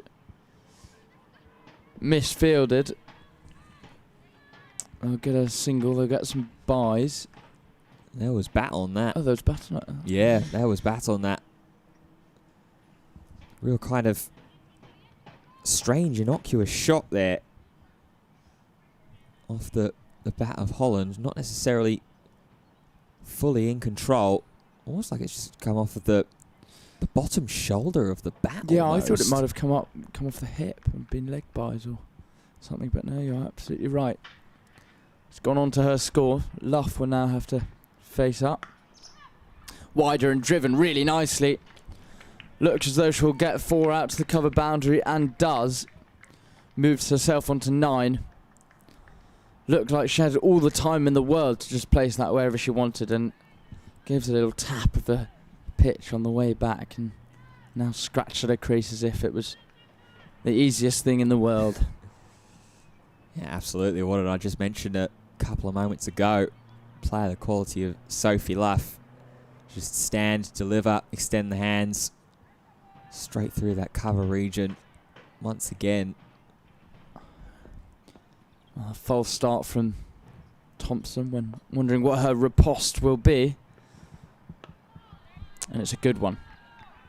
Nice line and length. She just needs to try and nestle in there as frequently as possible. Yeah, just trying to crash into that top of middle and off. Still got the slip in place as well. Abby Glenn can maybe try and get her into play a little bit more. If you're getting generally your line and length to dart in towards the right hand, if you get one to just maybe stay a little bit truer And Luff just lazily offer the bat out. This one may have just kept a little bit low. But it's a dot ball. 2 balls left to go in Thompson's 3rd over.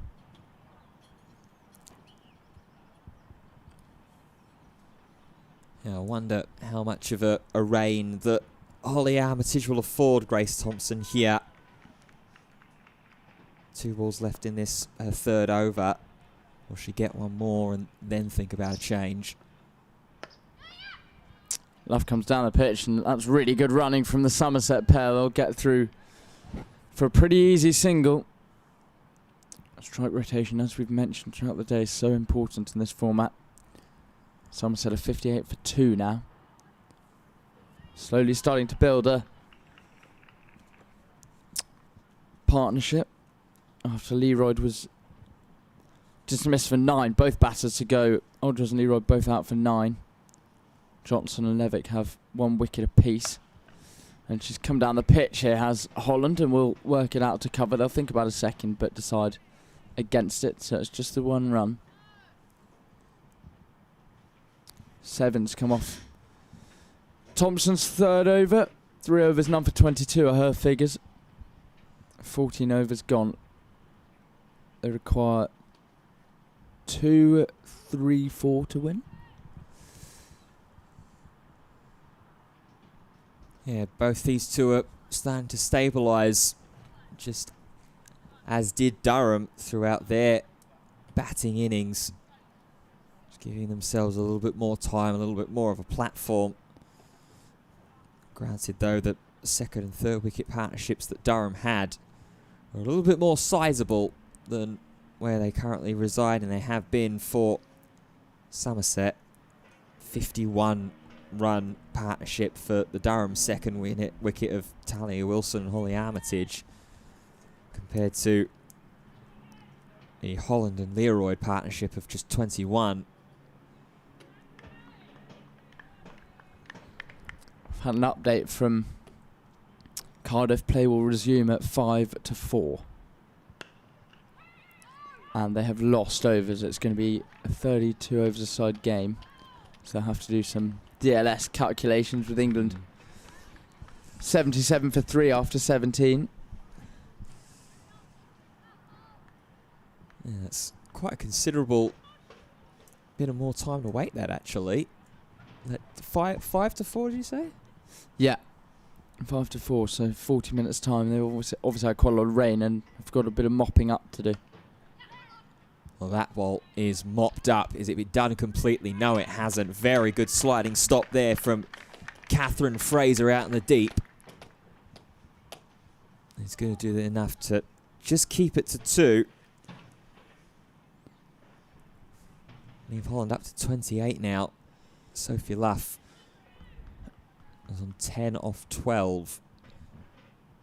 With half her scoring shots reaching the boundary rope. Lovely cover drives.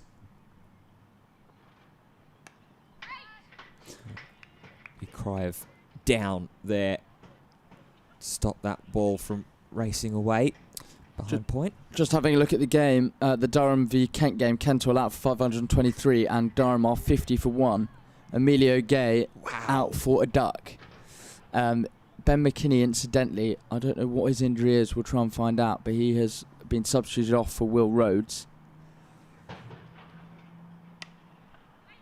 So he's obviously got some sort of problem. He does field in the slips, McKinney, so he could have very easily done something to a finger.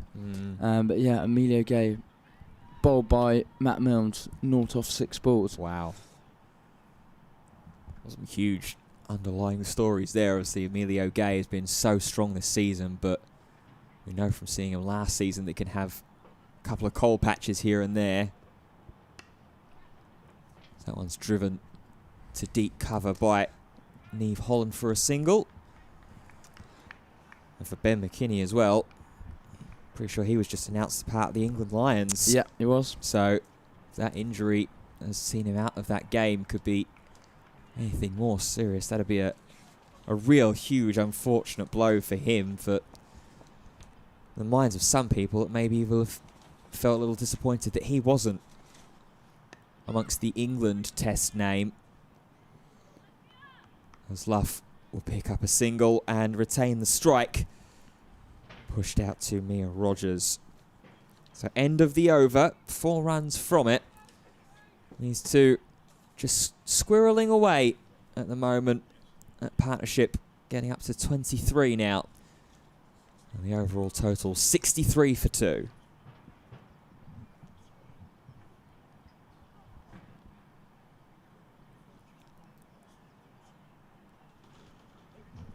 Well, looks like Grace Thompson. Her time and her first spell is up. And it's going to be Maddie Villiers that will take over the bowling from the Finkel end. She started things off. Here we go. I've just had a message in from Thomas Ridley, who is writing for the ECB Reporters Network here today. And he says McKinney's got an ankle injury. Sustained in the warm-up. Wow. So we missed that from earlier. Apologies for not seeing that. He'll be replaced by Will Rhodes for the remainder of the game. Maddie Villiers here comes into ball. This is cut nicely. There's no run.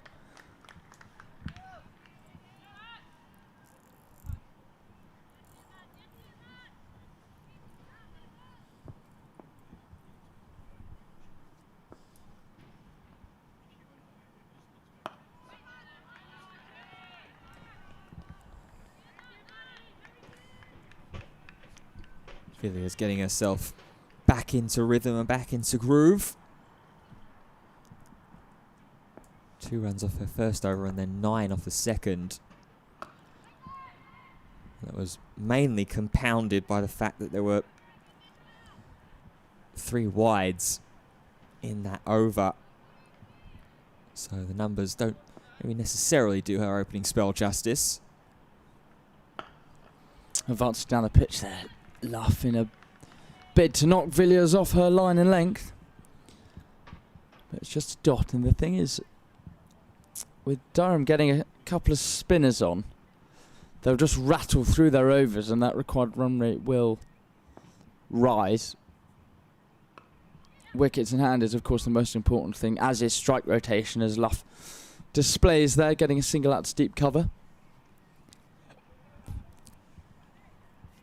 Yeah, that required run rate at the moment is 6.7. The current run rate that Somerset are travelling in, it's literally just the slightest tick over 4 runs and over. Still got a little bit of work to do, but as Durham did in their batting innings. That's been cut nicely. Will it beat the diving fielder? It will. Out at cover, good shot, and just releases some pressure that potentially Holland and Luff were feeling there. And it's an irritating black mark against Villiers to end her comeback over. 3 overs, none for 16, her figures. Good authoritative shot though from Holland, who moves to 33. Yeah, it's Emily Windsor out there in the deep that's tried to put in the dive. But that has just raced off the bat. It just dives maybe a fraction late there. I think a quick rewatch there is Windsor. It's going to be a double bowling change. Abby Glenn is going to make her way into the attack.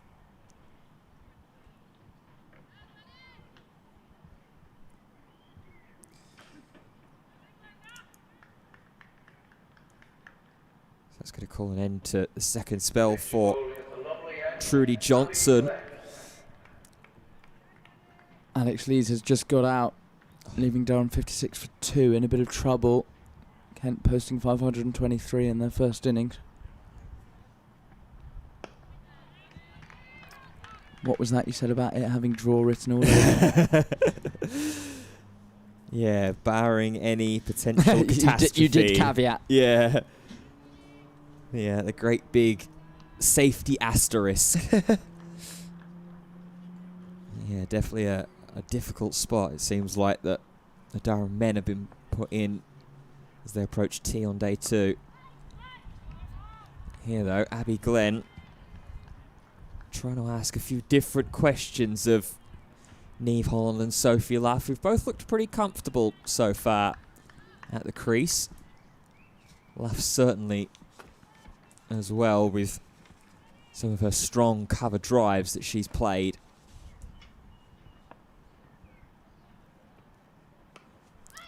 Bit of width on offer there, and Luff doesn't quite get a hold of it.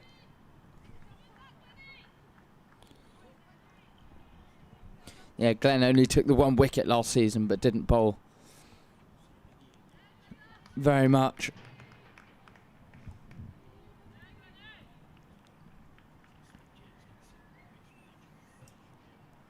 Yeah, I don't believe she's bowled at all this season. She only bowled in a couple of games last season. Driven down the ground and gets under the dive at mid-on as well. It's Grace Thompson. I've just done enough, though, to take the sting out of the shot, as it's Trudy Johnson that will do the recovery work. Yeah, we mentioned, and we're a little bit critical of Somerset's fielding, and I think rightly so, to be fair, but Durham's has just got a little bit sloppy in the last couple of overs. I just need to make sure they back up their bowlers here. Somerset 70 for 2. Another wicket here would be really helpful. It's a big, expansive swipe there from Luff into the gloves of Talia Wilson. Point just going out to a sweeper out on the deep and the offside. This final ball of the over. Shorter, and it goes straight to the fielder that was just placed out on the boundary rope in Catherine Fraser.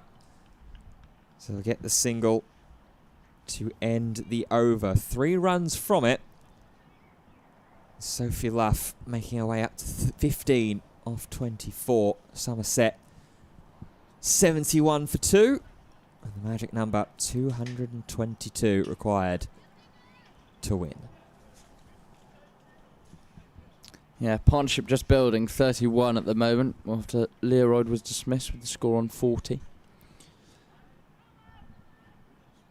Villiers is going to get into her 4th over. There's a sort of short catching mid-wicket.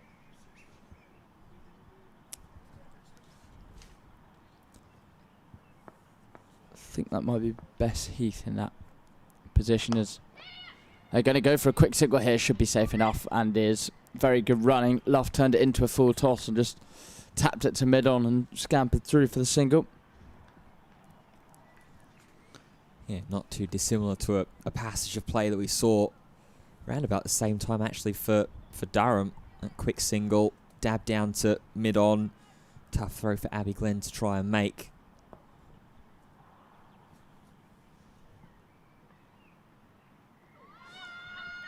And there's an appeal for something, but it was down the leg side. It was a lap shot, attempted lap shot from Holland, and they'll eventually get a couple. The umpire signal will be interesting here. It is leg byes. You have to think the exceptionally optimistic appeal was for LBW, but yeah, it was a bit of a weird one there. My initial thought was that she'd managed to angle a little bit of bat. Good use of the feet again from Luff, but mistimes it. Villiers does well to field off her own bowling. Yeah, that's a very weird passage of play, very weird shot there. Oh, that one certainly kept low, and Luff re-scratches her goal and just had a little look at the surface. She's made her way to 16. Gets deeper in the crease this time. Heath, the aforementioned Heath, does the fielding at that short mid-wicket position. Yeah, a wonderful counter-attacking innings from Heath earlier today. 51, which aided Durham's 292 for 8. Last ball of Villiers is 4th. Pushed up the ground to long on. They'll come through for an easy single. Just a bit of a waiting game at the moment. These two just ticking the scoreboard along. Durham trying to find a way to break the partnership, 74 for 2. Yeah, and a frustrating single to give up there. Last ball of the over. Mid-on had just been pushed back to long on, and then give credit to Sophie Luff for noticing the field change, just going, okay, we'll take the single exactly where you've given it to me. Both these teams in pretty close parity with each other as well. Saw the worm graphic just make its way up onto the screen briefly. Durham at this point in their batting innings was 79 for 2. So just the 5 runs separating the two sides at the moment. Abby Glenn, good stop, good dive there from Catherine Fraser. She'll get some high fives and some thanks there from her skipper Ollie Armitage for saving what would have been a definite 4.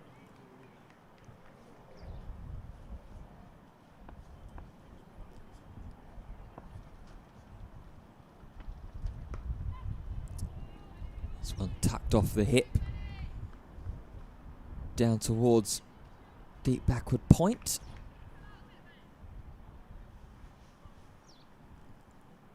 We'll get the single, get off strike.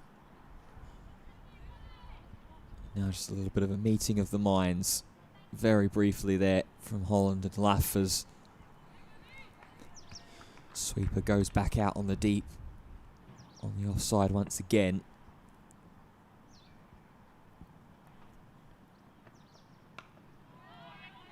It's thumped right down into the wicket.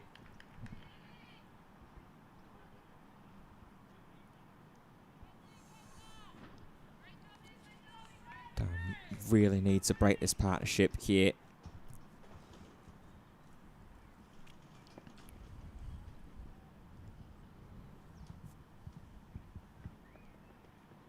Ooh, it's a wide. Fires it down leg side. A little bit of a late movement. A slightly awkward skiddy action. Glenn rather bustles in and releases it. Something for different for Holland to think about. That's very front on. Yeah, it's definitely interesting to see her bowling. Like we said, hasn't had too much opportunity to bowl last season. Hasn't bowled this season either at all, apart from this today.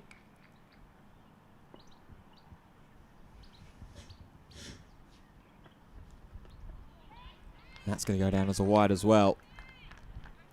Holland trying to follow Abby Glenn down the leg side. That wide count is now slowly but surely starting to creep its way up now as well. 7 wides I count already in the Durham bowling innings.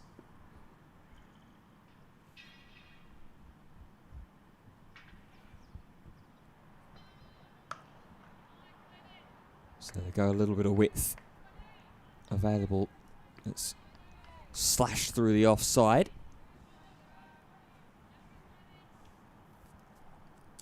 Neve Holland's made her way up to 34 as well. Yeah, obviously no issue with whatever injury she may have been carrying.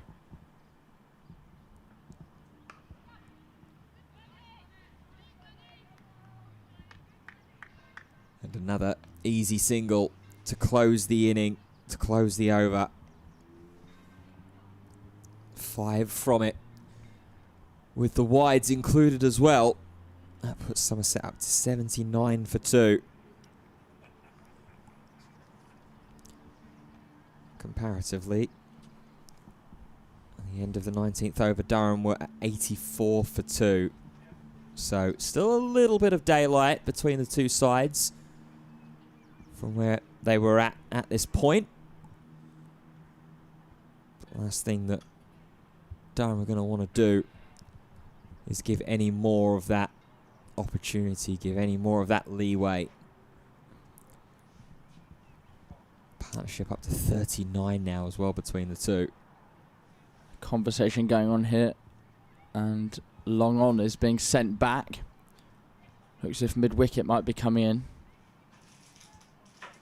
Long one is now going wider, and bringing in a sort of short mid-wicket and a deep one. It looks like almost a catching mid-wicket. We saw Heath in that position earlier.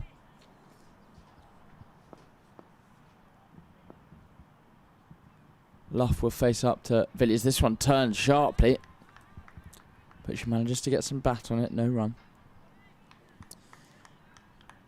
Yeah, it's a very close catcher. There is Bess Heath, just in your picture. Cries of catch as it's miscued out to long off on. They'll come through for a single.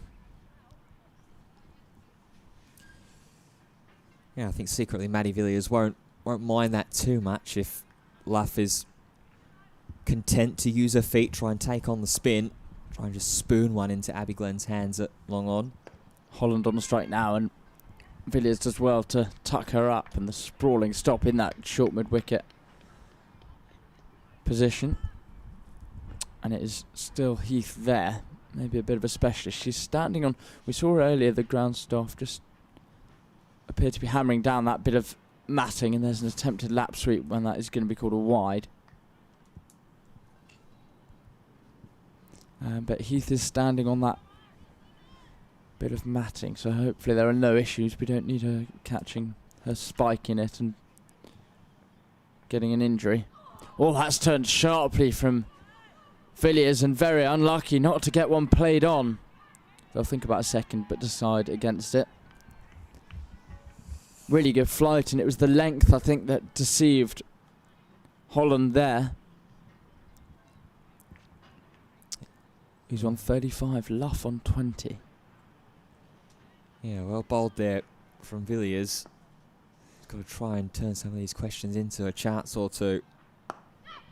Advances down the pitch and immediately calls for two, but I don't think they're going to get it, and they are not. So it's just a single for Luff, and Heath there did move straighter to a sort of very short catching, sort of a silly mid-on position.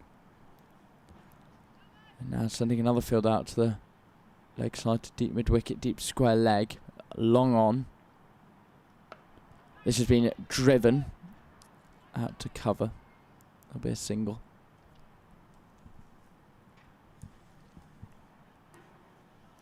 That is the end of Villiers' fifth over. 4 singles and a wide in it. Somerset 84 for 2. Yeah, quite a lot happening fielding-wise there for Durham. Like you say, Bess Heath particularly chopping and changing between that sort of silly mid-on and the short catching mid-wicket. Trying to see if Holland or Luff will just pop one up to Heath, by potentially misjudging the flight, misjudging the pace.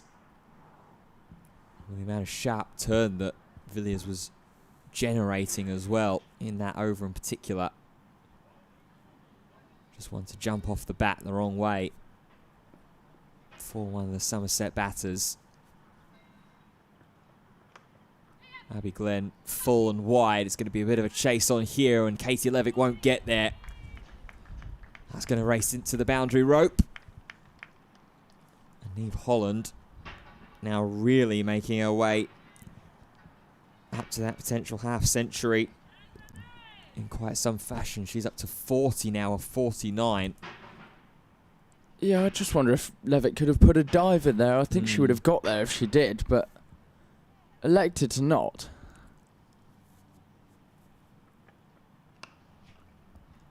This time a little more direction involved in the shot. Holland will only get one. Yeah, it would have been interesting to see what the result and the outcome would have been if Katie Levitt did try and put in the dive. Always can be a little bit of a difficulty. Bowlers putting in dives in the field. One, misplaced hand, one misplaced arm, and you're potentially out for the season. Trying to drive on the up there through the covers, but can only find Holly Armitage. Yeah, I think if you're a professional cricketer, you can't think too much about that. To be honest, I guess so. You're right. It probably is in the back of your mind if you're a really tall, fast bowler with a long way to go down. But, you know, she saw it differently.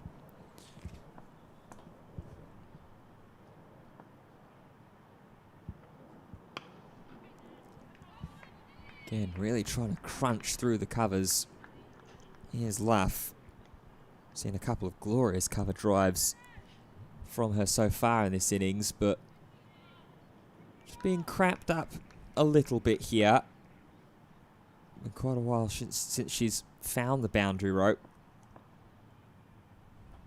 7 scoring shots have all just been for the single. They'll make that 8 potentially as well here. Luff was keen on turning and getting back for a second, but Niamh Holland wanted absolutely nothing to do with it. Durham in real trouble against Kent. They're now 81 for 3. Will Rhodes, who came in to replace the injured McKinney out with an ankle injury, has gone for 19. Beddingham and Clark at the crease. Beddingham on 23.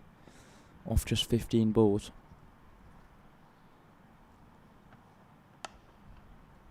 Little aerial there. Out to deep cover. Holland will pick up a single, retain the strike, and end the over. Somerset 91 for 2.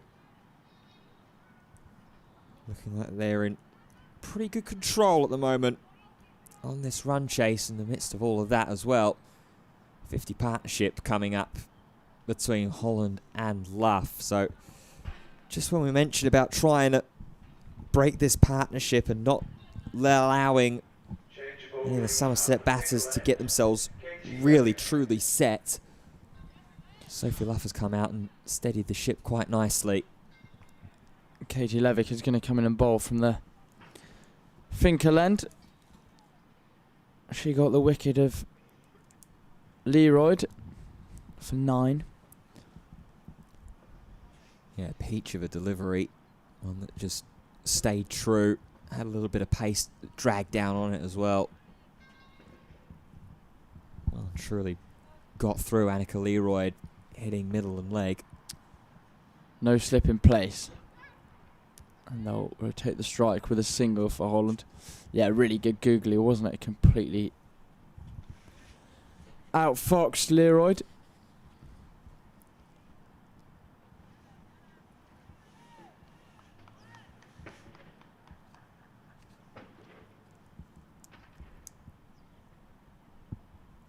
Durham in a bit of an awkward stage in the game right now. Conditions brightening up a little bit. Ball over just about 21 overs old. Use the feet from Luff, potentially a bit of a sign of frustration as it was looped up from Levick. But there's no run. It was a bit of a hack that. I mean, the mid-on and mid-off are up, so that shot is on if she wants to go over mid-wicket or play a shot inside out. And she does. Bang. That's a really good shot, and it will go for 6 down the ground. She moves herself onto 28. Very good shot from Luff, who is looking like she might be in the mood to play a captain's knock today in this run chase. Yeah, absolutely. You just mentioned about that shot over the top being very well live, with mid-off and mid-on being held up. Mid-off is now going to stay at long off to try and give a little bit more protection. Yeah, I'm not a fan of that, actually. I think that's quite reactionary captaincy. You can't follow the ball around. I think if you've got a plan to have them both up in the hope that Luff might miss Q1, then that's an alright plan, unless she does it a couple more times. But she really is looking to use her feet here. Yeah, she's looking in control as well anytime she does advance. Those last 2 dot balls just guided happily to Heath.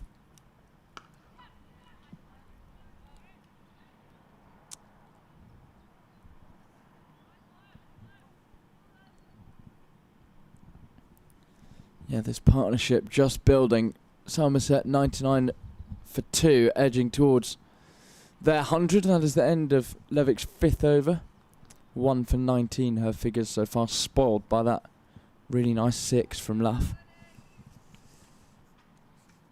Yeah, and as the batting team in this scenario, if you're the one, going back to your sort of point about Holly Armitage maybe there with a little bit of reactionary captaincy, if as the batting team you're the one that's dictating the tempo of play and the state of play in terms of the field positioning, in the back of your mind you're going to be really, really happy. You're not going to let it sort of overconfidence you, but if you're the one that's dictating where the field is being set as opposed to the bowling side sticking with, like you say, their potential plan,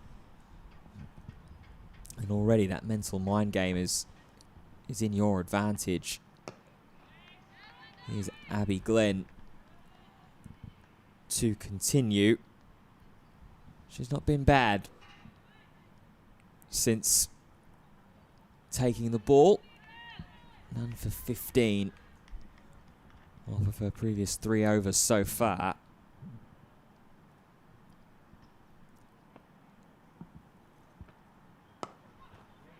Looping, almost full toss there from Glenn. Luff will guide that away, and that will be the Somerset 100 up as well.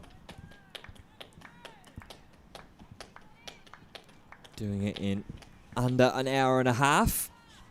22.2 overs, and it's been anchored very much so by Niamh Holland and Sophie Luff.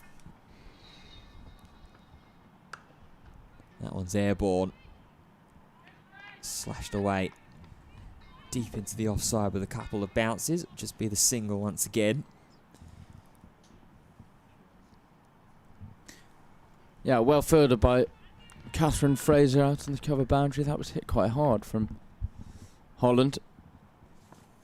Fraser, of course, failed with the bat earlier today, out for 1, bowled by Griffiths. Oh, shorter ball, big appeal, particularly those back behind square on the offside. Umpire was unmoved. Abby Glenn didn't even really go up with any authority.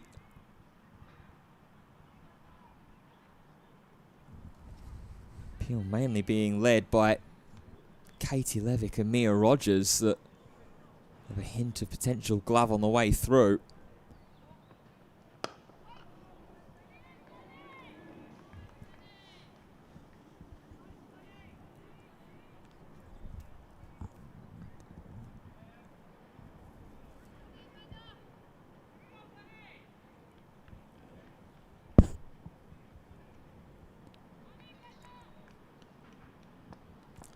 Last ball of this over on its way. Once again, it's just guided out to that sweeper on the cover boundary. Sophie Luff happy to take the single, retain the strike. End of the over. It's just 3 runs from it. Somerset continuing to slowly but surely eat away at this total. 102 for 2.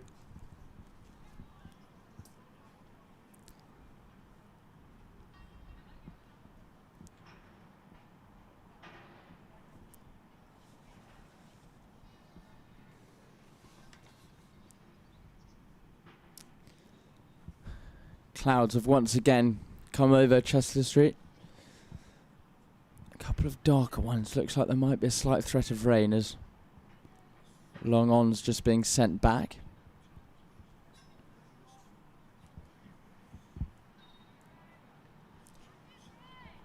I've got a bowling change as well. Catherine Fraser into the attack. And that doesn't change Luff's approach. Luff using her feet, as she has done throughout her innings of 32 so far, compiling a really nice partnership. This pair, Holland 41, Luff 31, came to the crease with a score on 40 when Alex Learoyd was dismissed for 9. Fraser opting to go over the wicket. Well, that one's been dragged down. An early stiff one in her spell, as she has a little smile and a chuckle at the fact that that delivery wasn't potentially punished in the manner it should have been. That one's leg siders, and they may look to get a couple here if they run the first one hard enough. No, they decide not to. I think that's potentially slightly poor running, to be honest. It went in between the gap between fine leg and square leg. The one thing, as we noted, Durham did well in their innings of 292, if you're just joining us, was the fact that they ran hard and rotated the strike really well. And this is a stumping chance, and it's been missed. And then an appeal for a run out as well. It's given. A run out and given.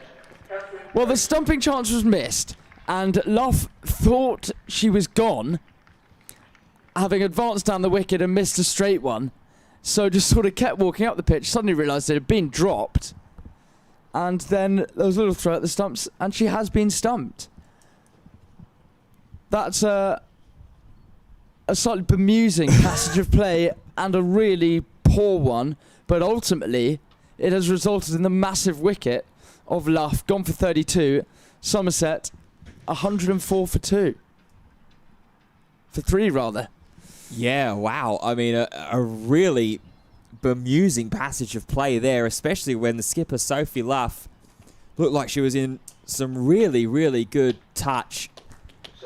Confirmation that it is indeed the stumping as opposed to a run out.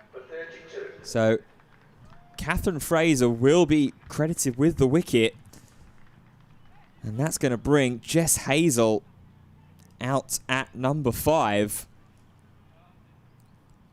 I was just about to mention that Catherine Fraser does have the propensity and has had the propensity to pick up wickets in the competition so far. She's got herself 8 for the season so far, tied with Katie Levick in the 2026 One-Day Cup. But what an incredible way to have the wicket fall. And Hugh, I'm absolutely with you. That must be one of the strangest dismissals that I think I've certainly seen this season. But ultimately, Luff has had to depart. The partnership of 64 is broken. And it's time for a drinks break as well, with that wicket falling. Gives us a quick opportunity to check in elsewhere around the grounds. We'll start with the third ODI. It's back underway in Cardiff. England are 84 for 3 as they get back underway. Alice Capsey on 21, not out. Freya Kemp on 6. Remember, that game has been shortened due to the hefty rain delay, 33 overs apiece. So that will change some of the maths and the DLS potentially getting involved as well. In the One-Day Cup itself, Surrey are 97 for 4 as they're trying to chase down 247 set by Lancashire Lightning. So 150 more runs required from just under 32.5 overs. Warwickshire, they're also 4 down against Yorkshire. Yorkshire set a target of 239 to chase. Warwickshire currently 119 for 4. Abigail Freeborn on 10. Chloe Brewer on 23 there. And of course, we've been keeping an eye as well on Durham's men, who are in the county championship down in Beckenham. It's been an afternoon session to forget so far. 88 for 4. Alex Lees, LBW for 31. Emilio Gay, in his first game after his maiden England Test call-up, bowled for a duck. Will Rhodes, who is the injury substitute for Ben McKinney, caught for 19. Graham Clark caught behind for 5 as well. So that's David Benning on 25. Ollie Robinson on 0 currently down in Beckenham. And up in Southport as well, just noticing that it's stumps on day 2. No play at all due to rain between Worcestershire and Lancashire over at the outground. on Merseyside. So plenty happening in and around English cricket, both domestically and internationally. And as we rejoin here at Chester Street. And all that sort of melee. I mean, that bowling change has worked. Yeah. You know, the manner of the dismissal goes down as stumped, which of course it was, but not in necessarily the general way. Well, Fraser has 2 deliveries left in her first over.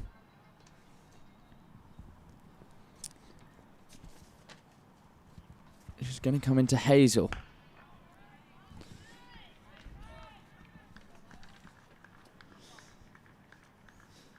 Hazel also, so many of these guys have joined the Somerset and Durham pathways when they were much younger, and she's another one of those. Can't get off the mark, that's the end of the over. A successful one. Somerset 104 for 3. She joined the Somerset pathway age 10 and made her debut for Somerset age 14. That was in 2019. She was then part of the Western Storm Academy from 2021 and made her full Storm debut in 2024. And signed her first professional contract with Somerset. In all the restructuring going on here, she's had some starts this season without really going on. 45 v Warwickshire and 32 versus the Blaze. But Somerset could do with her getting a score here. Yeah, certainly handy contribution so far throughout the season. Culminates in 141 runs all up in the competition. But Durham looking to try and spoil that a little bit here. Katie Levick is being brought back into the attack. Holland continuing on in an enterprising innings that she has played so far. Very much sort of fulfilling the Holly Armitage role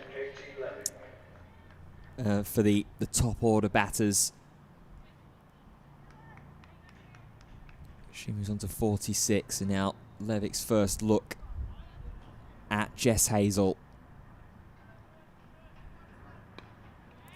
Backs away there and just plays that into the ground.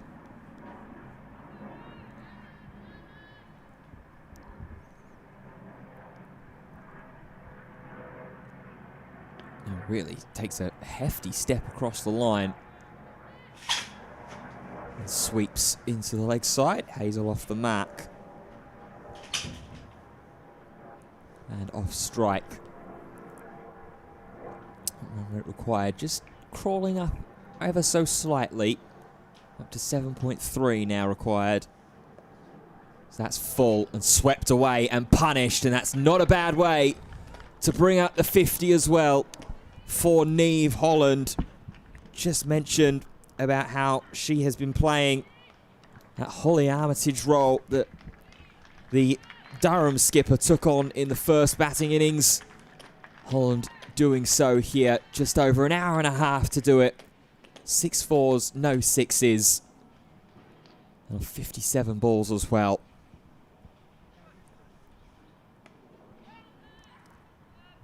Now nursing into the offside, finding a little gap in front of point.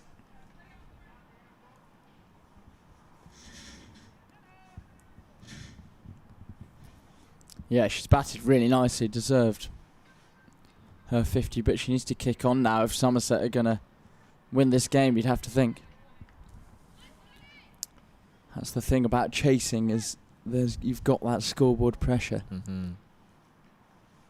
On the face of it, they're in a really good position here, 111 for 3, but the fact that, as you mentioned, that run rate has been climbing means that they are going to need the wickets in hand in order to be aggressive enough to chase down the total. Yeah, absolutely. Durham were nice and aggressive in that back portion, that final third of the innings for themselves earlier on this afternoon. Pushed themselves up towards that 290 plus mark.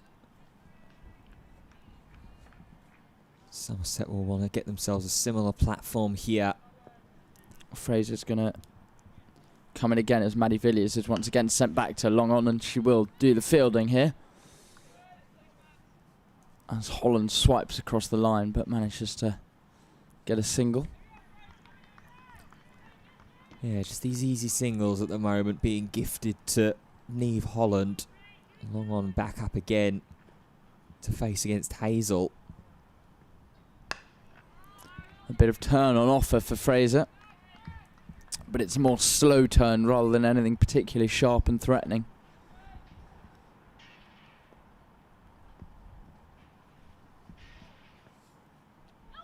Ooh. Well, she got in a awful position there, Hazel. She was in about 3 different minds as to what shot to play, and in the end was rather fortunate not to get a thin edge behind.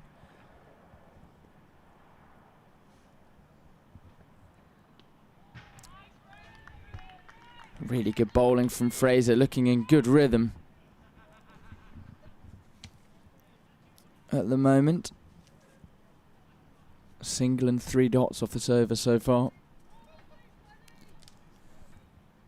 Bit of an adjustment in the field here as well. Longleg's going to come back round, sort of deep backward square. And this is a reverse sweep that doesn't beat the fielder at point. No run, so just the single from the over so far. Fraser could really do from a Durham perspective of getting out of this over with another dot. That would be fantastic. Hazel, slow start to her innings. She might need a couple runs and goes down the ground, and it will land just short of long on. Villiers does the fielding. They'll come through for a single, so a good over from Fraser. She has 2 overs, 1 for 3.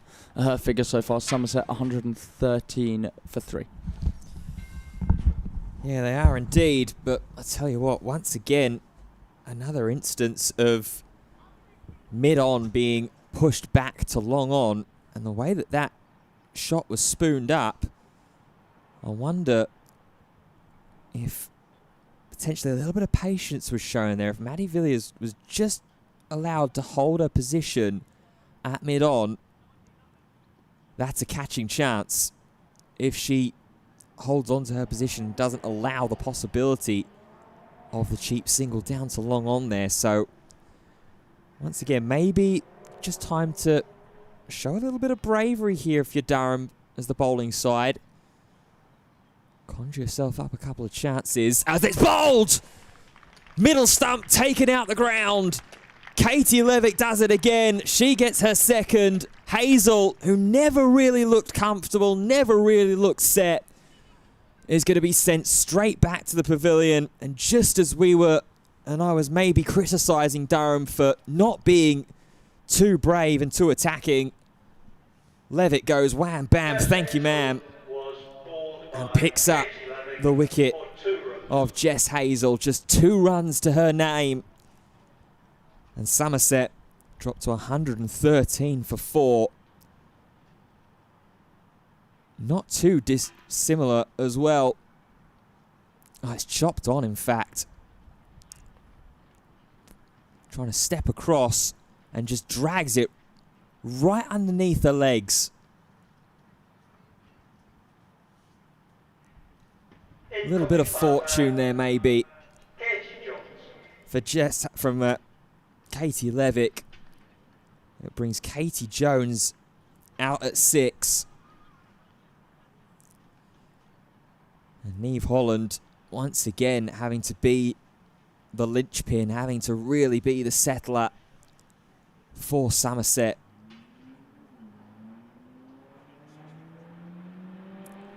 Partnership there of just 9 between Holland and Hazel.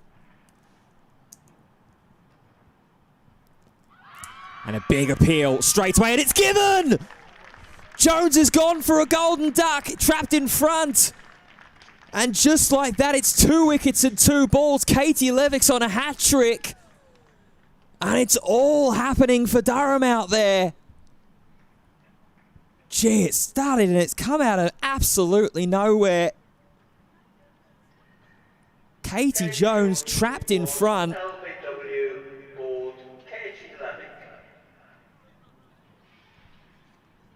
Let's have a look at it quickly. little high on the pad maybe, but there was no real complaint from Katie Jones. She immediately turned her head and faced and started going towards the pavilion. And a huge moment here, huge opportunity. Alex Griffiths striding her way out at number 7. New batter, Alex Griffiths. And can Katie Levick get the hat trick? Bowling Jess Hazel with a little bit of fortune, dragging on between her legs onto off stump. The LBW of Katie Jones, no real fortune about that one. Was a very, very well placed delivery. And now Griffiths. The slow claps starting to echo out. What's she got? Oh, gets the bat down in front and fends it away into the leg side. Gee, some real excitement in this Katie Levick over. Oh, half an appeal. But look to get a pretty decent amount of willow on the ball. And this one looped up a little bit more from Griffiths, trying to encourage her to extend the hands a little bit more. Incredible over so far from Katie Levick. Last ball on its way. Catherine Fraser going to be sent back onto that deep cover boundary once again.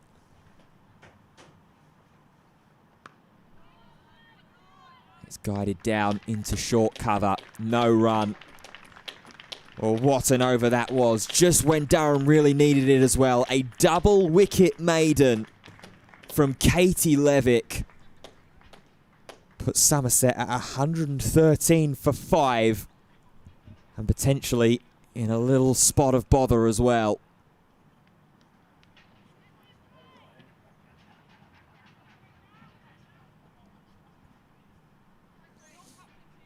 Now it's about, can Catherine Fraser and the remainder of the Durham bowling attack back up that incredible solo effort from Katie Levick. Going to be up against Holland on 52 off 59. And it's a wild swipe there. It just darts through with a little bit of extra pace.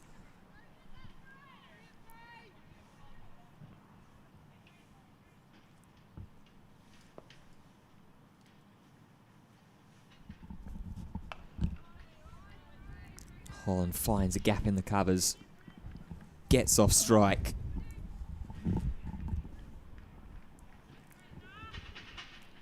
Tell you what, Billy, you've missed an absolute corker of an over there. Yeah, I'm just having to go back onto the live stream to have a look at it.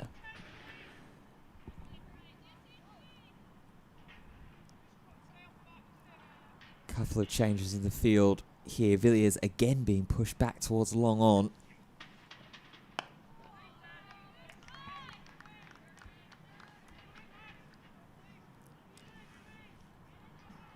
Now seeing Griffiths defend into short leg side, will be pushed back up again.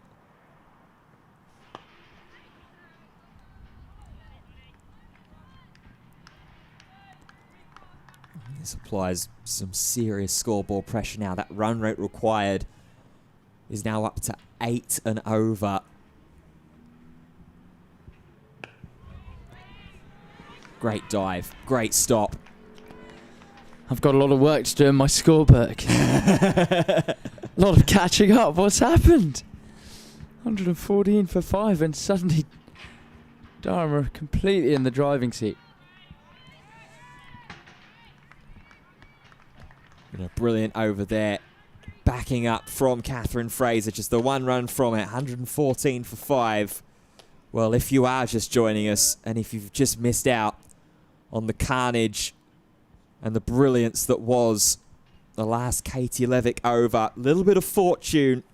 First ball up with Jess Hazel taking a quite lengthy stride across the line. And dragging on through her legs into middle stump.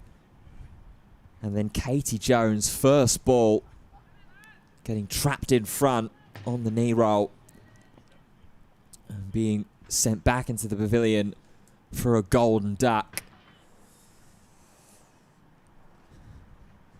This lady's still out there though, Niamh Holland. Oh, it's a swipe and an outside edge. No slip in play. So Holland will be able to get away. Potentially a little bit of trouble at the non-striker's end, but the throw went towards Wilson first. And Holland comes back for two.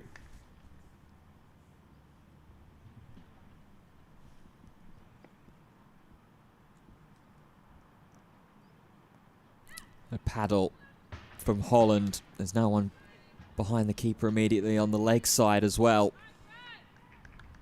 So Niamh Holland's just starting to sense herself, I think, now that if she didn't realise it already, she's going to have to be the one to lead the fight back, lead the charge, and chew into this required run rate, which is just about double the current run rate that Somerset are travelling on.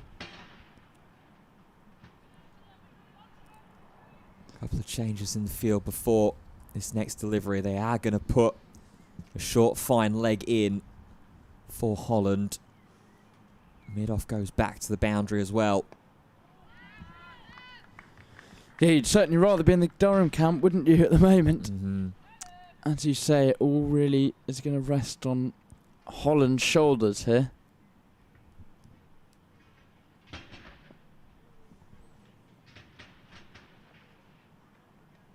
Oh, big looping full toss. It's going to go down as a wide.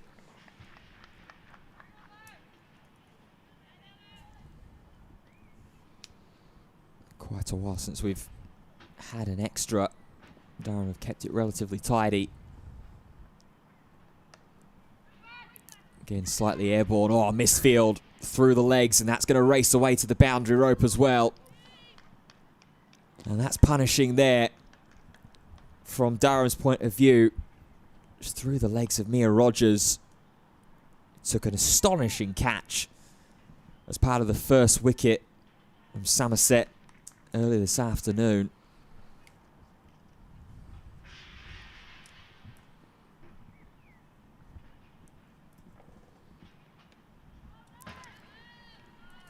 Holland well watched.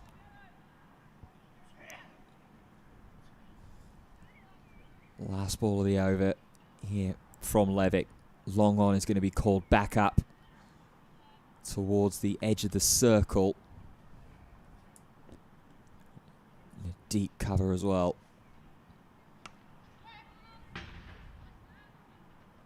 Holland, as has been sort of par for the course for both teams today, will take the single, retain the strike, and end the over. Not a bad fight back over there.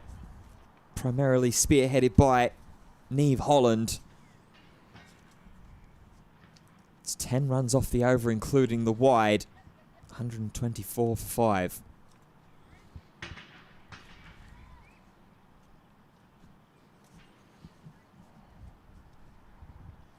Fraser's going to carry on into her fourth over. 1 for 5 she's taken so far. If they can get Holland out here, you have to think that that's probably game over. This is swept really nicely though by Holland, and she's going to get 4. No dive once again down at backward square leg, but it was a really nice sweep shot. She moves herself onto 66. Yeah, another piece of really, really nice timing there from Niamh Holland. She doesn't really look like she's got any possibility of making her way out or getting out so far. This is wider and miscued by Holland. Fraser will field off her own bowling.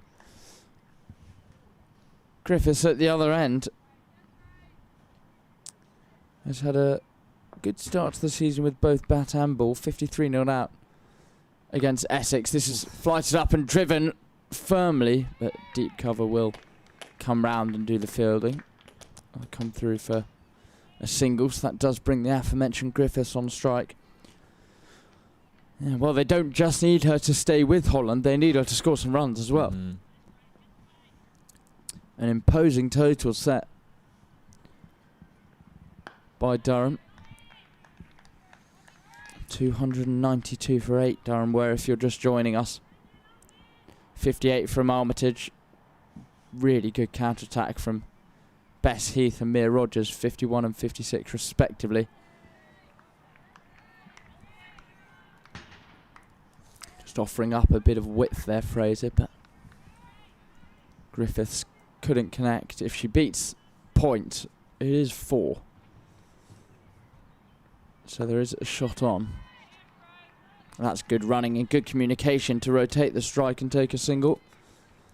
That is the end of Fraser's 4th over. 6 from it. Somerset 130 for 5.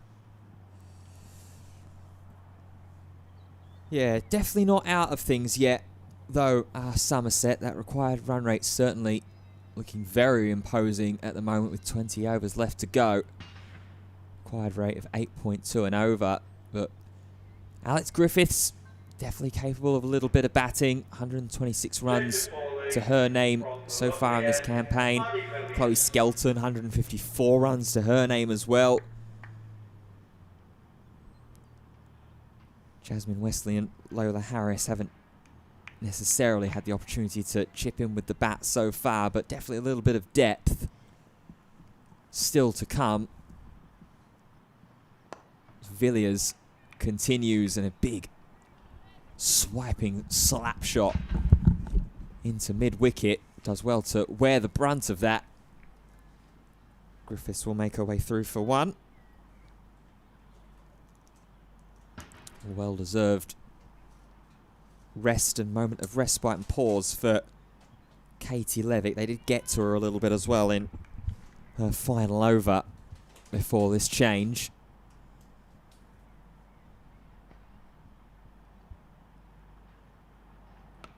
Oh, that one really turned back in there from Maddie Villiers.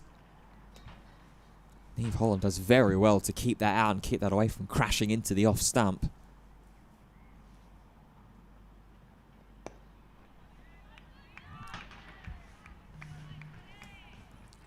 Villiers just trying to crap Holland up here a little bit.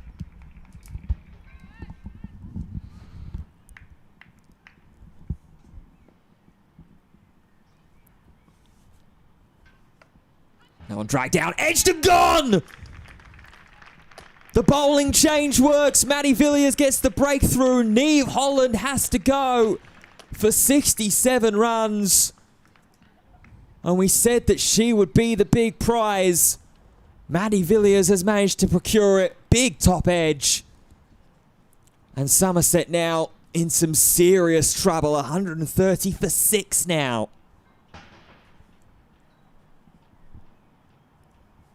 And it's Rogers with the catch again, dismissed Rogers off the bowling of Johnson. And now she's taken the other opener, Holland, for 67. Good bowling from Villiers as well, who's bowled very tidily, you have to say, from both ends. Well, just mentioned a couple of deliveries ago in those dot balls that she looked like she was just cramping her on the crease a little bit there. Was Villiers to Holland. And all of a sudden just real loose sort of offer out of a shot. Chloe Skelton makes her way out to bat. Just watching the chance again. Yeah, it just stays wide. And Holland just kind of flings the bat out at it. Big top edge. Carries all the way to Mia Rogers at backward point. Second catch she's taken in the game.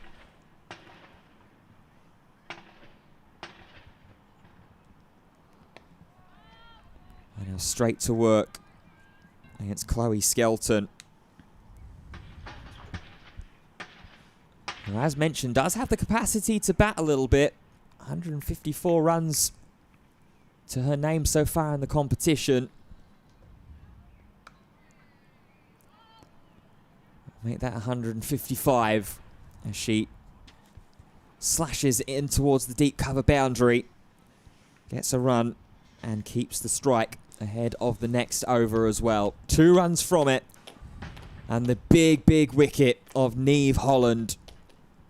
Somerset 132 for 6.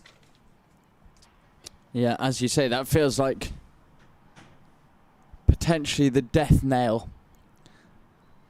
for Somerset. 132 for 6. Another 161 required if they're going to win this game.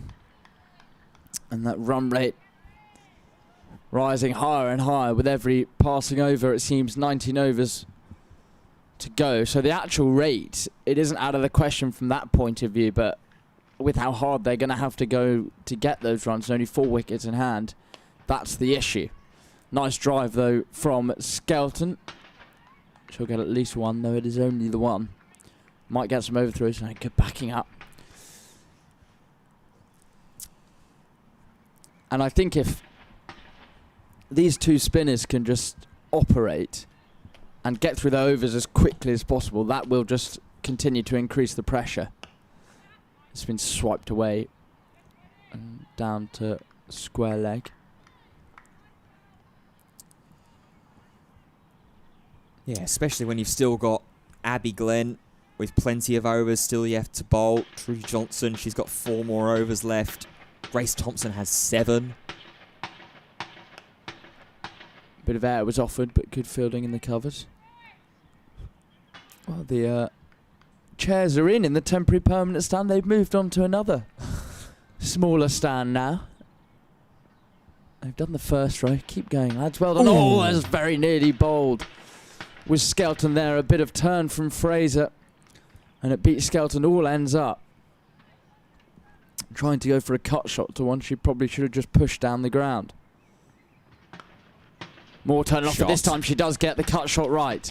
It is a good shot, and it will go out to the covered boundary for 4. 2 girls chasing it. But they can't haul it in. That is 4. That's a lovely little shot. Just steps away a little bit, gives herself some room, frees up the hands. The amount of time that we've talked about, the slight gap that there is in the covers with the packed offside fields that both teams have deployed defensively. Skelton with a lovely bit of timing. Fraser offers a lot of air on this occasion, but they have pushed a man back out to the cover boundary, so it will only be a single. End of Fraser's 5th. 139 for 6. Just having a look at the England score against New Zealand, playing the 3rd ODI in Cardiff. England appear to be in quite a bit of trouble. 127 for 5. If you haven't been looking at that game, it's been shortened to 32 overs.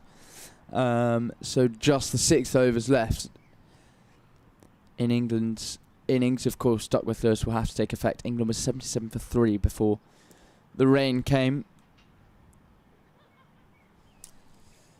Yeah, and the rain's causing havoc all up and down the country as well.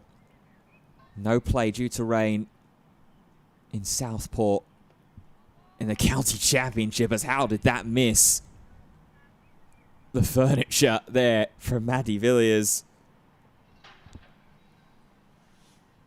Yeah, Southport no play. Bristol delayed due to rain.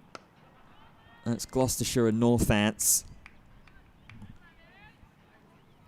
The other 2 matches in Division 2 are at T, one of those being the match between Kent and Durham. And in Division 1, all but 1 game is currently being delayed by rain. The only one that isn't is down in Chelmsford with Leicestershire and Essex. So, dragged down, swiped at by Skelton. We'll just take the single. There was the murmurings that we were potentially expecting some rain roughly around about this time, actually. At the moment, it's staying away and it's staying dry, so touch wood. That continues on as Griffiths finds a little bit of a gap in the offside. There is cover out there deep in the form of Catherine Fraser, and she will do enough to wheel around and cut off the drive for 2. Yeah, I'm just looking over to the pavilion where quite a lot of the weather appears to come from. And there are a couple of dark clouds, but behind it there looks to be a bit of a lighter patch. And now again here from Griffiths. Very similar shot, similar field placement. The exact same result as well. 2 more runs to the total. End of the over. 5 runs from it. Somerset 144 for 6.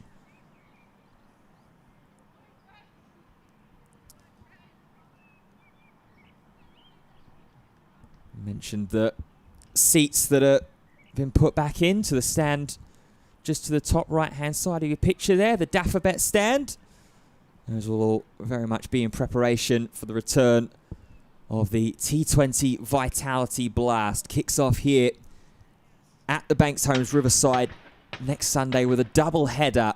The women kicking things off at 11:30, followed suit by the men at 3 o'clock. Women now against the Hampshire Hawks. The men up against Leicestershire. Tickets on sale. £5 for kids and 20 for adults. If you want to be a part of all of the T20 action, and grab yourself a season ticket.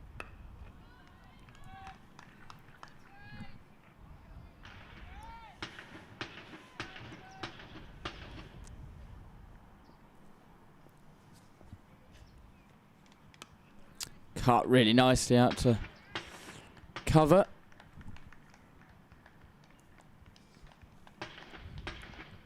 What's the tactic, do you think, from Skelton and Griffiths here, Ben? Just see out the next few. I think it's going to be a very, very difficult ask to be able to successfully chase the total down from here, I think. But they can just do what they're doing here. Pick some gaps, find the 1s and 2s, and all of a sudden those 3 or 4 runs and over start making their way up towards the 5 and 6s. And all of a sudden the last 5-10 overs, you're going to have a try and a real whack at things. Or why wait? They'll get 4 here. Out to mid-wicket, a bit of a swipe across the line from Skelton, but it's effective. She moves herself onto 13. And that's the 150 as well, up for Somerset. Had to fight for it, navigate a really tricky middle innings. Spearheaded by the charge of Katie Levick.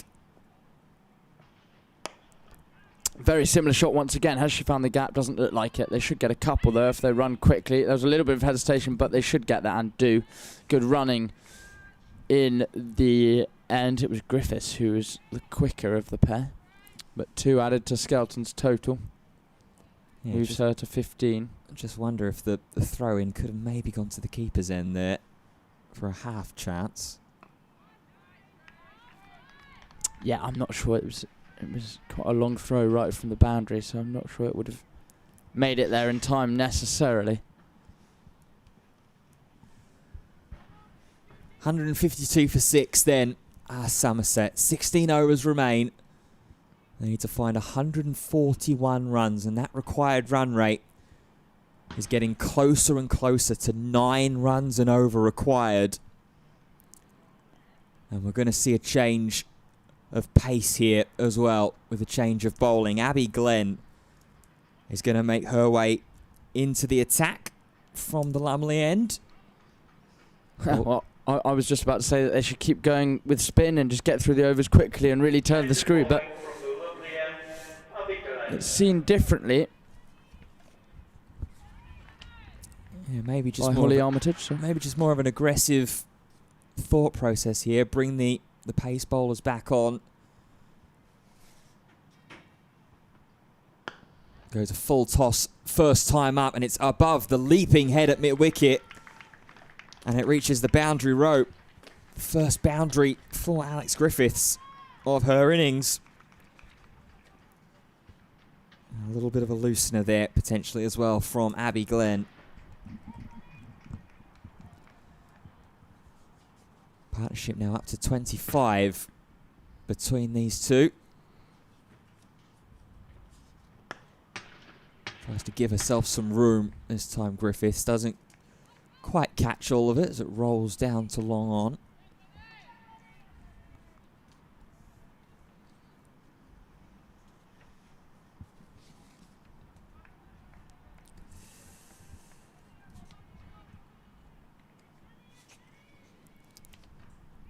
Now change on the leg side. Deep backward square becoming more of a long leg. It's batted straight down the ground, past the dive at mid-off. Long on is there to come around and provide some assistance. Yeah, well, Skelton has had a good start to the season with batting ball 77 odd out against Hampshire. She's scored 154 runs in 6 innings, as well as taken 4 for 65 against Warwickshire and 13 wickets in 7 games. So you have to argue she's been one of Somerset's best players so far this season. Yeah, absolutely.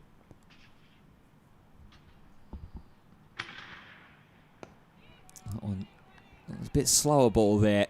Griffiths was ready to play it, the drive, and then just had to hold the timing a little bit. Good restraint there shown, actually, by Alex Griffiths, not to just immediately follow through with the shot straight away. Moves her on to 14 off 19. Skelton is 16 off 17. So both these sort of all-rounders really showing some strong work. Width driven through the covers, not quite timed. And Catherine Fraser is out there deep on the cover boundary as well, so she will do the fielding. Again, just as I was saying, those 3 and 4 run and overs all of a sudden can start turning into those 7 or 8 run and overs. Getting a boundary off the first ball of the over is always really useful as well. That's up in the air, and it's going to fall safely as well. Splits the gap between mid-off and mid-on. Once again, able to just run through for the single. Enterprising over, that one there between the two. 9 runs off of it. Somerset up to 161 for 6. So 15 overs left to play, 132 still to find. And here's to the Somerset batting crease, certainly looking quite busy as a few droplets of rain are starting to grace our windows here in the commentary position. Yeah, well, there's quite a lot of clear sky behind those darker clouds. So I'm quite hopeful that we should be okay, but of course we can't quite see. We can't see what's over our head in the commentary box. But there's certainly some of the darkest clouds we've seen all day. I've just seen that Man City have just scored to take the lead in the FA Cup final against Chelsea. Antoine Semenyo in the 72nd minute. Johnson's going to come into Griffiths here, though. Durham looking to finish things off, and this is aerial. Will it be taken? Oh, it's dropped. An absolute sitter, you had to say. Did the hard work running in, but probably went with the wrong technique. Should have gone with the hands to the sky, and instead decided to go with them sort of positioned at her belly, and the ball ended up hitting her in the stomach, I think. I'm not even sure she really got much of a hand to it. Johnson will come in once more, though, and this is aerial once again, but there's a quick run. Potential transfer direct hit if that had hit. Yeah, I want just to go trying back to work out who that was, yeah. Yeah, I just wanted to go back to that chance of Grace Thompson. She's still just favouring and inspecting her stomach there. Like you say, did the hard work, made the ground, and just looked to try and take it almost as if she was catching a rugby ball. Griffiths gives herself some width, and this should be a couple. And is. Yeah, that's a really poor drop. unfortunately. Yeah, I do have some sympathy for her, though. There's been once or twice where I've felt been in a similar position, done all the hard work, and immediately maybe a lapse of concentration, thought I was playing a different sport, bit of Australian rules football as opposed to some cricket, and tried to take the chess mark and actually come off the worst for it.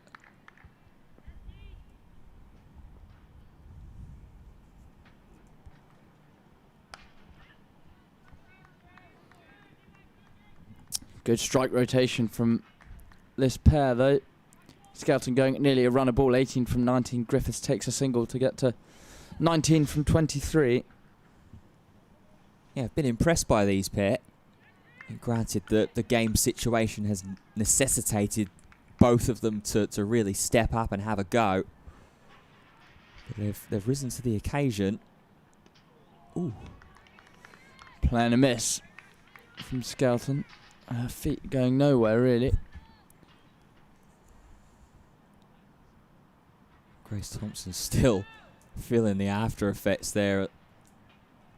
Almost kind of on a diaphragm, which is never a fun place to get hit. The squishy triangle takes the wind right out of you. Skelton facing up again and Boulder. Really good delivery from Johnson, who rounds out her 7th over with another wicket. Unfortunately, that drop isn't going to cost too much. A very good delivery and a good bounce back. And that will make Thompson feel a whole lot better. Durham have their 7th, and they are looking like they're going to win this game. Yeah, beautiful bowling there. Really lovely delivery from Trudy Johnson. Clips that top of off stump.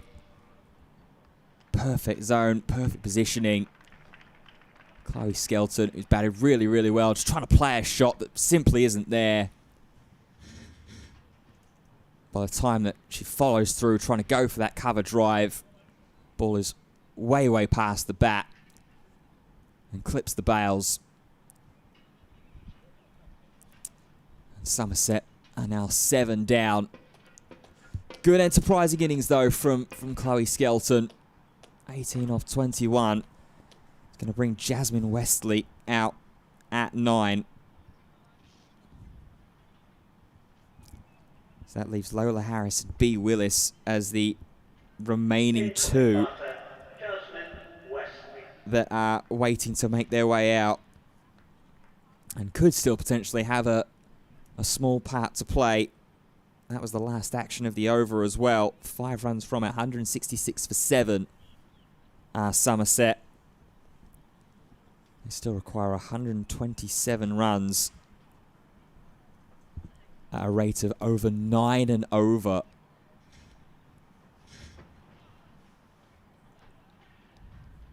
Change of bowling from the run of the end, Katie Levy.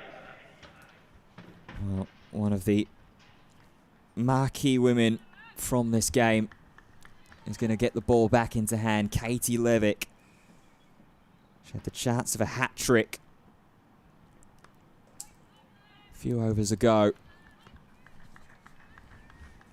But now it's all just going to be about mopping up these final 3 wickets and getting things done before any threat of further potential rain. Thinks about shortening this game. Oh, and it's got her! Katie Levick strikes again. Second ball of the new spell. Alex Griffiths, who was there partnering with Chloe Skelton, looking like to try to wrest a little bit of control back into this contest. Her off stump now is disrupted. She goes for 19. And it's 166 for 8 now.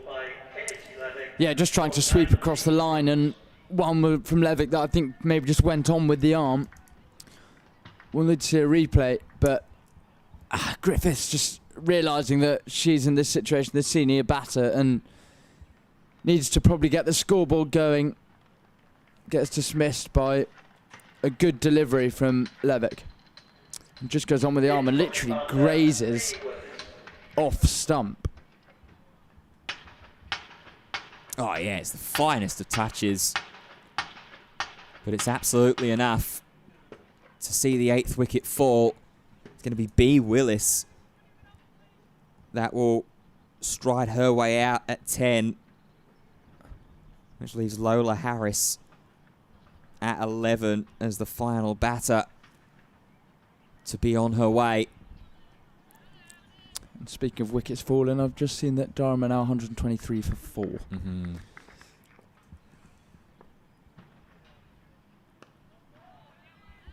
Willis, who had a tough time with the ball in hand to kick things off this morning, definitely bounced back in a second spell when she was called into action halfway through a Neve Holland over. Can she get a little bit more confidence going with the bat?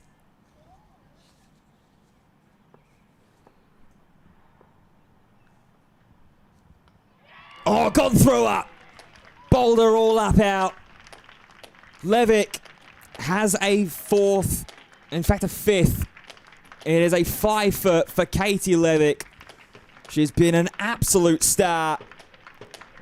And that should just about be that for Somerset. Yeah, fantastic performance from Levick. I think I mentioned earlier by my maths, she's taken 509 wickets across all formats, but you can add another 5 to that one.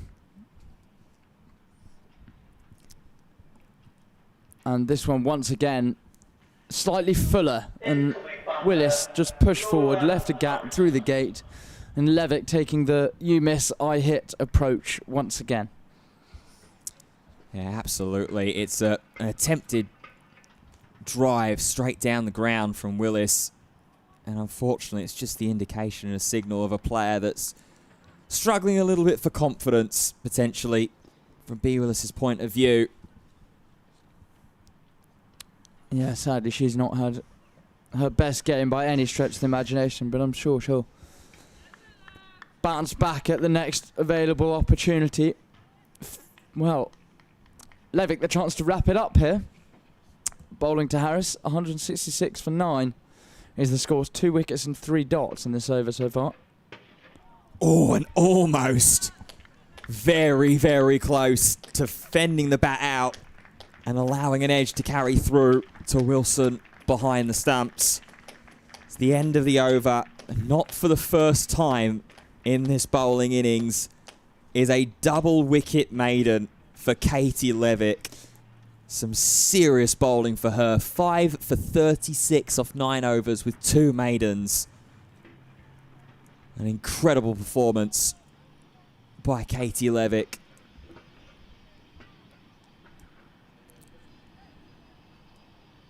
And yet there is still one more wicket to claim. Who will take the prize?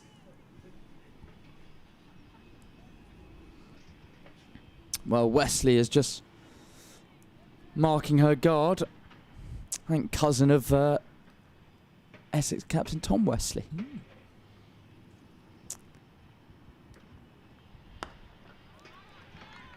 And pushes us up, one up to mid-off in a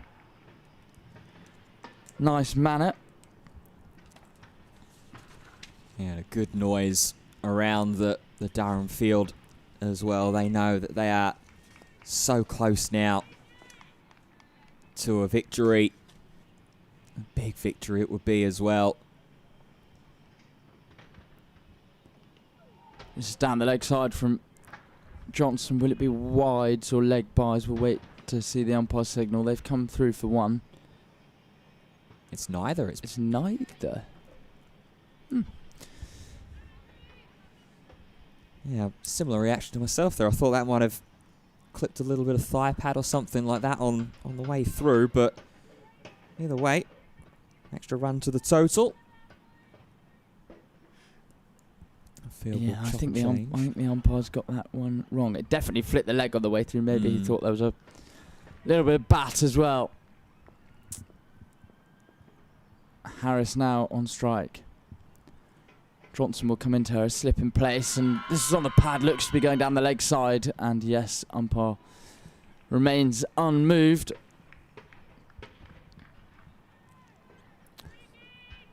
Well, the ground staff are slowly getting their mowers out and their bits to mop up the square at the end of the game. That signals their thoughts. Halfway through this Johnson over. A collapse that personally I didn't really see coming from Somerset. But it has come.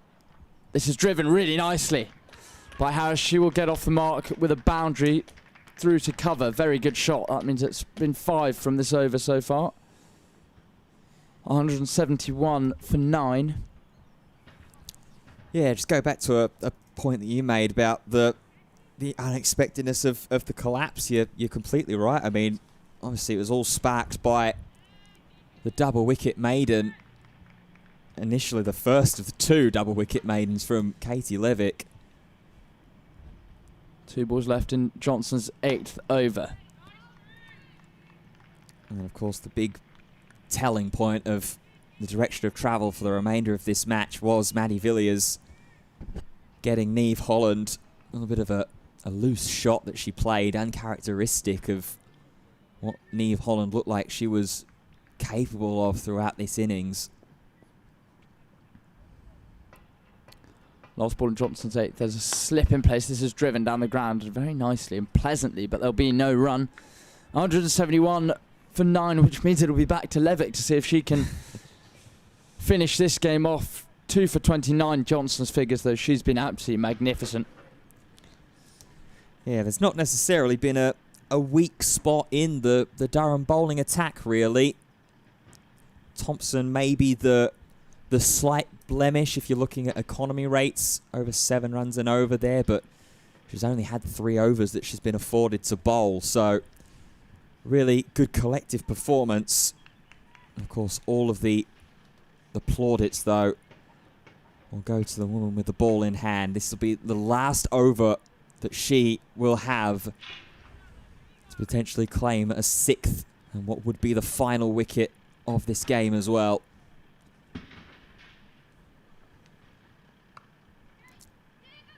Cut shot there, spilled in the offside.